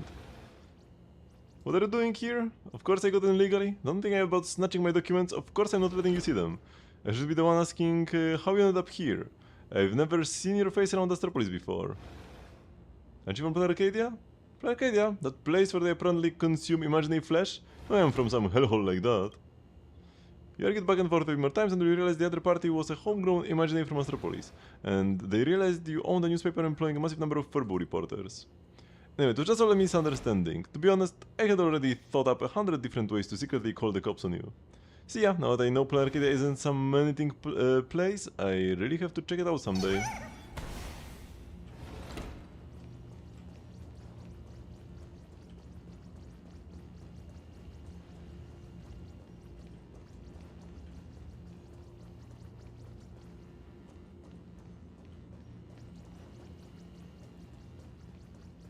Oh boy, maybe I should follow the coins.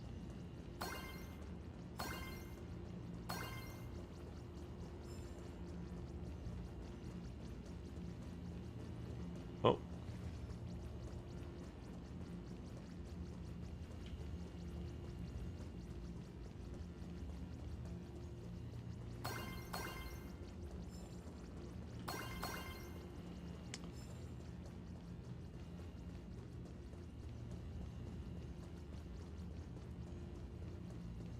What is this place, man? I had to grab these coins as well. When I see coins, I need to grab them. Wait, am I like locked in here? Oh, maybe this? Maybe this?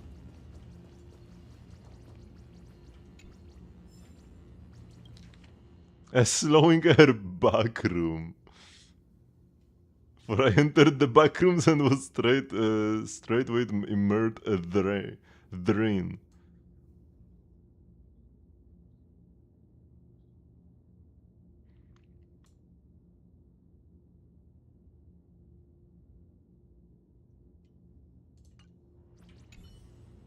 So everybody's draped over the APC worker's body.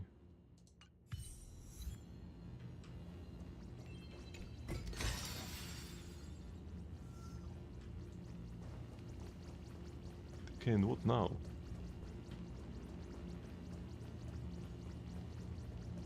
The place looks like it has like a little thingy here on the map, but not really.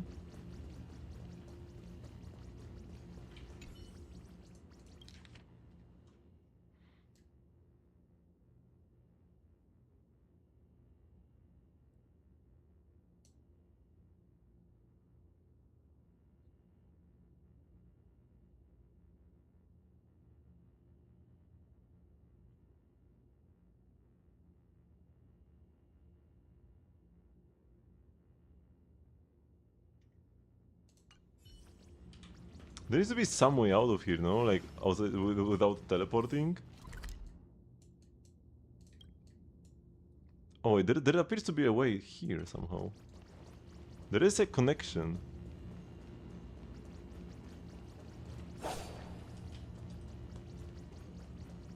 Man, I should be doing the story, not getting lost in the freaking back rooms. What am I doing here?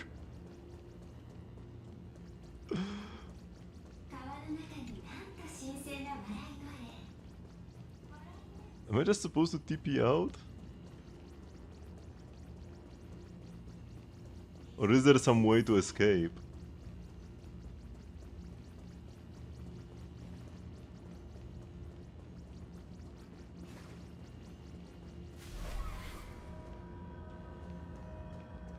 Cause this is where I started.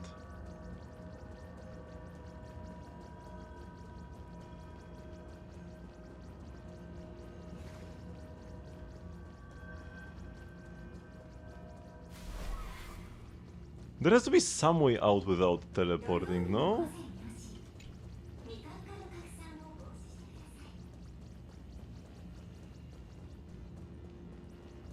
And ideally I would want to do that. The doors were like moving around as I was moving around here. Right, they're like opening and closing. Yeah, I literally got stuck in the back rooms. They're even called the backrooms in a readable I just picked up. And I can't leave. This guy had like a readable. For I have entered the backrooms.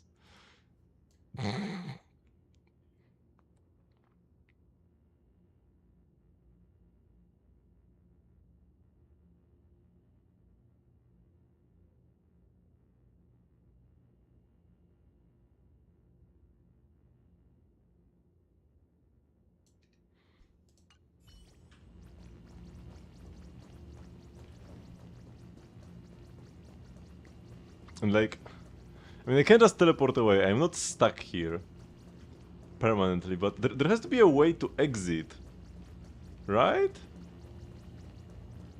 Without teleporting away. But I'm not sure. Wait, let me see, because I just got an achievement relating to this. Settle down. Witness the trapped souls and in the backrooms. But is there like a way to escape the backrooms? Is there an achievement for doing so?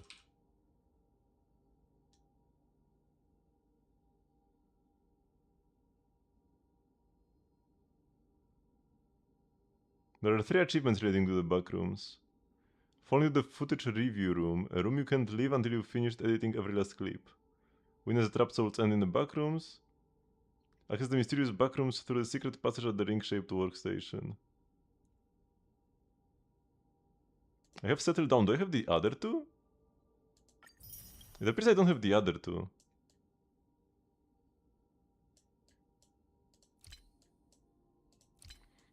There is still more work to be done here. But yeah, I just don't have...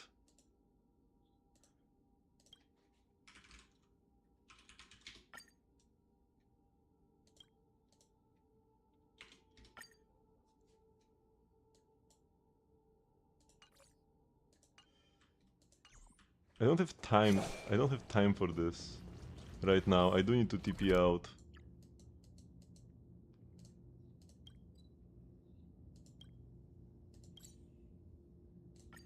A bit of a shame, but yeah, I will need to return to this later.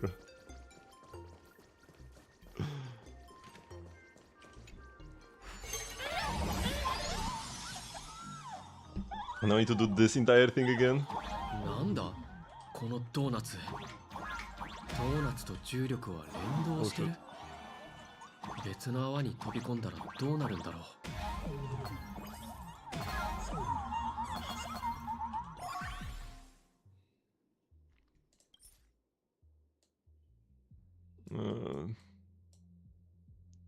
Okay, this is the backrooms one. I can actually skip to the second one instantly. Yeah. カンパニーのセキュリティってちょろいな。And yeah, as I was falling here, I noticed the codes written on the sides, and I typed them in, and I got stuck in the backrooms.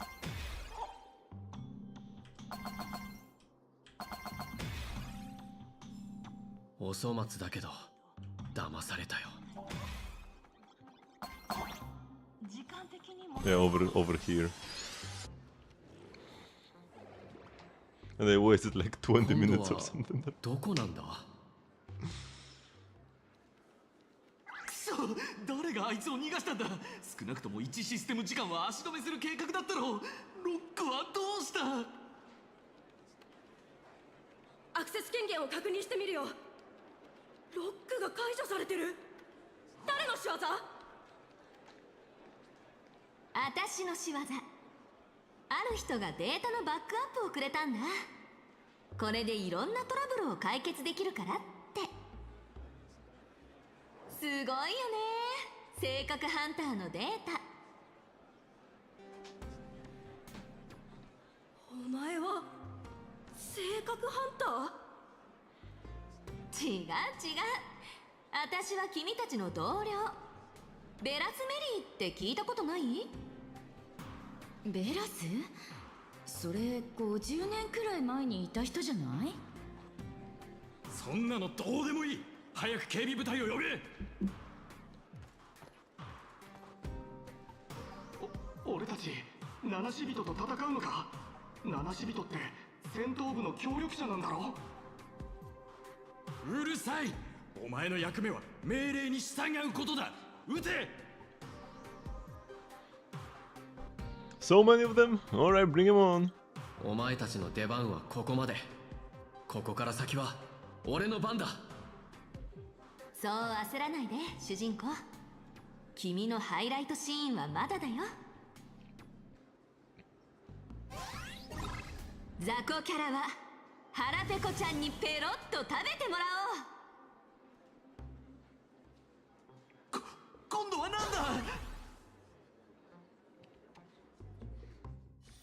こんにちは。カンパニーへの応援ありがとうございます。すべてを琥珀の王に。邪魔だ。どいてくれ。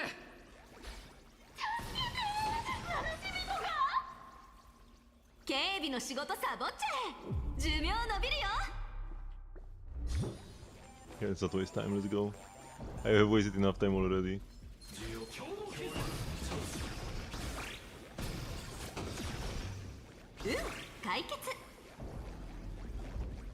Silverwolf doing more in this patch where she isn't even present than falling her own shield part.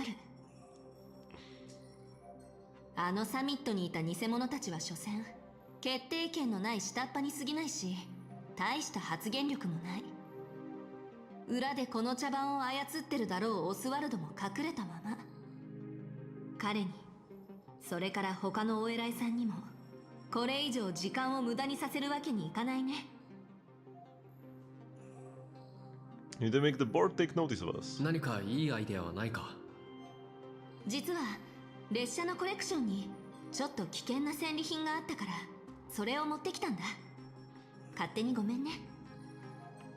You mean Asset Promise die? ほう、俺に何をお望みかな。奴らを皆殺し、それとも全員破産させようか。うん、絶滅大君の首、しかも喋る。今にも封印を破ろうとしてる。遥か彼方の抜け殻の100倍は度肝を抜けると思わない？そのアイデア採用。 Wait, it's like smuggled into Astropolis as well? Is there no security here at all? ほとばしい過去の伝説。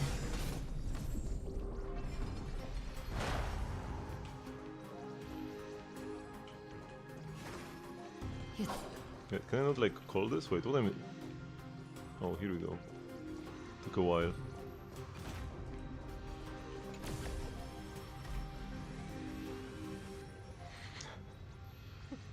Why did the quest take so much time for me to complete? Oh, I just got like stuck in the back rooms midway through.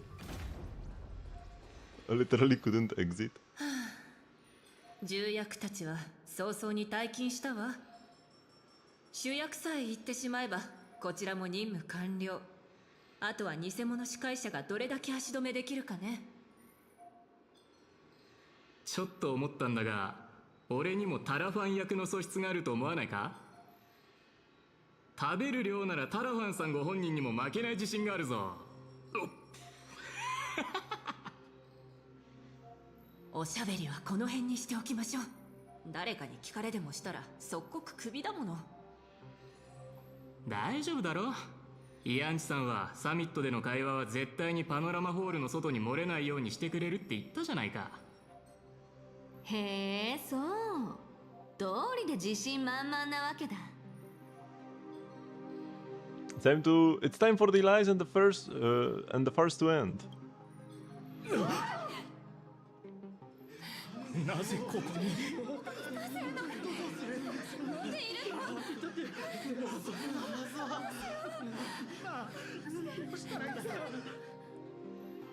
イアンチ、今すぐ全部のカメラを俺に向けろ。お前ならできるだろ。それで先制シティのスクリーン全部に俺を映せ。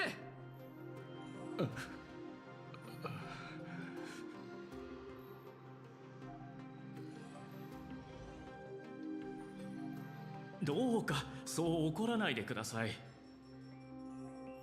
俺は冷静に、そして平和的に頼みを伝えようとした。でも帰ってきたのはからかいと侮辱だけだった。もし二層楽園が壊滅寸前ってニュースが生活からかけ離れすぎて興味も湧かないって言うなら、これはどうだ。絶滅大君の頭だ。これを投げれば一つの世界に計り知れない変数と危機をもたらせる。 I don't usually stop midway through the story doing Shindo. 災いが誰に降りかかるのか。お前か、それともお前か、あるいはお前たち全員か。請求列車の方々は皆さん正義感にあふれる七死人と聞いています。そんなこ It とを became する so つもりは small ないの this でしょう。 die. It was bigger before. そうですよね。それに暴力的な手段に出ようとしても私たちには先制シティのスーパーヒーローがついています。ライトハウスには連絡済みです。彼は助けに来てくれると。はあ、かわいそうだね。君たちは絶滅大君の力を知らないだけじゃなくて、本物の英雄への接し方も知らないんだ。本物の英雄は爆弾を抱えてここを吹き飛ばすなんて言いませんよ。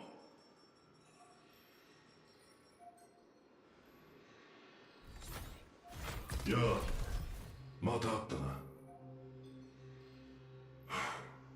すまない。今回はどんな代償を払ってでも会場の脅威を排除しろって最高レベルの命令が出てるんだ。俺に勝ち目がないことは分かってる。だがこれが俺の仕事であり、このスーツを着てる唯一の理由。先制シティの平和は俺が守る。俺は栄養治安官ライトハウスだ。 I will not back down. 平和？先制シティに平和なんてあんの？こんなジョークを聞いたことがある。孫悟は上辺の仮面、クリほどはとっくの昔に落ち、今のカンパニーは貪欲の勢力ってやつさ。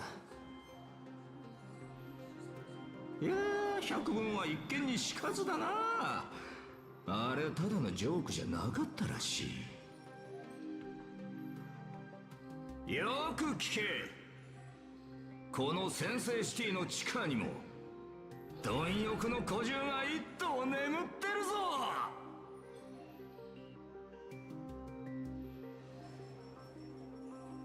何言ってるんだ俺は。落ち着いてください。絶滅大君がこの先制シティに入れるはずがありません。ライトハウス、七死人たちを捕らえなさい。ライトハウス部隊集結せよ。もう我慢の限界だ。警告はしたぞ。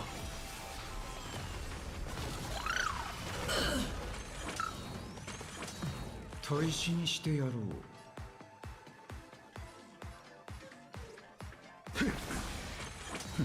西が導くまま日向ぼっこしましょう。周囲を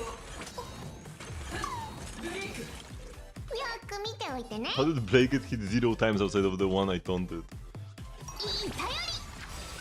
そろそろ西風に乗って出発。出発の時間だ。全てが消える。千夜刃をなす。飛べー。涙雨触れてあふれる。覚悟はできたか。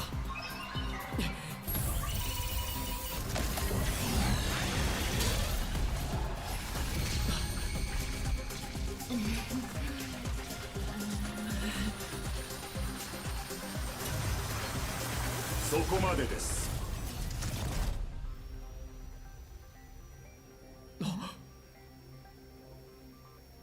有田様がお二人にお会いしたいと。実に興味深いお芝居でしたよ、イアンチ。ケネスさん。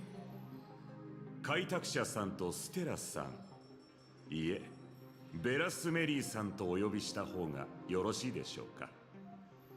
お二人を尊重しお迎えに上がりました。エレベーターへどうぞ。空音の院までご案内いたします。有田様の邸宅であり、安全かつ静かな場所でございます。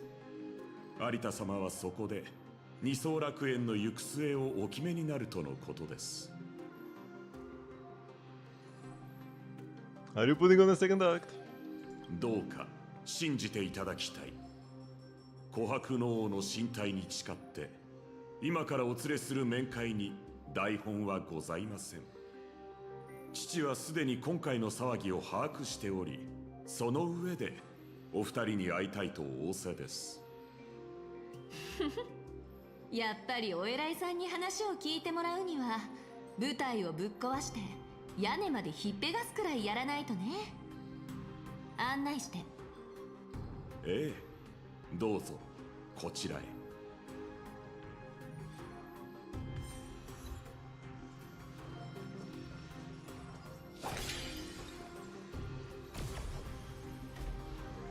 I should have talked with Yannick. Whatever. He probably would talk something about getting demoted or whatever. ここはアバブ・ザ・クラウド、空音の院の入り口です。なかなかの眺めでしょう。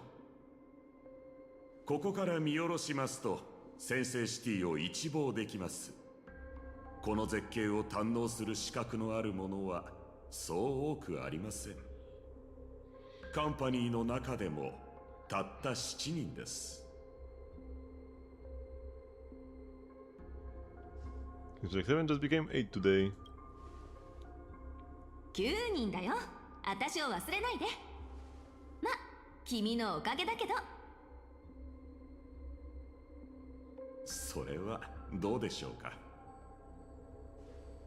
堪能する側か堪能される側か、食卓に着くまでご自身の立場がわからない方が大半です。お二人ともこちらにお上がりください。少々ふらつきを感じるかもしれませんが問題ありませんのでご安心を。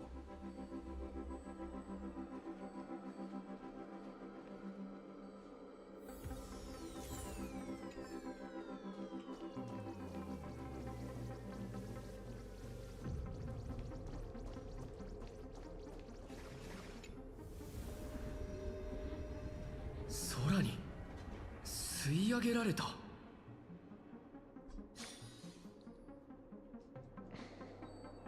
This does feel pretty cool, gotta say.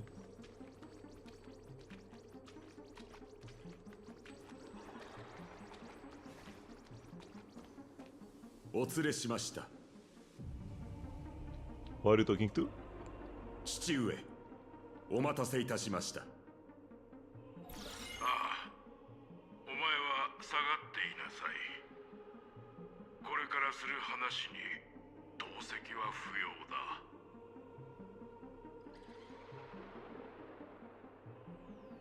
聞かれたところで別に問題ないんじゃないかな。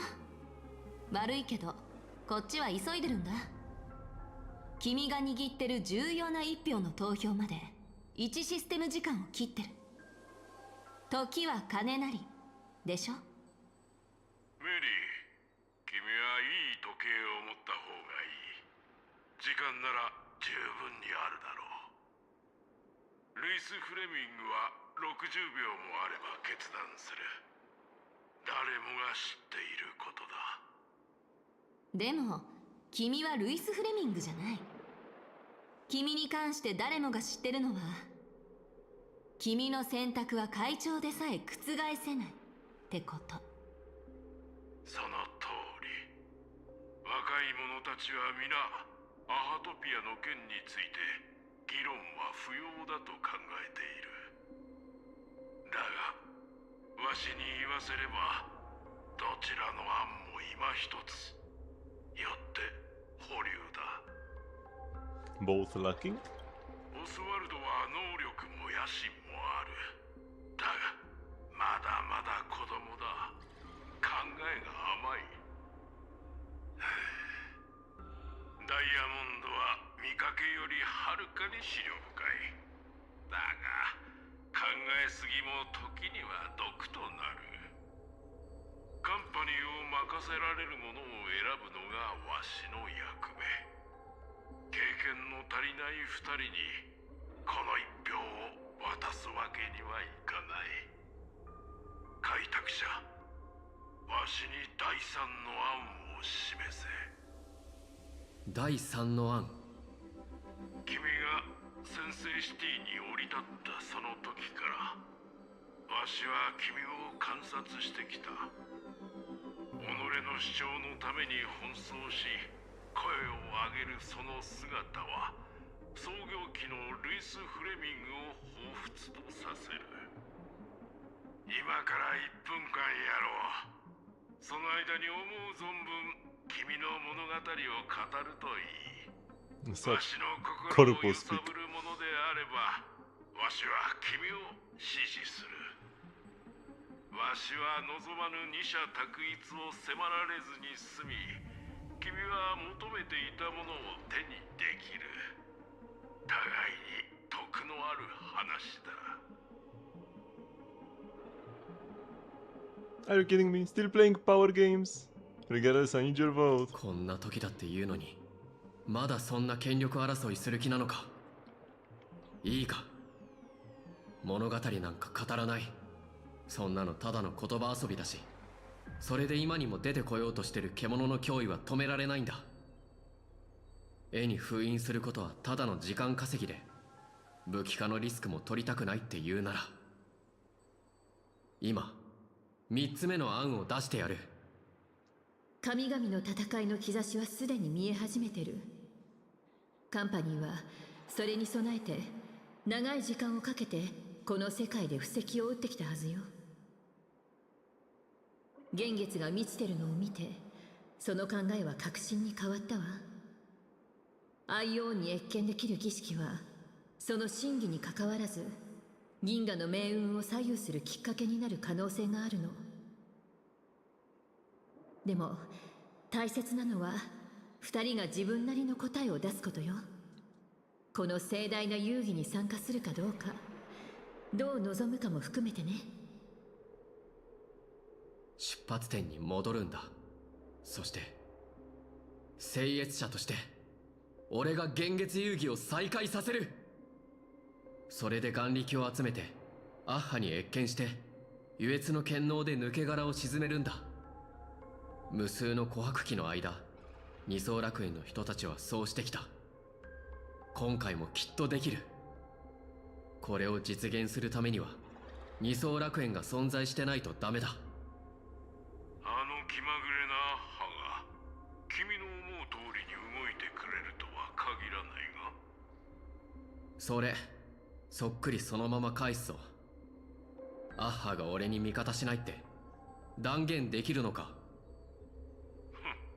なるほど。アイオンと関わったことのないわしに断言はできないな。だが最終決定権を持つのはわしではなくルイス・フレミングだ。ちょうど1分。どうかご決断を。多くの琥珀期が過ぎ去りました。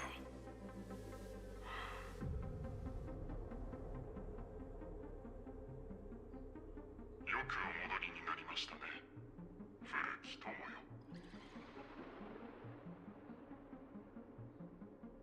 Old friend? Me? Who are you talking to? Wait, don't tell me.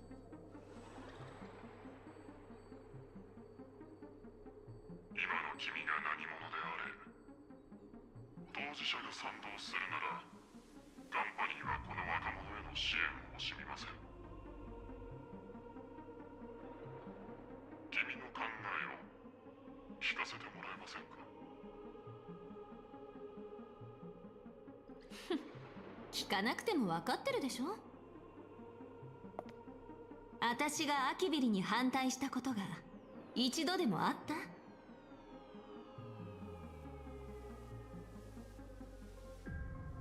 もちろん賛同だよ。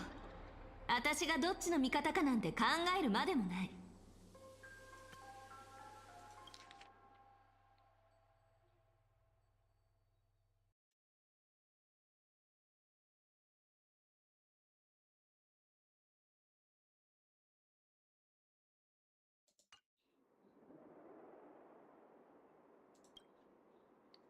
ではこれまで通り君たちの幸運を祈っています。アリダ。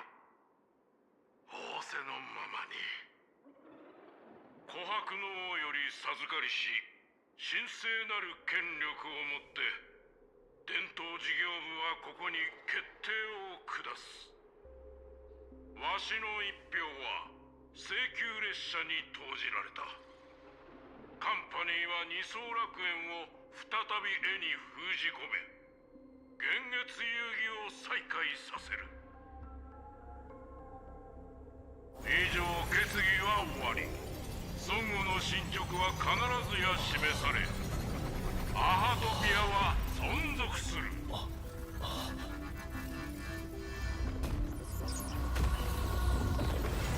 皆様、彼は期待に応え請願を果たしました。これより孫悟の力を導き、この筆の全力で再びの親戚を。ああ、協力相手がカンパニーなんて。まあいいけど。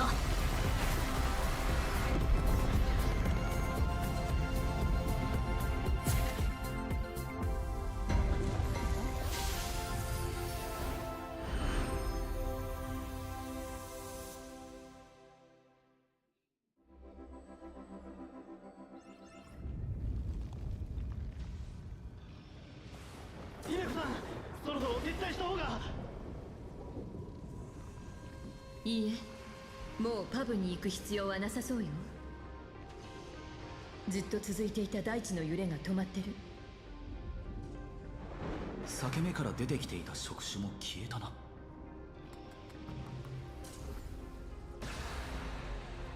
あの子よ、やり遂げてくれたんだわ。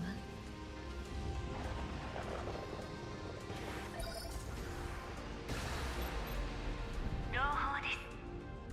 絵の世界の儀式を再現できました。二層楽園は山場を越えたようです。本当か。それでもう危機が終わったんだな。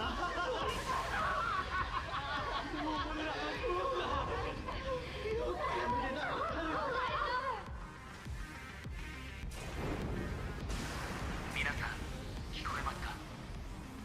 請求列車はアハトピア外部の障壁に到着しました。車両を中継地として二層楽園とセンセシティの通信をつなぎます。彼から連絡を預かっています。最後の幻月遊戯を始めるから準備して待っててとのことです。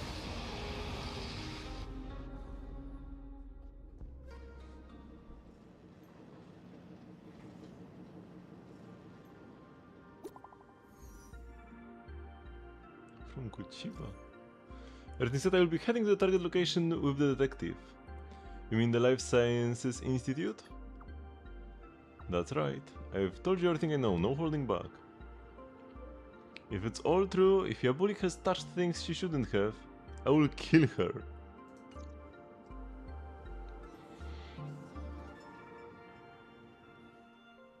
Kimiたちが望んだ通り、琥珀の王はアハトピアを守った。二人で話したいことがあるようだから、わしはここで失礼しよう。だが、その前にカンパニーから一つ。そのサイコロは置いていくといい。タイ君の首はあまりにも危険だ。適切な場所に収容するべきだろう。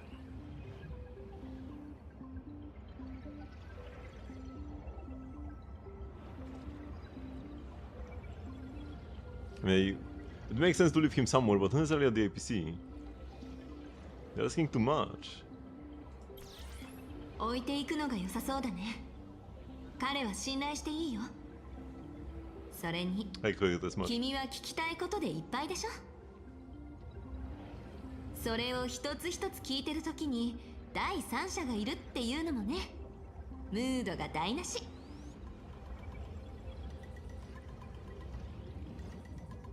お二人はお帰りになりました。彼の言ったことは実現するのでしょうか。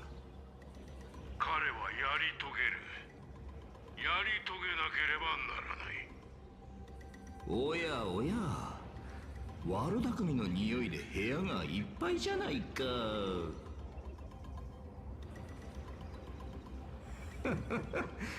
誰かが裏で別の取引をしたんだな。時代は変わった。確かに今のカンパニーはかつての支援隊とは違う。だが壊滅の手先風情がけなしていい存在ではない。ノーモンタワーでのあの告発がある者の興味を引いたのだ。他でもない当事者のな。お前の言う先制シティの孤獣、彼女が来た。アポリさん、このサイコロを何に使うおつもりですか？私が望むものにもう察しはついているのでは。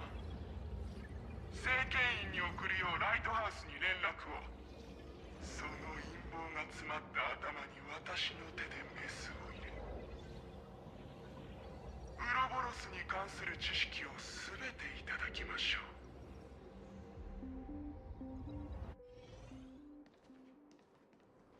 Hey, we shouldn't have left it there. 息も出したし、やっと一息つける。ちょっと休もっかな。と言いたいところだけど、見逃してくれないよね。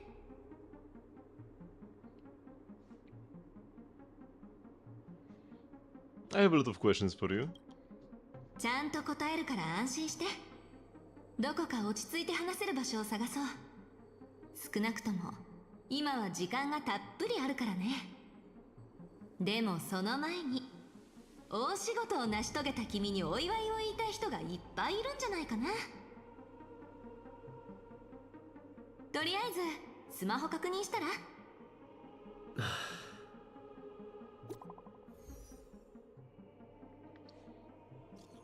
You said they're successfully returned, reconnecting signal. I have arrived in Player Arcadia. I'm glad to see you succeed as well. The signal is back. Is everyone okay? Say something. We're all safe. Thank you for all your hard work. Good work, you did well. Everyone is safe and sound. Don't worry. Thank goodness. Thank goodness. Thank goodness. Quick and cool and say something. Thank you all for persevering till now. I missed you guys so much. I won't say too much. Thanks for getting it done. Blade says thanks too. Don't mention it, it's all for the cosmos. Has anyone ever told you that you sound like a total bureaucrat lately?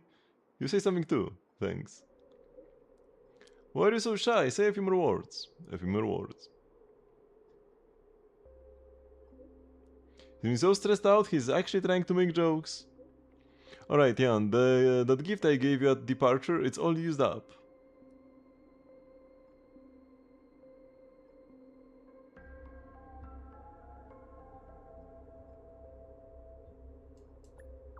What's wrong? I thought he could stretch it for longer, yet here we are at this very stop, but at what cost?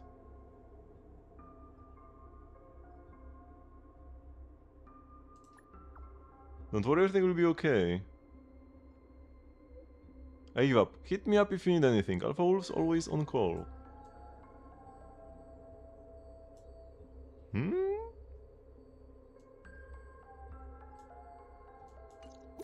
That's very ominous. And the World Gala ceremony is complete. Thank you for buying Planet Arcadia the time it needed. I leave the preparations for rebooting the Phantasm games in your hands. Please rest assured I will take care of everything. Thank you for looking after Ryan and the civilians during the time in Astropolis, Jade. I heard Missing Helix provide quite a bit of assistance as well. Please pass on my gratitude and let her know that once the dust settles I will be asking for her manuscript. 最後はステラのメッセージか。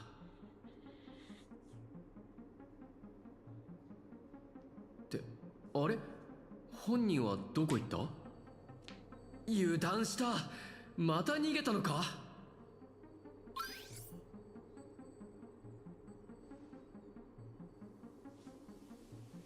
はい。こんにちは。クライアントステラ様より今夜のご招待について申し付かりました。ボイス招待状を再生します。やあラクーンくん、本当にごめん。私の正体について話そうとするといつもちょっとしたハプニングが起きちゃうんだ。もしかしたらそういう運命なのかも。メッセージを返すので忙しそうだったから勝利の喜びは邪魔しないでおこうと思ったのもある。でも君の疑問には真面目に答えないとね。だから今夜アップサイドダウンに予約を入れておいた。あそこは眺めもいいしスイーツもなかなか美味しいんだ。物語には全てが終わった後でグラス片手にゆっくり語るのがふさわしいものもある。今夜包み隠さず全て話すよ。遅れずにちゃんと来てね。またもったいぶって。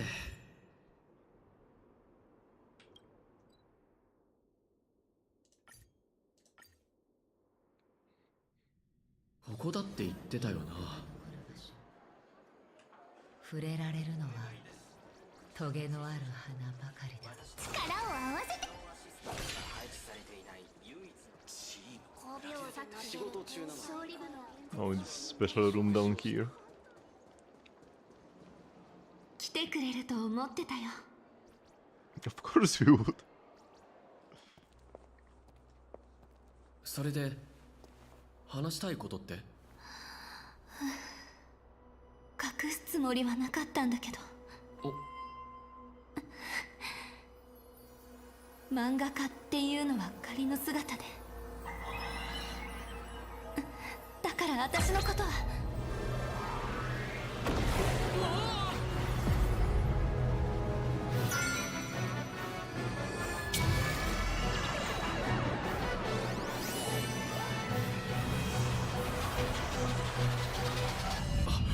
こう呼んでいいの？あは。So she is after all. 親愛なる観客よ。この物語を君に楽しんでもらえたかな？楽しめなくても大丈夫。一番華やかな演目はこれからだから。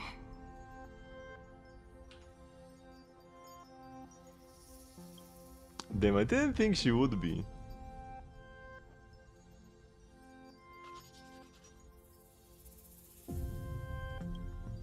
あれは触れたくもない過去。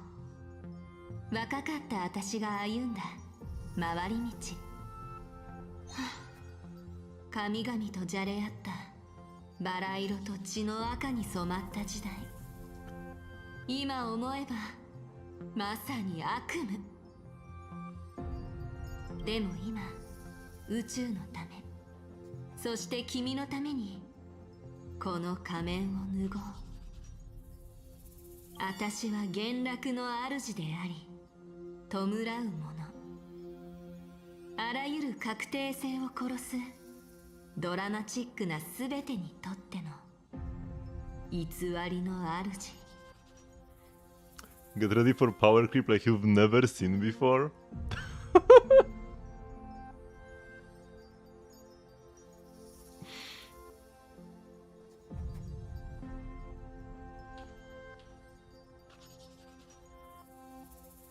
She does look pretty stunning, gotta say though.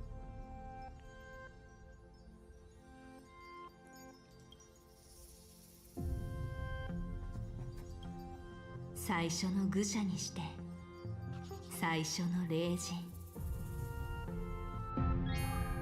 慣習たちよ、星々が語らずとも私は言おう、笑いあれ。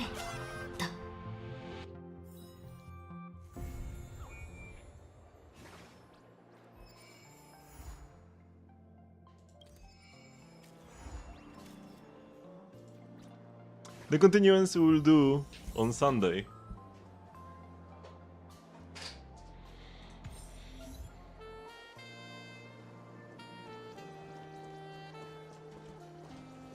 I really thought she would just be like a prime emanator of Aha or something, but yeah, she is Aha herself actually.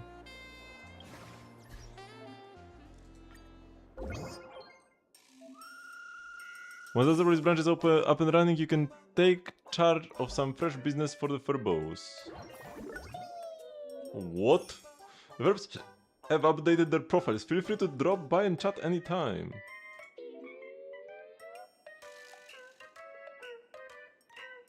Now that we are in the city of entertainment media, Furbor needs a fresh competitive new game plan. First, what should we... now what should we do first? Let's kick things off by getting everyone motivated. I need to take a bathroom break actually. Give me a sec.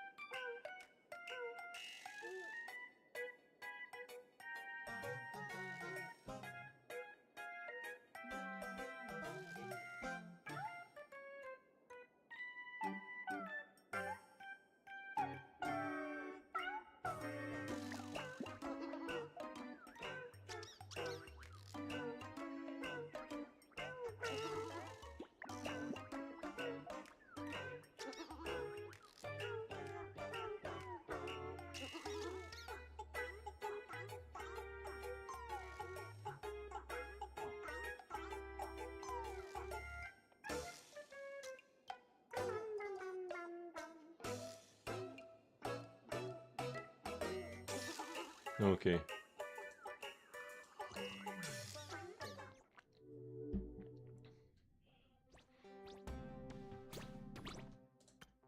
If they forced me to click this, I would have hoped that it is voiced. I had no choice not to click this. We've been in the new office for a while now and I still can't believe it. This Silly Furbo Weekly, this place is way too fancy. On that building trip to Foolish TV a while ago, Madame Pearl said we might be based in Astropolis someday. I was like, cheers to that, and never thought that little toast would actually come true. That's a great raccoon. It was the unfair hand of fate that led us here. Furbo Weekly deserves a new start. The Venet craze was more than I could have asked for. All I want now is maybe a little less work. We haven't properly shown you around since we moved. Great Raccoon, follow us this way.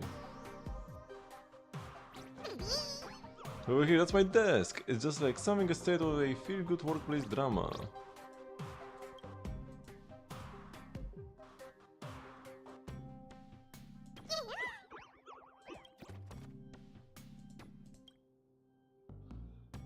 Yeah, I mean, good and all, but I don't want to do this now. What is up with this?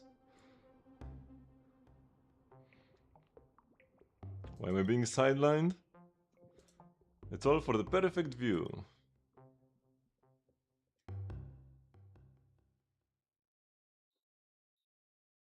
There's a fridge? Why did Ashville tag along as well? No cubicle, no nothing, just plopped right in the middle of the office and he's already got his name card up. Is he actually setting up the Ashen Detective Agency here? Oh, there is a little Ashville icon, that is pretty cool, pretty cute.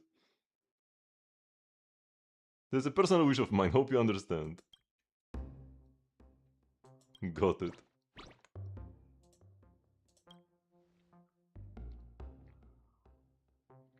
I'm an ace personal manager from Industrial Peace Entertainment.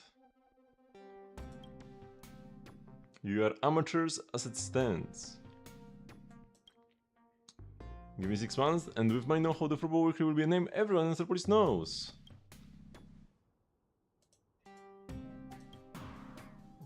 We're already famous. But it's Astropolis.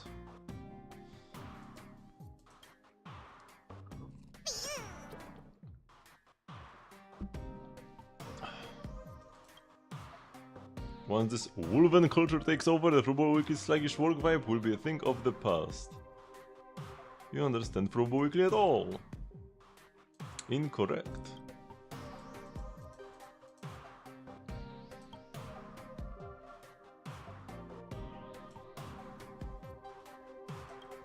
We need to call a meeting.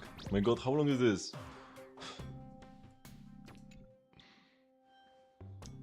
It should either be long or forced, not both at the same time.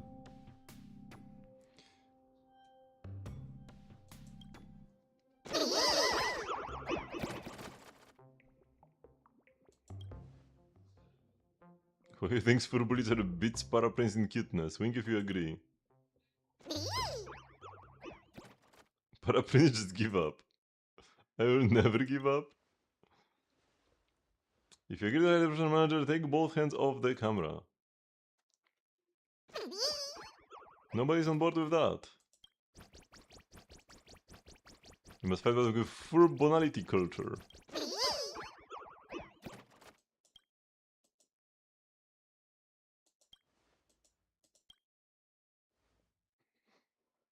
Furbricato?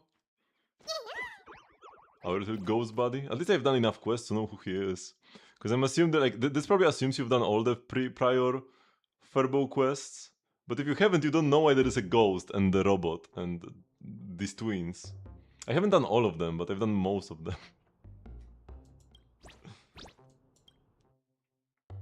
I would say we all die on the spot and incarnate as Furbos.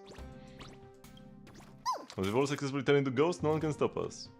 Raise your paws if you agree, everyone.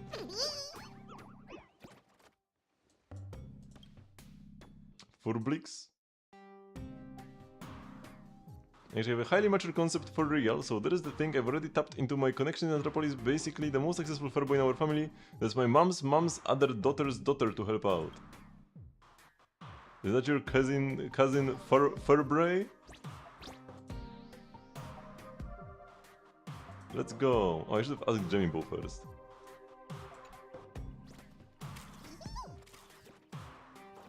Interrupt Broadcast Studio. Oh, I remember her.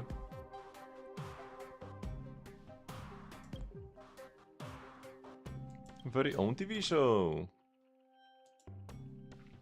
Sounds like a plan.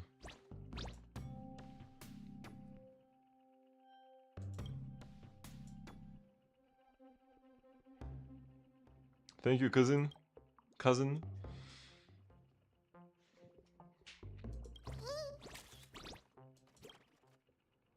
don't you give our show a new name? Furbo Nightlife, Meet the Furbo. Furbo, leave it or not? It's your call, Para Prince? Let's call it Furbo, believe it or not. That's a good one. It's okay.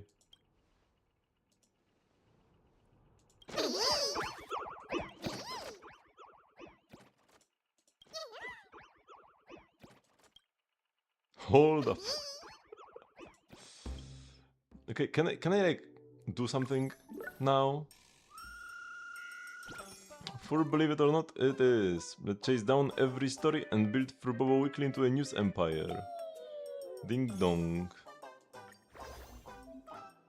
Keep up the great work, Resident. The Furbs will be standing by whenever you need us. Oh.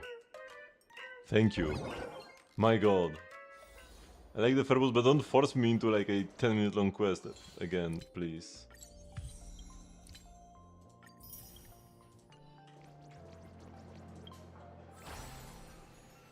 Since I did want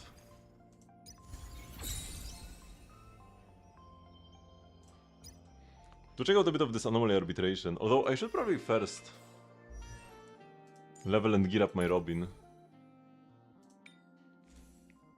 So I probably go with the deliverer set. So I suppose you want HP and speed probably. Although crit would also be good now. It's also a bit different on a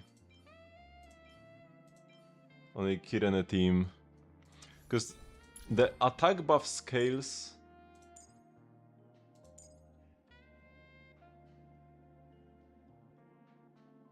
The attack buff scales with Robin's HP, but the crit damage buff does not.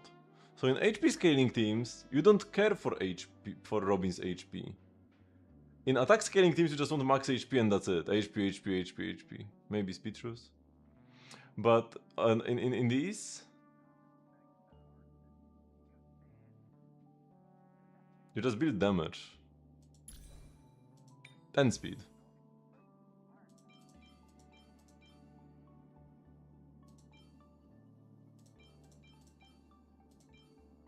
So maybe let's check out like this piece.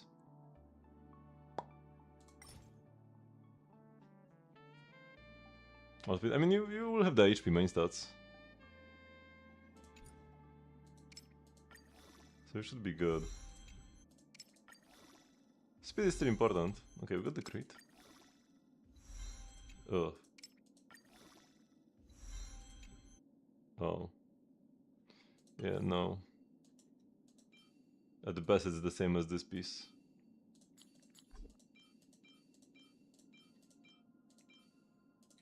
I don't have anything else here. Damn. I'm not gonna take the good pieces away from my girls. Well, I'll just play this garbage then. What do we have here?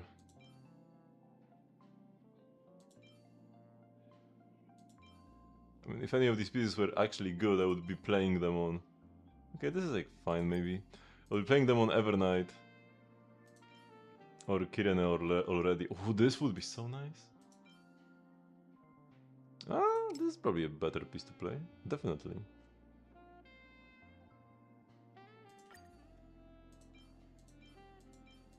None of these have double crit. Yeah, if they had double crit, I would have rolled them already.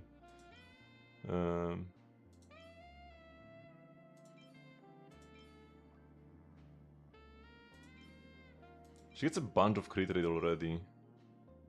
But she will also get a bunch of crit damage from Evernight. Whatever, let's play this for now. So here they even recommend an HP shoe. I'm not actually quite sure about the shoe.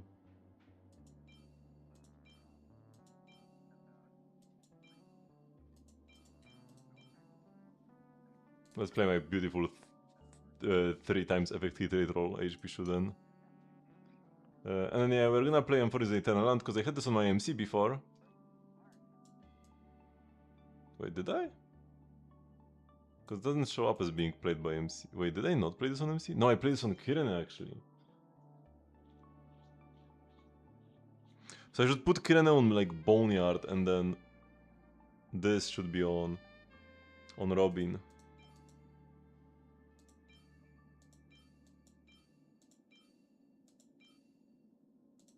Oh, this is kinda sick actually.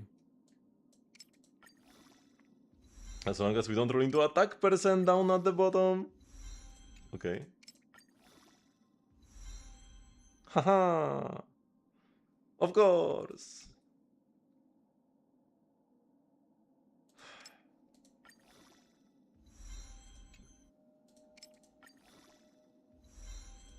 Well, could have been worse. With... I think this should be better, like wind damage, over like if I'm just going max damage for Robin specifically. Wind damage should be better, because she's wind, right? Wind damage should be better than HP because of E1 Hyacinth. Specifically. I'll be able to give this like, this piece. Actually no, here I probably just want ERR, no?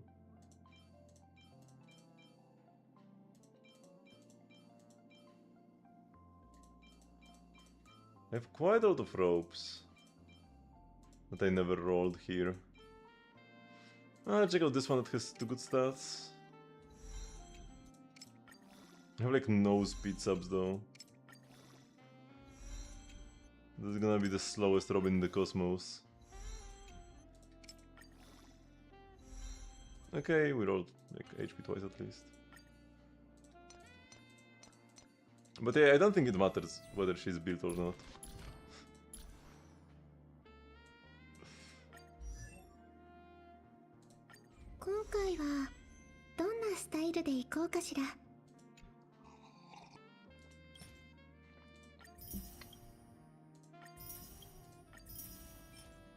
Owned 8.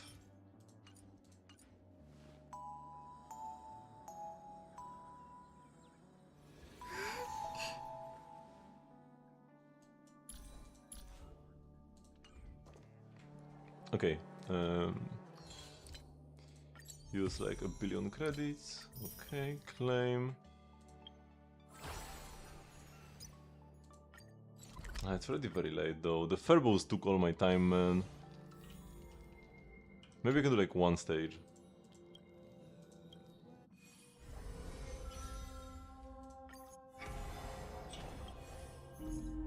Yeah, apparently one of them now has an effect where every enemy has the revive, like the Shanju guys. Or it's kinda like Wild Hunt enemies from Genshin, but we don't even have Lunar.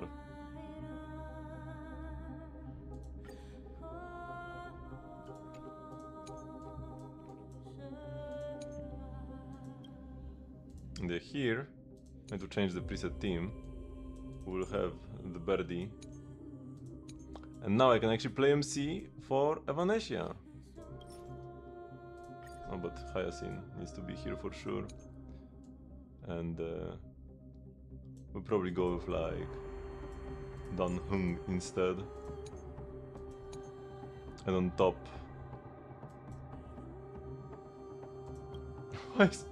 Why is Hyacinth the default sustain I have in every single team here? Here we can probably just go like Belt and be fine, hopefully.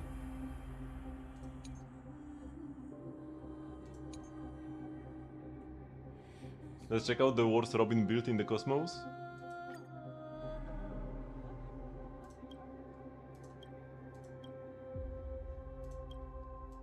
What does corruption level 2 specifically mean? That I need to kill them twice?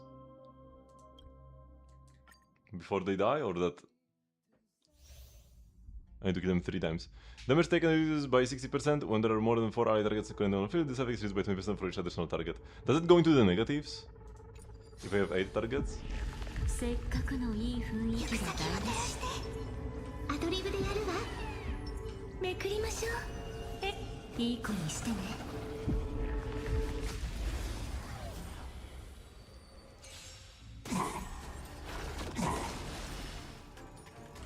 さようなら。自分を見失わさしないように。ありがとう。元気になったわ。 Oh yeah, I didn't change my Kirena's 2-piece. 星々よ、きらめいて。このかすかな I really want to ult with Evernight before I ult with Kirena. 晴れ渡る空はありがとう。元気になったわ。 Come on, hit Evernight. Thank 大 you. 丈夫。夜が来た。おやすみ。 And I actually want to move with because I will advance Evernight with Robin. 起きて。 So I want to first move いい夢が見れるよ。 E and now we will. 記憶は流れ星を待ってる。愛で私を心に刻んで。歳月よ、夜を見守って。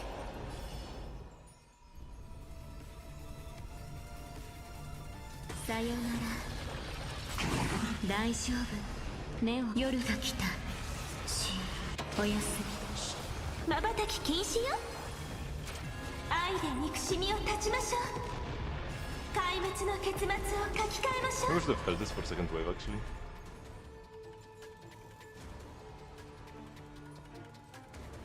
心の声が交わる。夏空はあなたで輝くの。起きて。 Oh, there's another お one. ふざけはおしまい。楽しんで。さようなら。 I actually probably should have just waited for my vibes for all the buffs to start because they did so much damage. 天使、盛り上げましょう。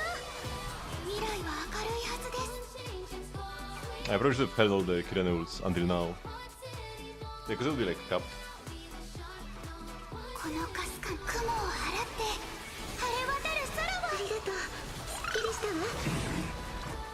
お待たせしないように。瞬き禁止よ。愛で憎しみを断ちましょう。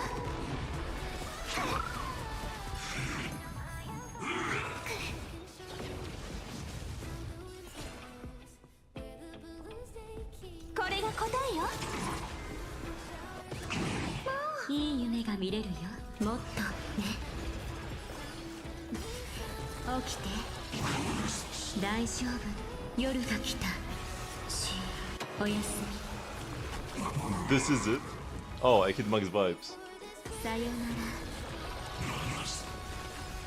虹が導くままに。 We'll definitely fire off a Kirene ult before the vibes get half. And then one target. I hope they would have done more actually. Man, the birds are too fast. I'm losing my vibes. Actually, no. The birds are not what loses the vibes. It's the separate countdown. Yeah, birds are fine. It's good if they move. They actually give me more vibes.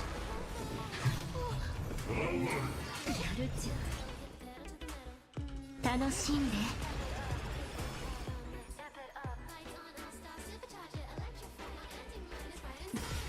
起きて。心の声が夏空はあなたで輝くの。もっとね。さようなら。瞬き禁止よ。 This should be a double. 愛で憎しみを断ちましょう。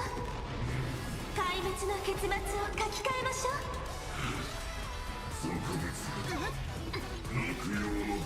大丈夫。夜が来た。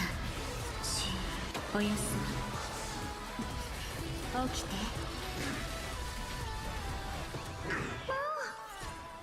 これが答えよ。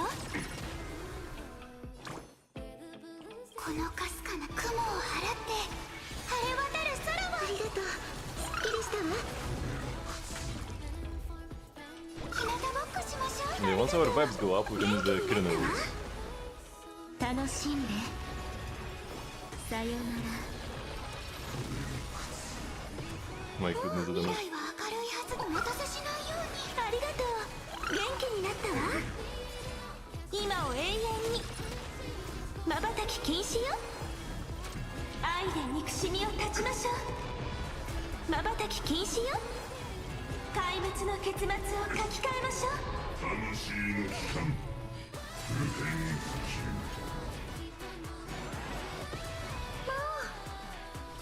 天もっとね。 I think I will barely not zero cycle. I need the ERR on Robin. Actually, no, I have ERR, right? Oh wait, no, this is perfect zero cycle. 夜が来た。おやすみ。 Dang. Nice. Perfectly speed tuned. Totally intentionally.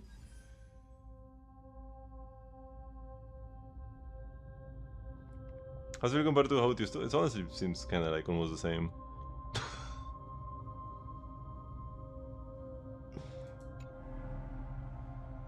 Let's see if I can survive here. What are the debuffs? The Mr. Target toughness cannot be reduced. Wow. And the break damage taken is reduced by 50%? Why is there an FU Firefly debuff? Didn't expect that. Enemy targets initially have 20 stacks of this effect. Each stack reduces enemy targets' damage taken by 2%. Enemy targets lose 1 stack each time they are attacked.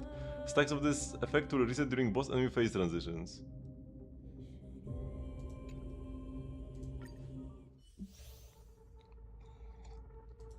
Okay, my team has a lot of room for optimization, right? This was my very first Robin fight and I just gave her some garbage pieces.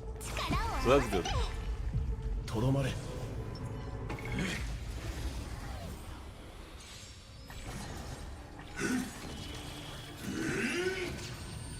終わりか。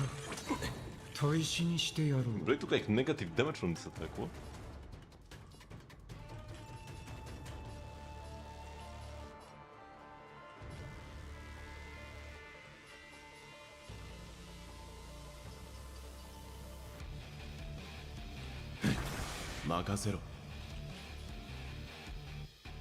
I need to activate my Blade ult ASAP. But I can just basic here and I will get enough energy. So once Blade ult goes up, we do Belt ult. 君らはこの生と死、君らに選ぶ余地はない。 In the tribute, why is it wasting a bit of Acheron stacks, but having the tribute up is more important. 触れてあふれる。 見くびらないで。 Actually, too much speed. I should be fine pressing any kill once, maybe not. Maybe I should be more careful. 出発の時間だ。引導を渡そう。 弔ってやる。涙雨。ひっ。触れてあふれる。万死をこの身を焼き入れん。いけ。無限の剣塚。よく見ておいてね。 Okay, actually fairly good timing with the 3B. I can advance here. Which Blade is kind of dying, unfortunately. I will cut his action. 君らはこの力について生と死、君らに選ぶ余地はない。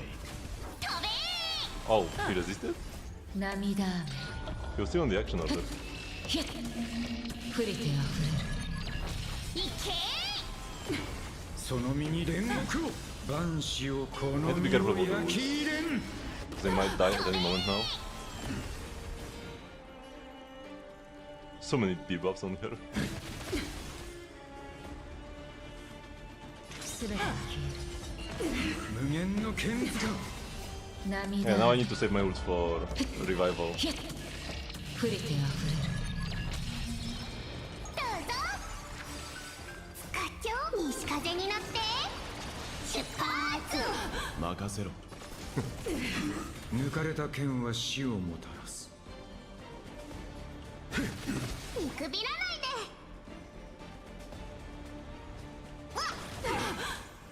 で。インドアこその身に煉獄を。涙雨。 Wait, she doesn't have another face. This is the only Kokolia.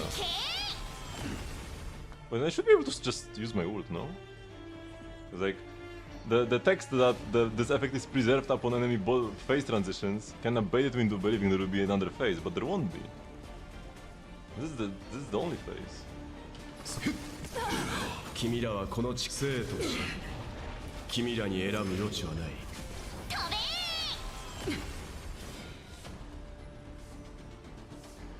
I still play it safe here. 無限の剣図が今度こそ成就するだろうか。涙雨。触れてあふれる。世界。 Easy clap.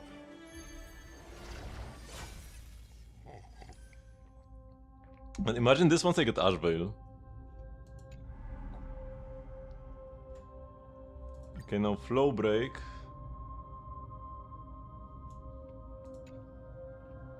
With the corruption revival. Okay, might as well do them all at this point. 分析したが金石の意志侮れ。フロアを沸かすぞ。 Got the hearty. 実報に光が後を残さ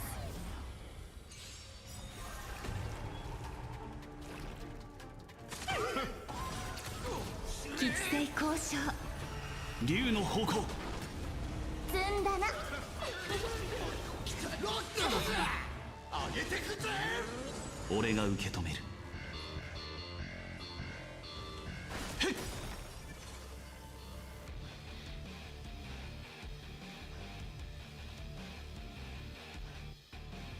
竜よ、は不朽不滅をもって発光をかける。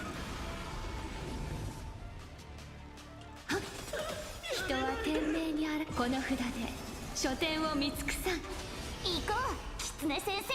掟に従いわらわが裁く。幸があらんことを承服。全ての技は俺の手に。反則じゃ。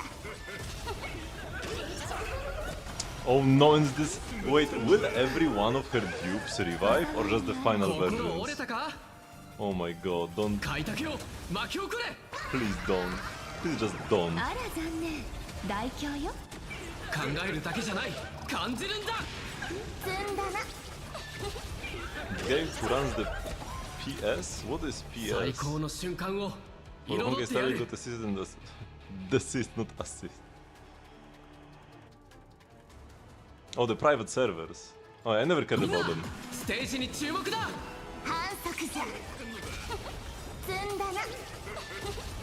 行こう、掟に従いわらわが裁く。 Where's the held the ult until real died? Okay, so she's not reviving every time. Oh, it's only the guy who has the corrosion actually. Oh, he took away their HP and stunned them.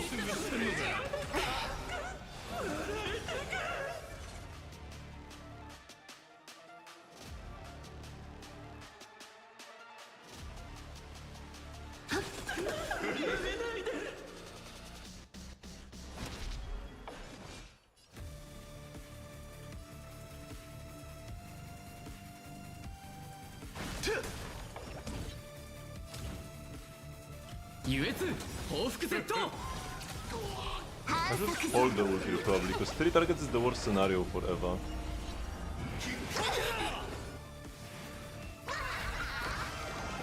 幸があらんことを承服。 I'm not gonna overtap from this. 俺の手に。ずんだな。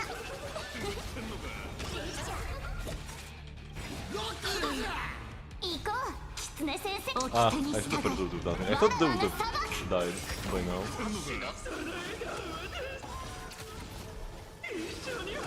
反則じゃ。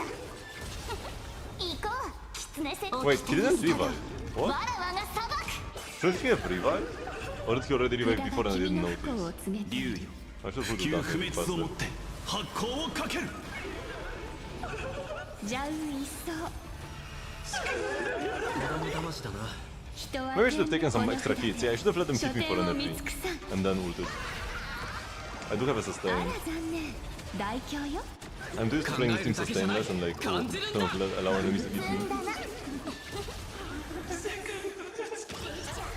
笑いそれは人間の参加開拓を巻き起これ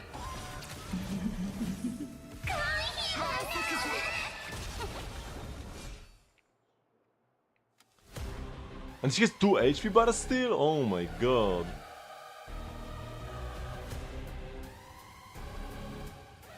And takes forever to move.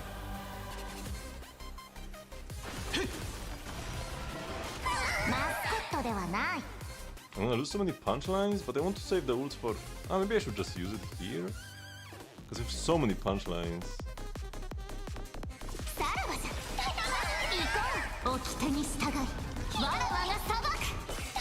邪魔する気私もちょうどそのつもりよ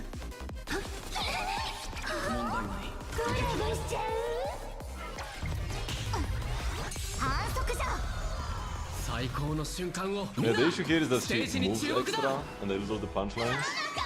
Maybe I shouldn't be choosing Evanescia. Because being advanced is so bad for her. 反則じゃ Oh, that was fast.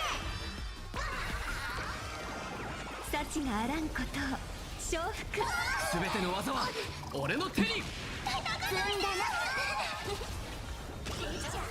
行こう狐先生掟に従うわらわが裁く竜不朽不滅をもって発光をかけるあら残念大凶よ考えるだけじゃない感じるんだ反則じゃ積んだな行こう掟に従いわらわが裁くスペシャルゲスト Should I go Yao Guang?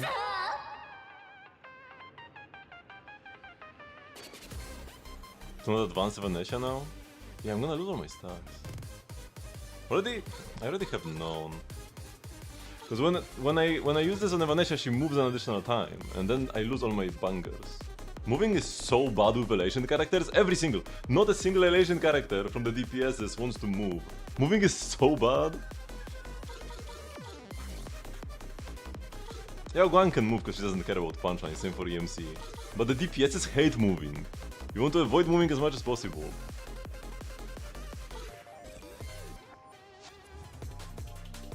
Although I don't really have any Elation instances upcoming. I might still have to do this on Evanescia and then like E-ult in the subfield.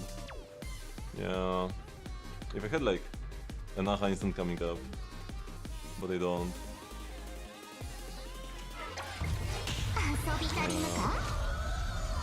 Yeah. But I will hold my ult a bit.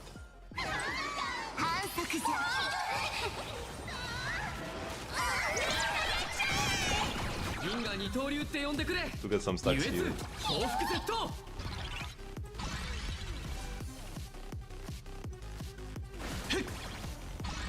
邪魔する気私もちょうどそのつもりよ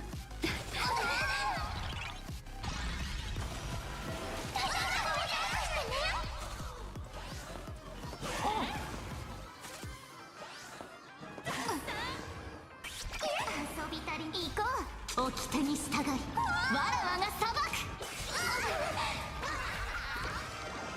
幸があらんこと I wish I've held the ult because then the small guys would have died. 俺の手に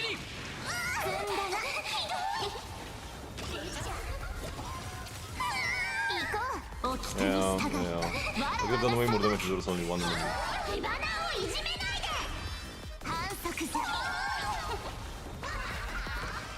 But my ults are fairly well lined up. 考えるだけじゃない感じるんだ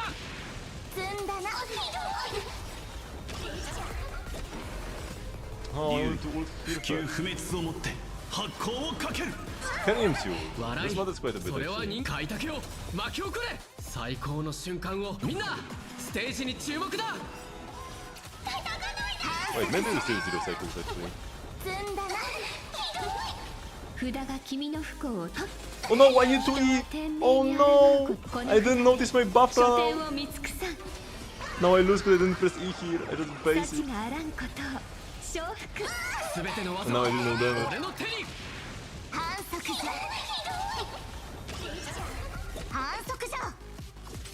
Well, the damage isn't too.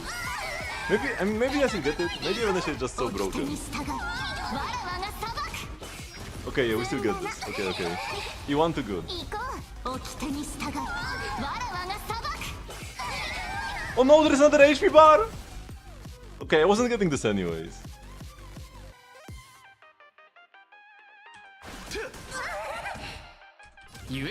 In that case, or maybe I would have, because maybe the first ult would have killed, and then the second one would have finished this phase.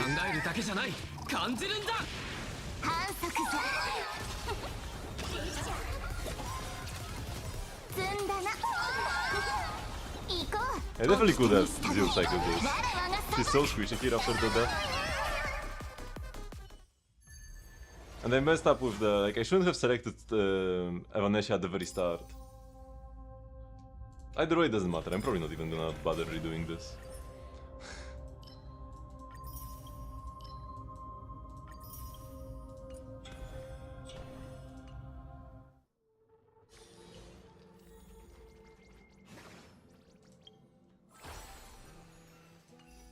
Okay. What's this? Oh, new food. Wow, 24% attack and 24% crit damage? I'm pretty sure for a food buff that's pretty good. Imagine if you could use food buffs like anywhere. You can use food buffs in like low difficulty Divergent Universe, I think? But it doesn't matter because it's low difficulty. Would be cool if you could use it in higher difficulty Divergent Universe as well. To just make food buffs worthwhile. Like, so many items. And the only thing that's worth making are like trick snacks. Wait, I've only got 2900? We need to make some more.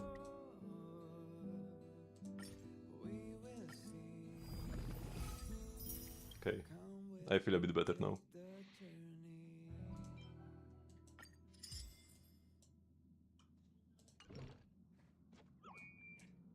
So many exclamation marks.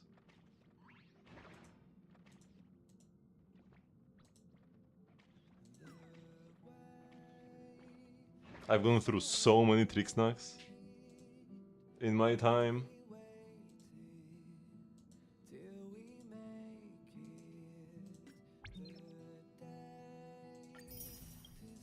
Because, I mean, I say this every now and then, but yeah, this Acheron, this level 79 and like a 4th Acheron, I never gave her a single EXP book. Every single point of EXP she has earned was from killing enemies. Back when she came out, I was running around the entire map and killing every single enemy on the map. Every day. With Acheron. And I was doing this throughout most of. I mean, it took me like a month to get to level 70, I think? And then I slowed down after that.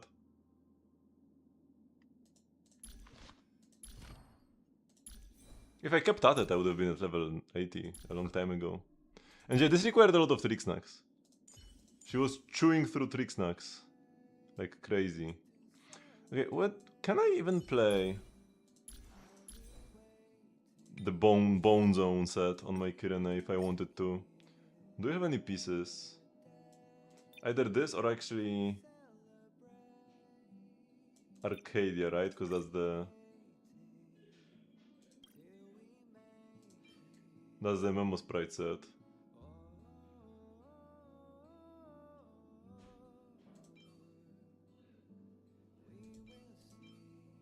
For this I only have 1 HP rope. Here I have the worst HP rope on Earth. Yeah, no.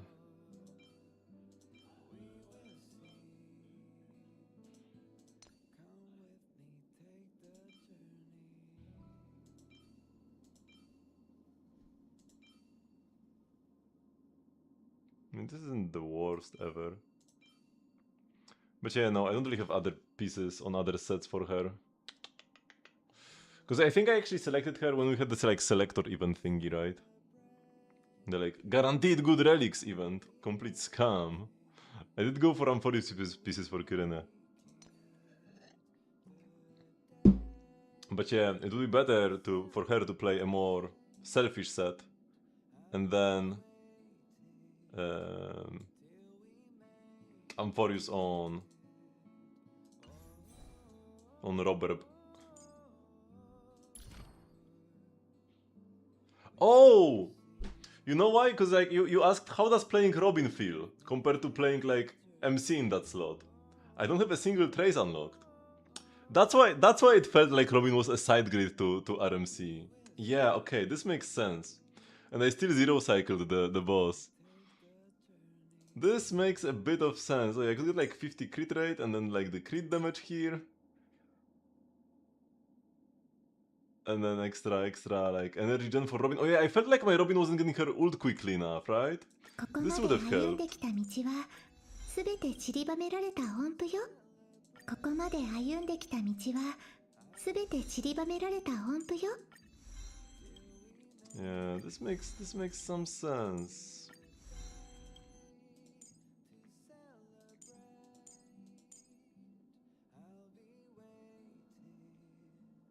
Yeah, this is worthless and basic is worthless. Everything else is good. This increases the energy gen. This increases the death shred. This is the damage of the burbs. And this is damage bonus. Oh, vulnerability, yeah. Vulnerability and damage for Robin herself. Let's first max out the death.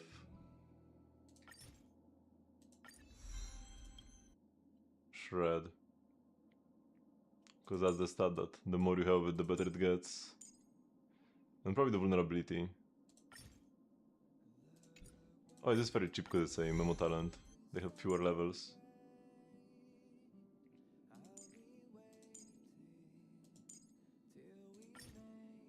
Yeah, let's use some of my universal mats. Got like 2k of them. Although it's very easy to burn through them very quickly. You might be like, oh, this is like infinite? No, it's not. Gotta be careful. Because like if I wanted to level up her and Aventurine and Ashvale, all using this would drain very quickly. I would lose them this patch. But yeah, now she should feel probably like a bit stronger, yeah. Yeah. when we are gonna be fighting the guy. Iron Tomb. Here we are gonna go with the Memo team. Yeah, lose HP. Evernight loves this. And then attack spam.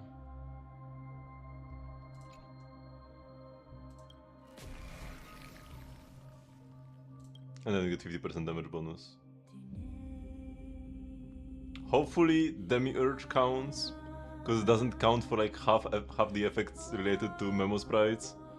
Hopefully it exists enough for this. Because there are things for which it doesn't exist. It just says number of ally Memo sprites. If it said number of ally Memo sprites on the field, I think it doesn't count Demiurge. No, Rabin is only one. It's the Songbirds. That's the single Memo sprite.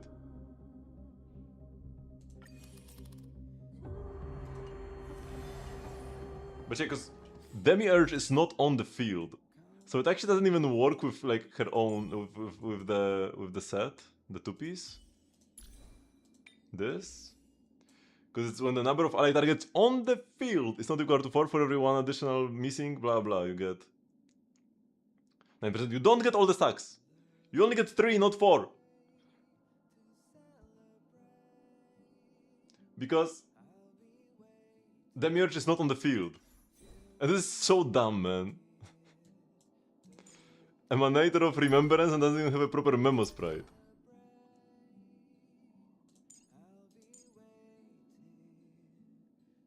It's considered out of bounds. Neither allies enemies can actively select out of bounds units. And doesn't count as being on the field. Actually, here it says this on the field, but I'm pretty sure I'm pretty sure it doesn't count for the set. It does say on the field. I'm pretty sure it doesn't count. I need to double check actually. You know what? Reading this, I'm pretty sure it doesn't. I can also check because like I have this on my Evernight, but yeah, not today. Not today because it's already too late.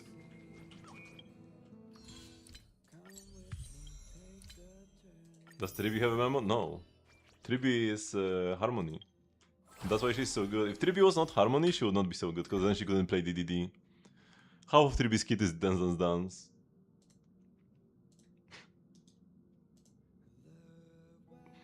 What a character. And the other half is E1. Oh no, her base kit is pretty strong as well.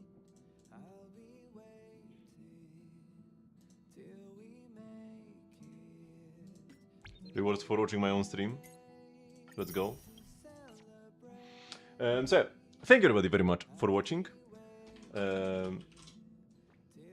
This will be it for today, but I do stream almost every day at 8 PM CST, which is 3 hours 23 minutes before now. I'll be streaming tomorrow on Thursday, but on Friday we'll be back with some Zenless, Saturday Genshin, and Sunday more Star Rail and more story as well. We'll be doing the continuance, where Aventurine and possibly Ashvale together go hunt Oswaldo down, or maybe Yabuli or whatever.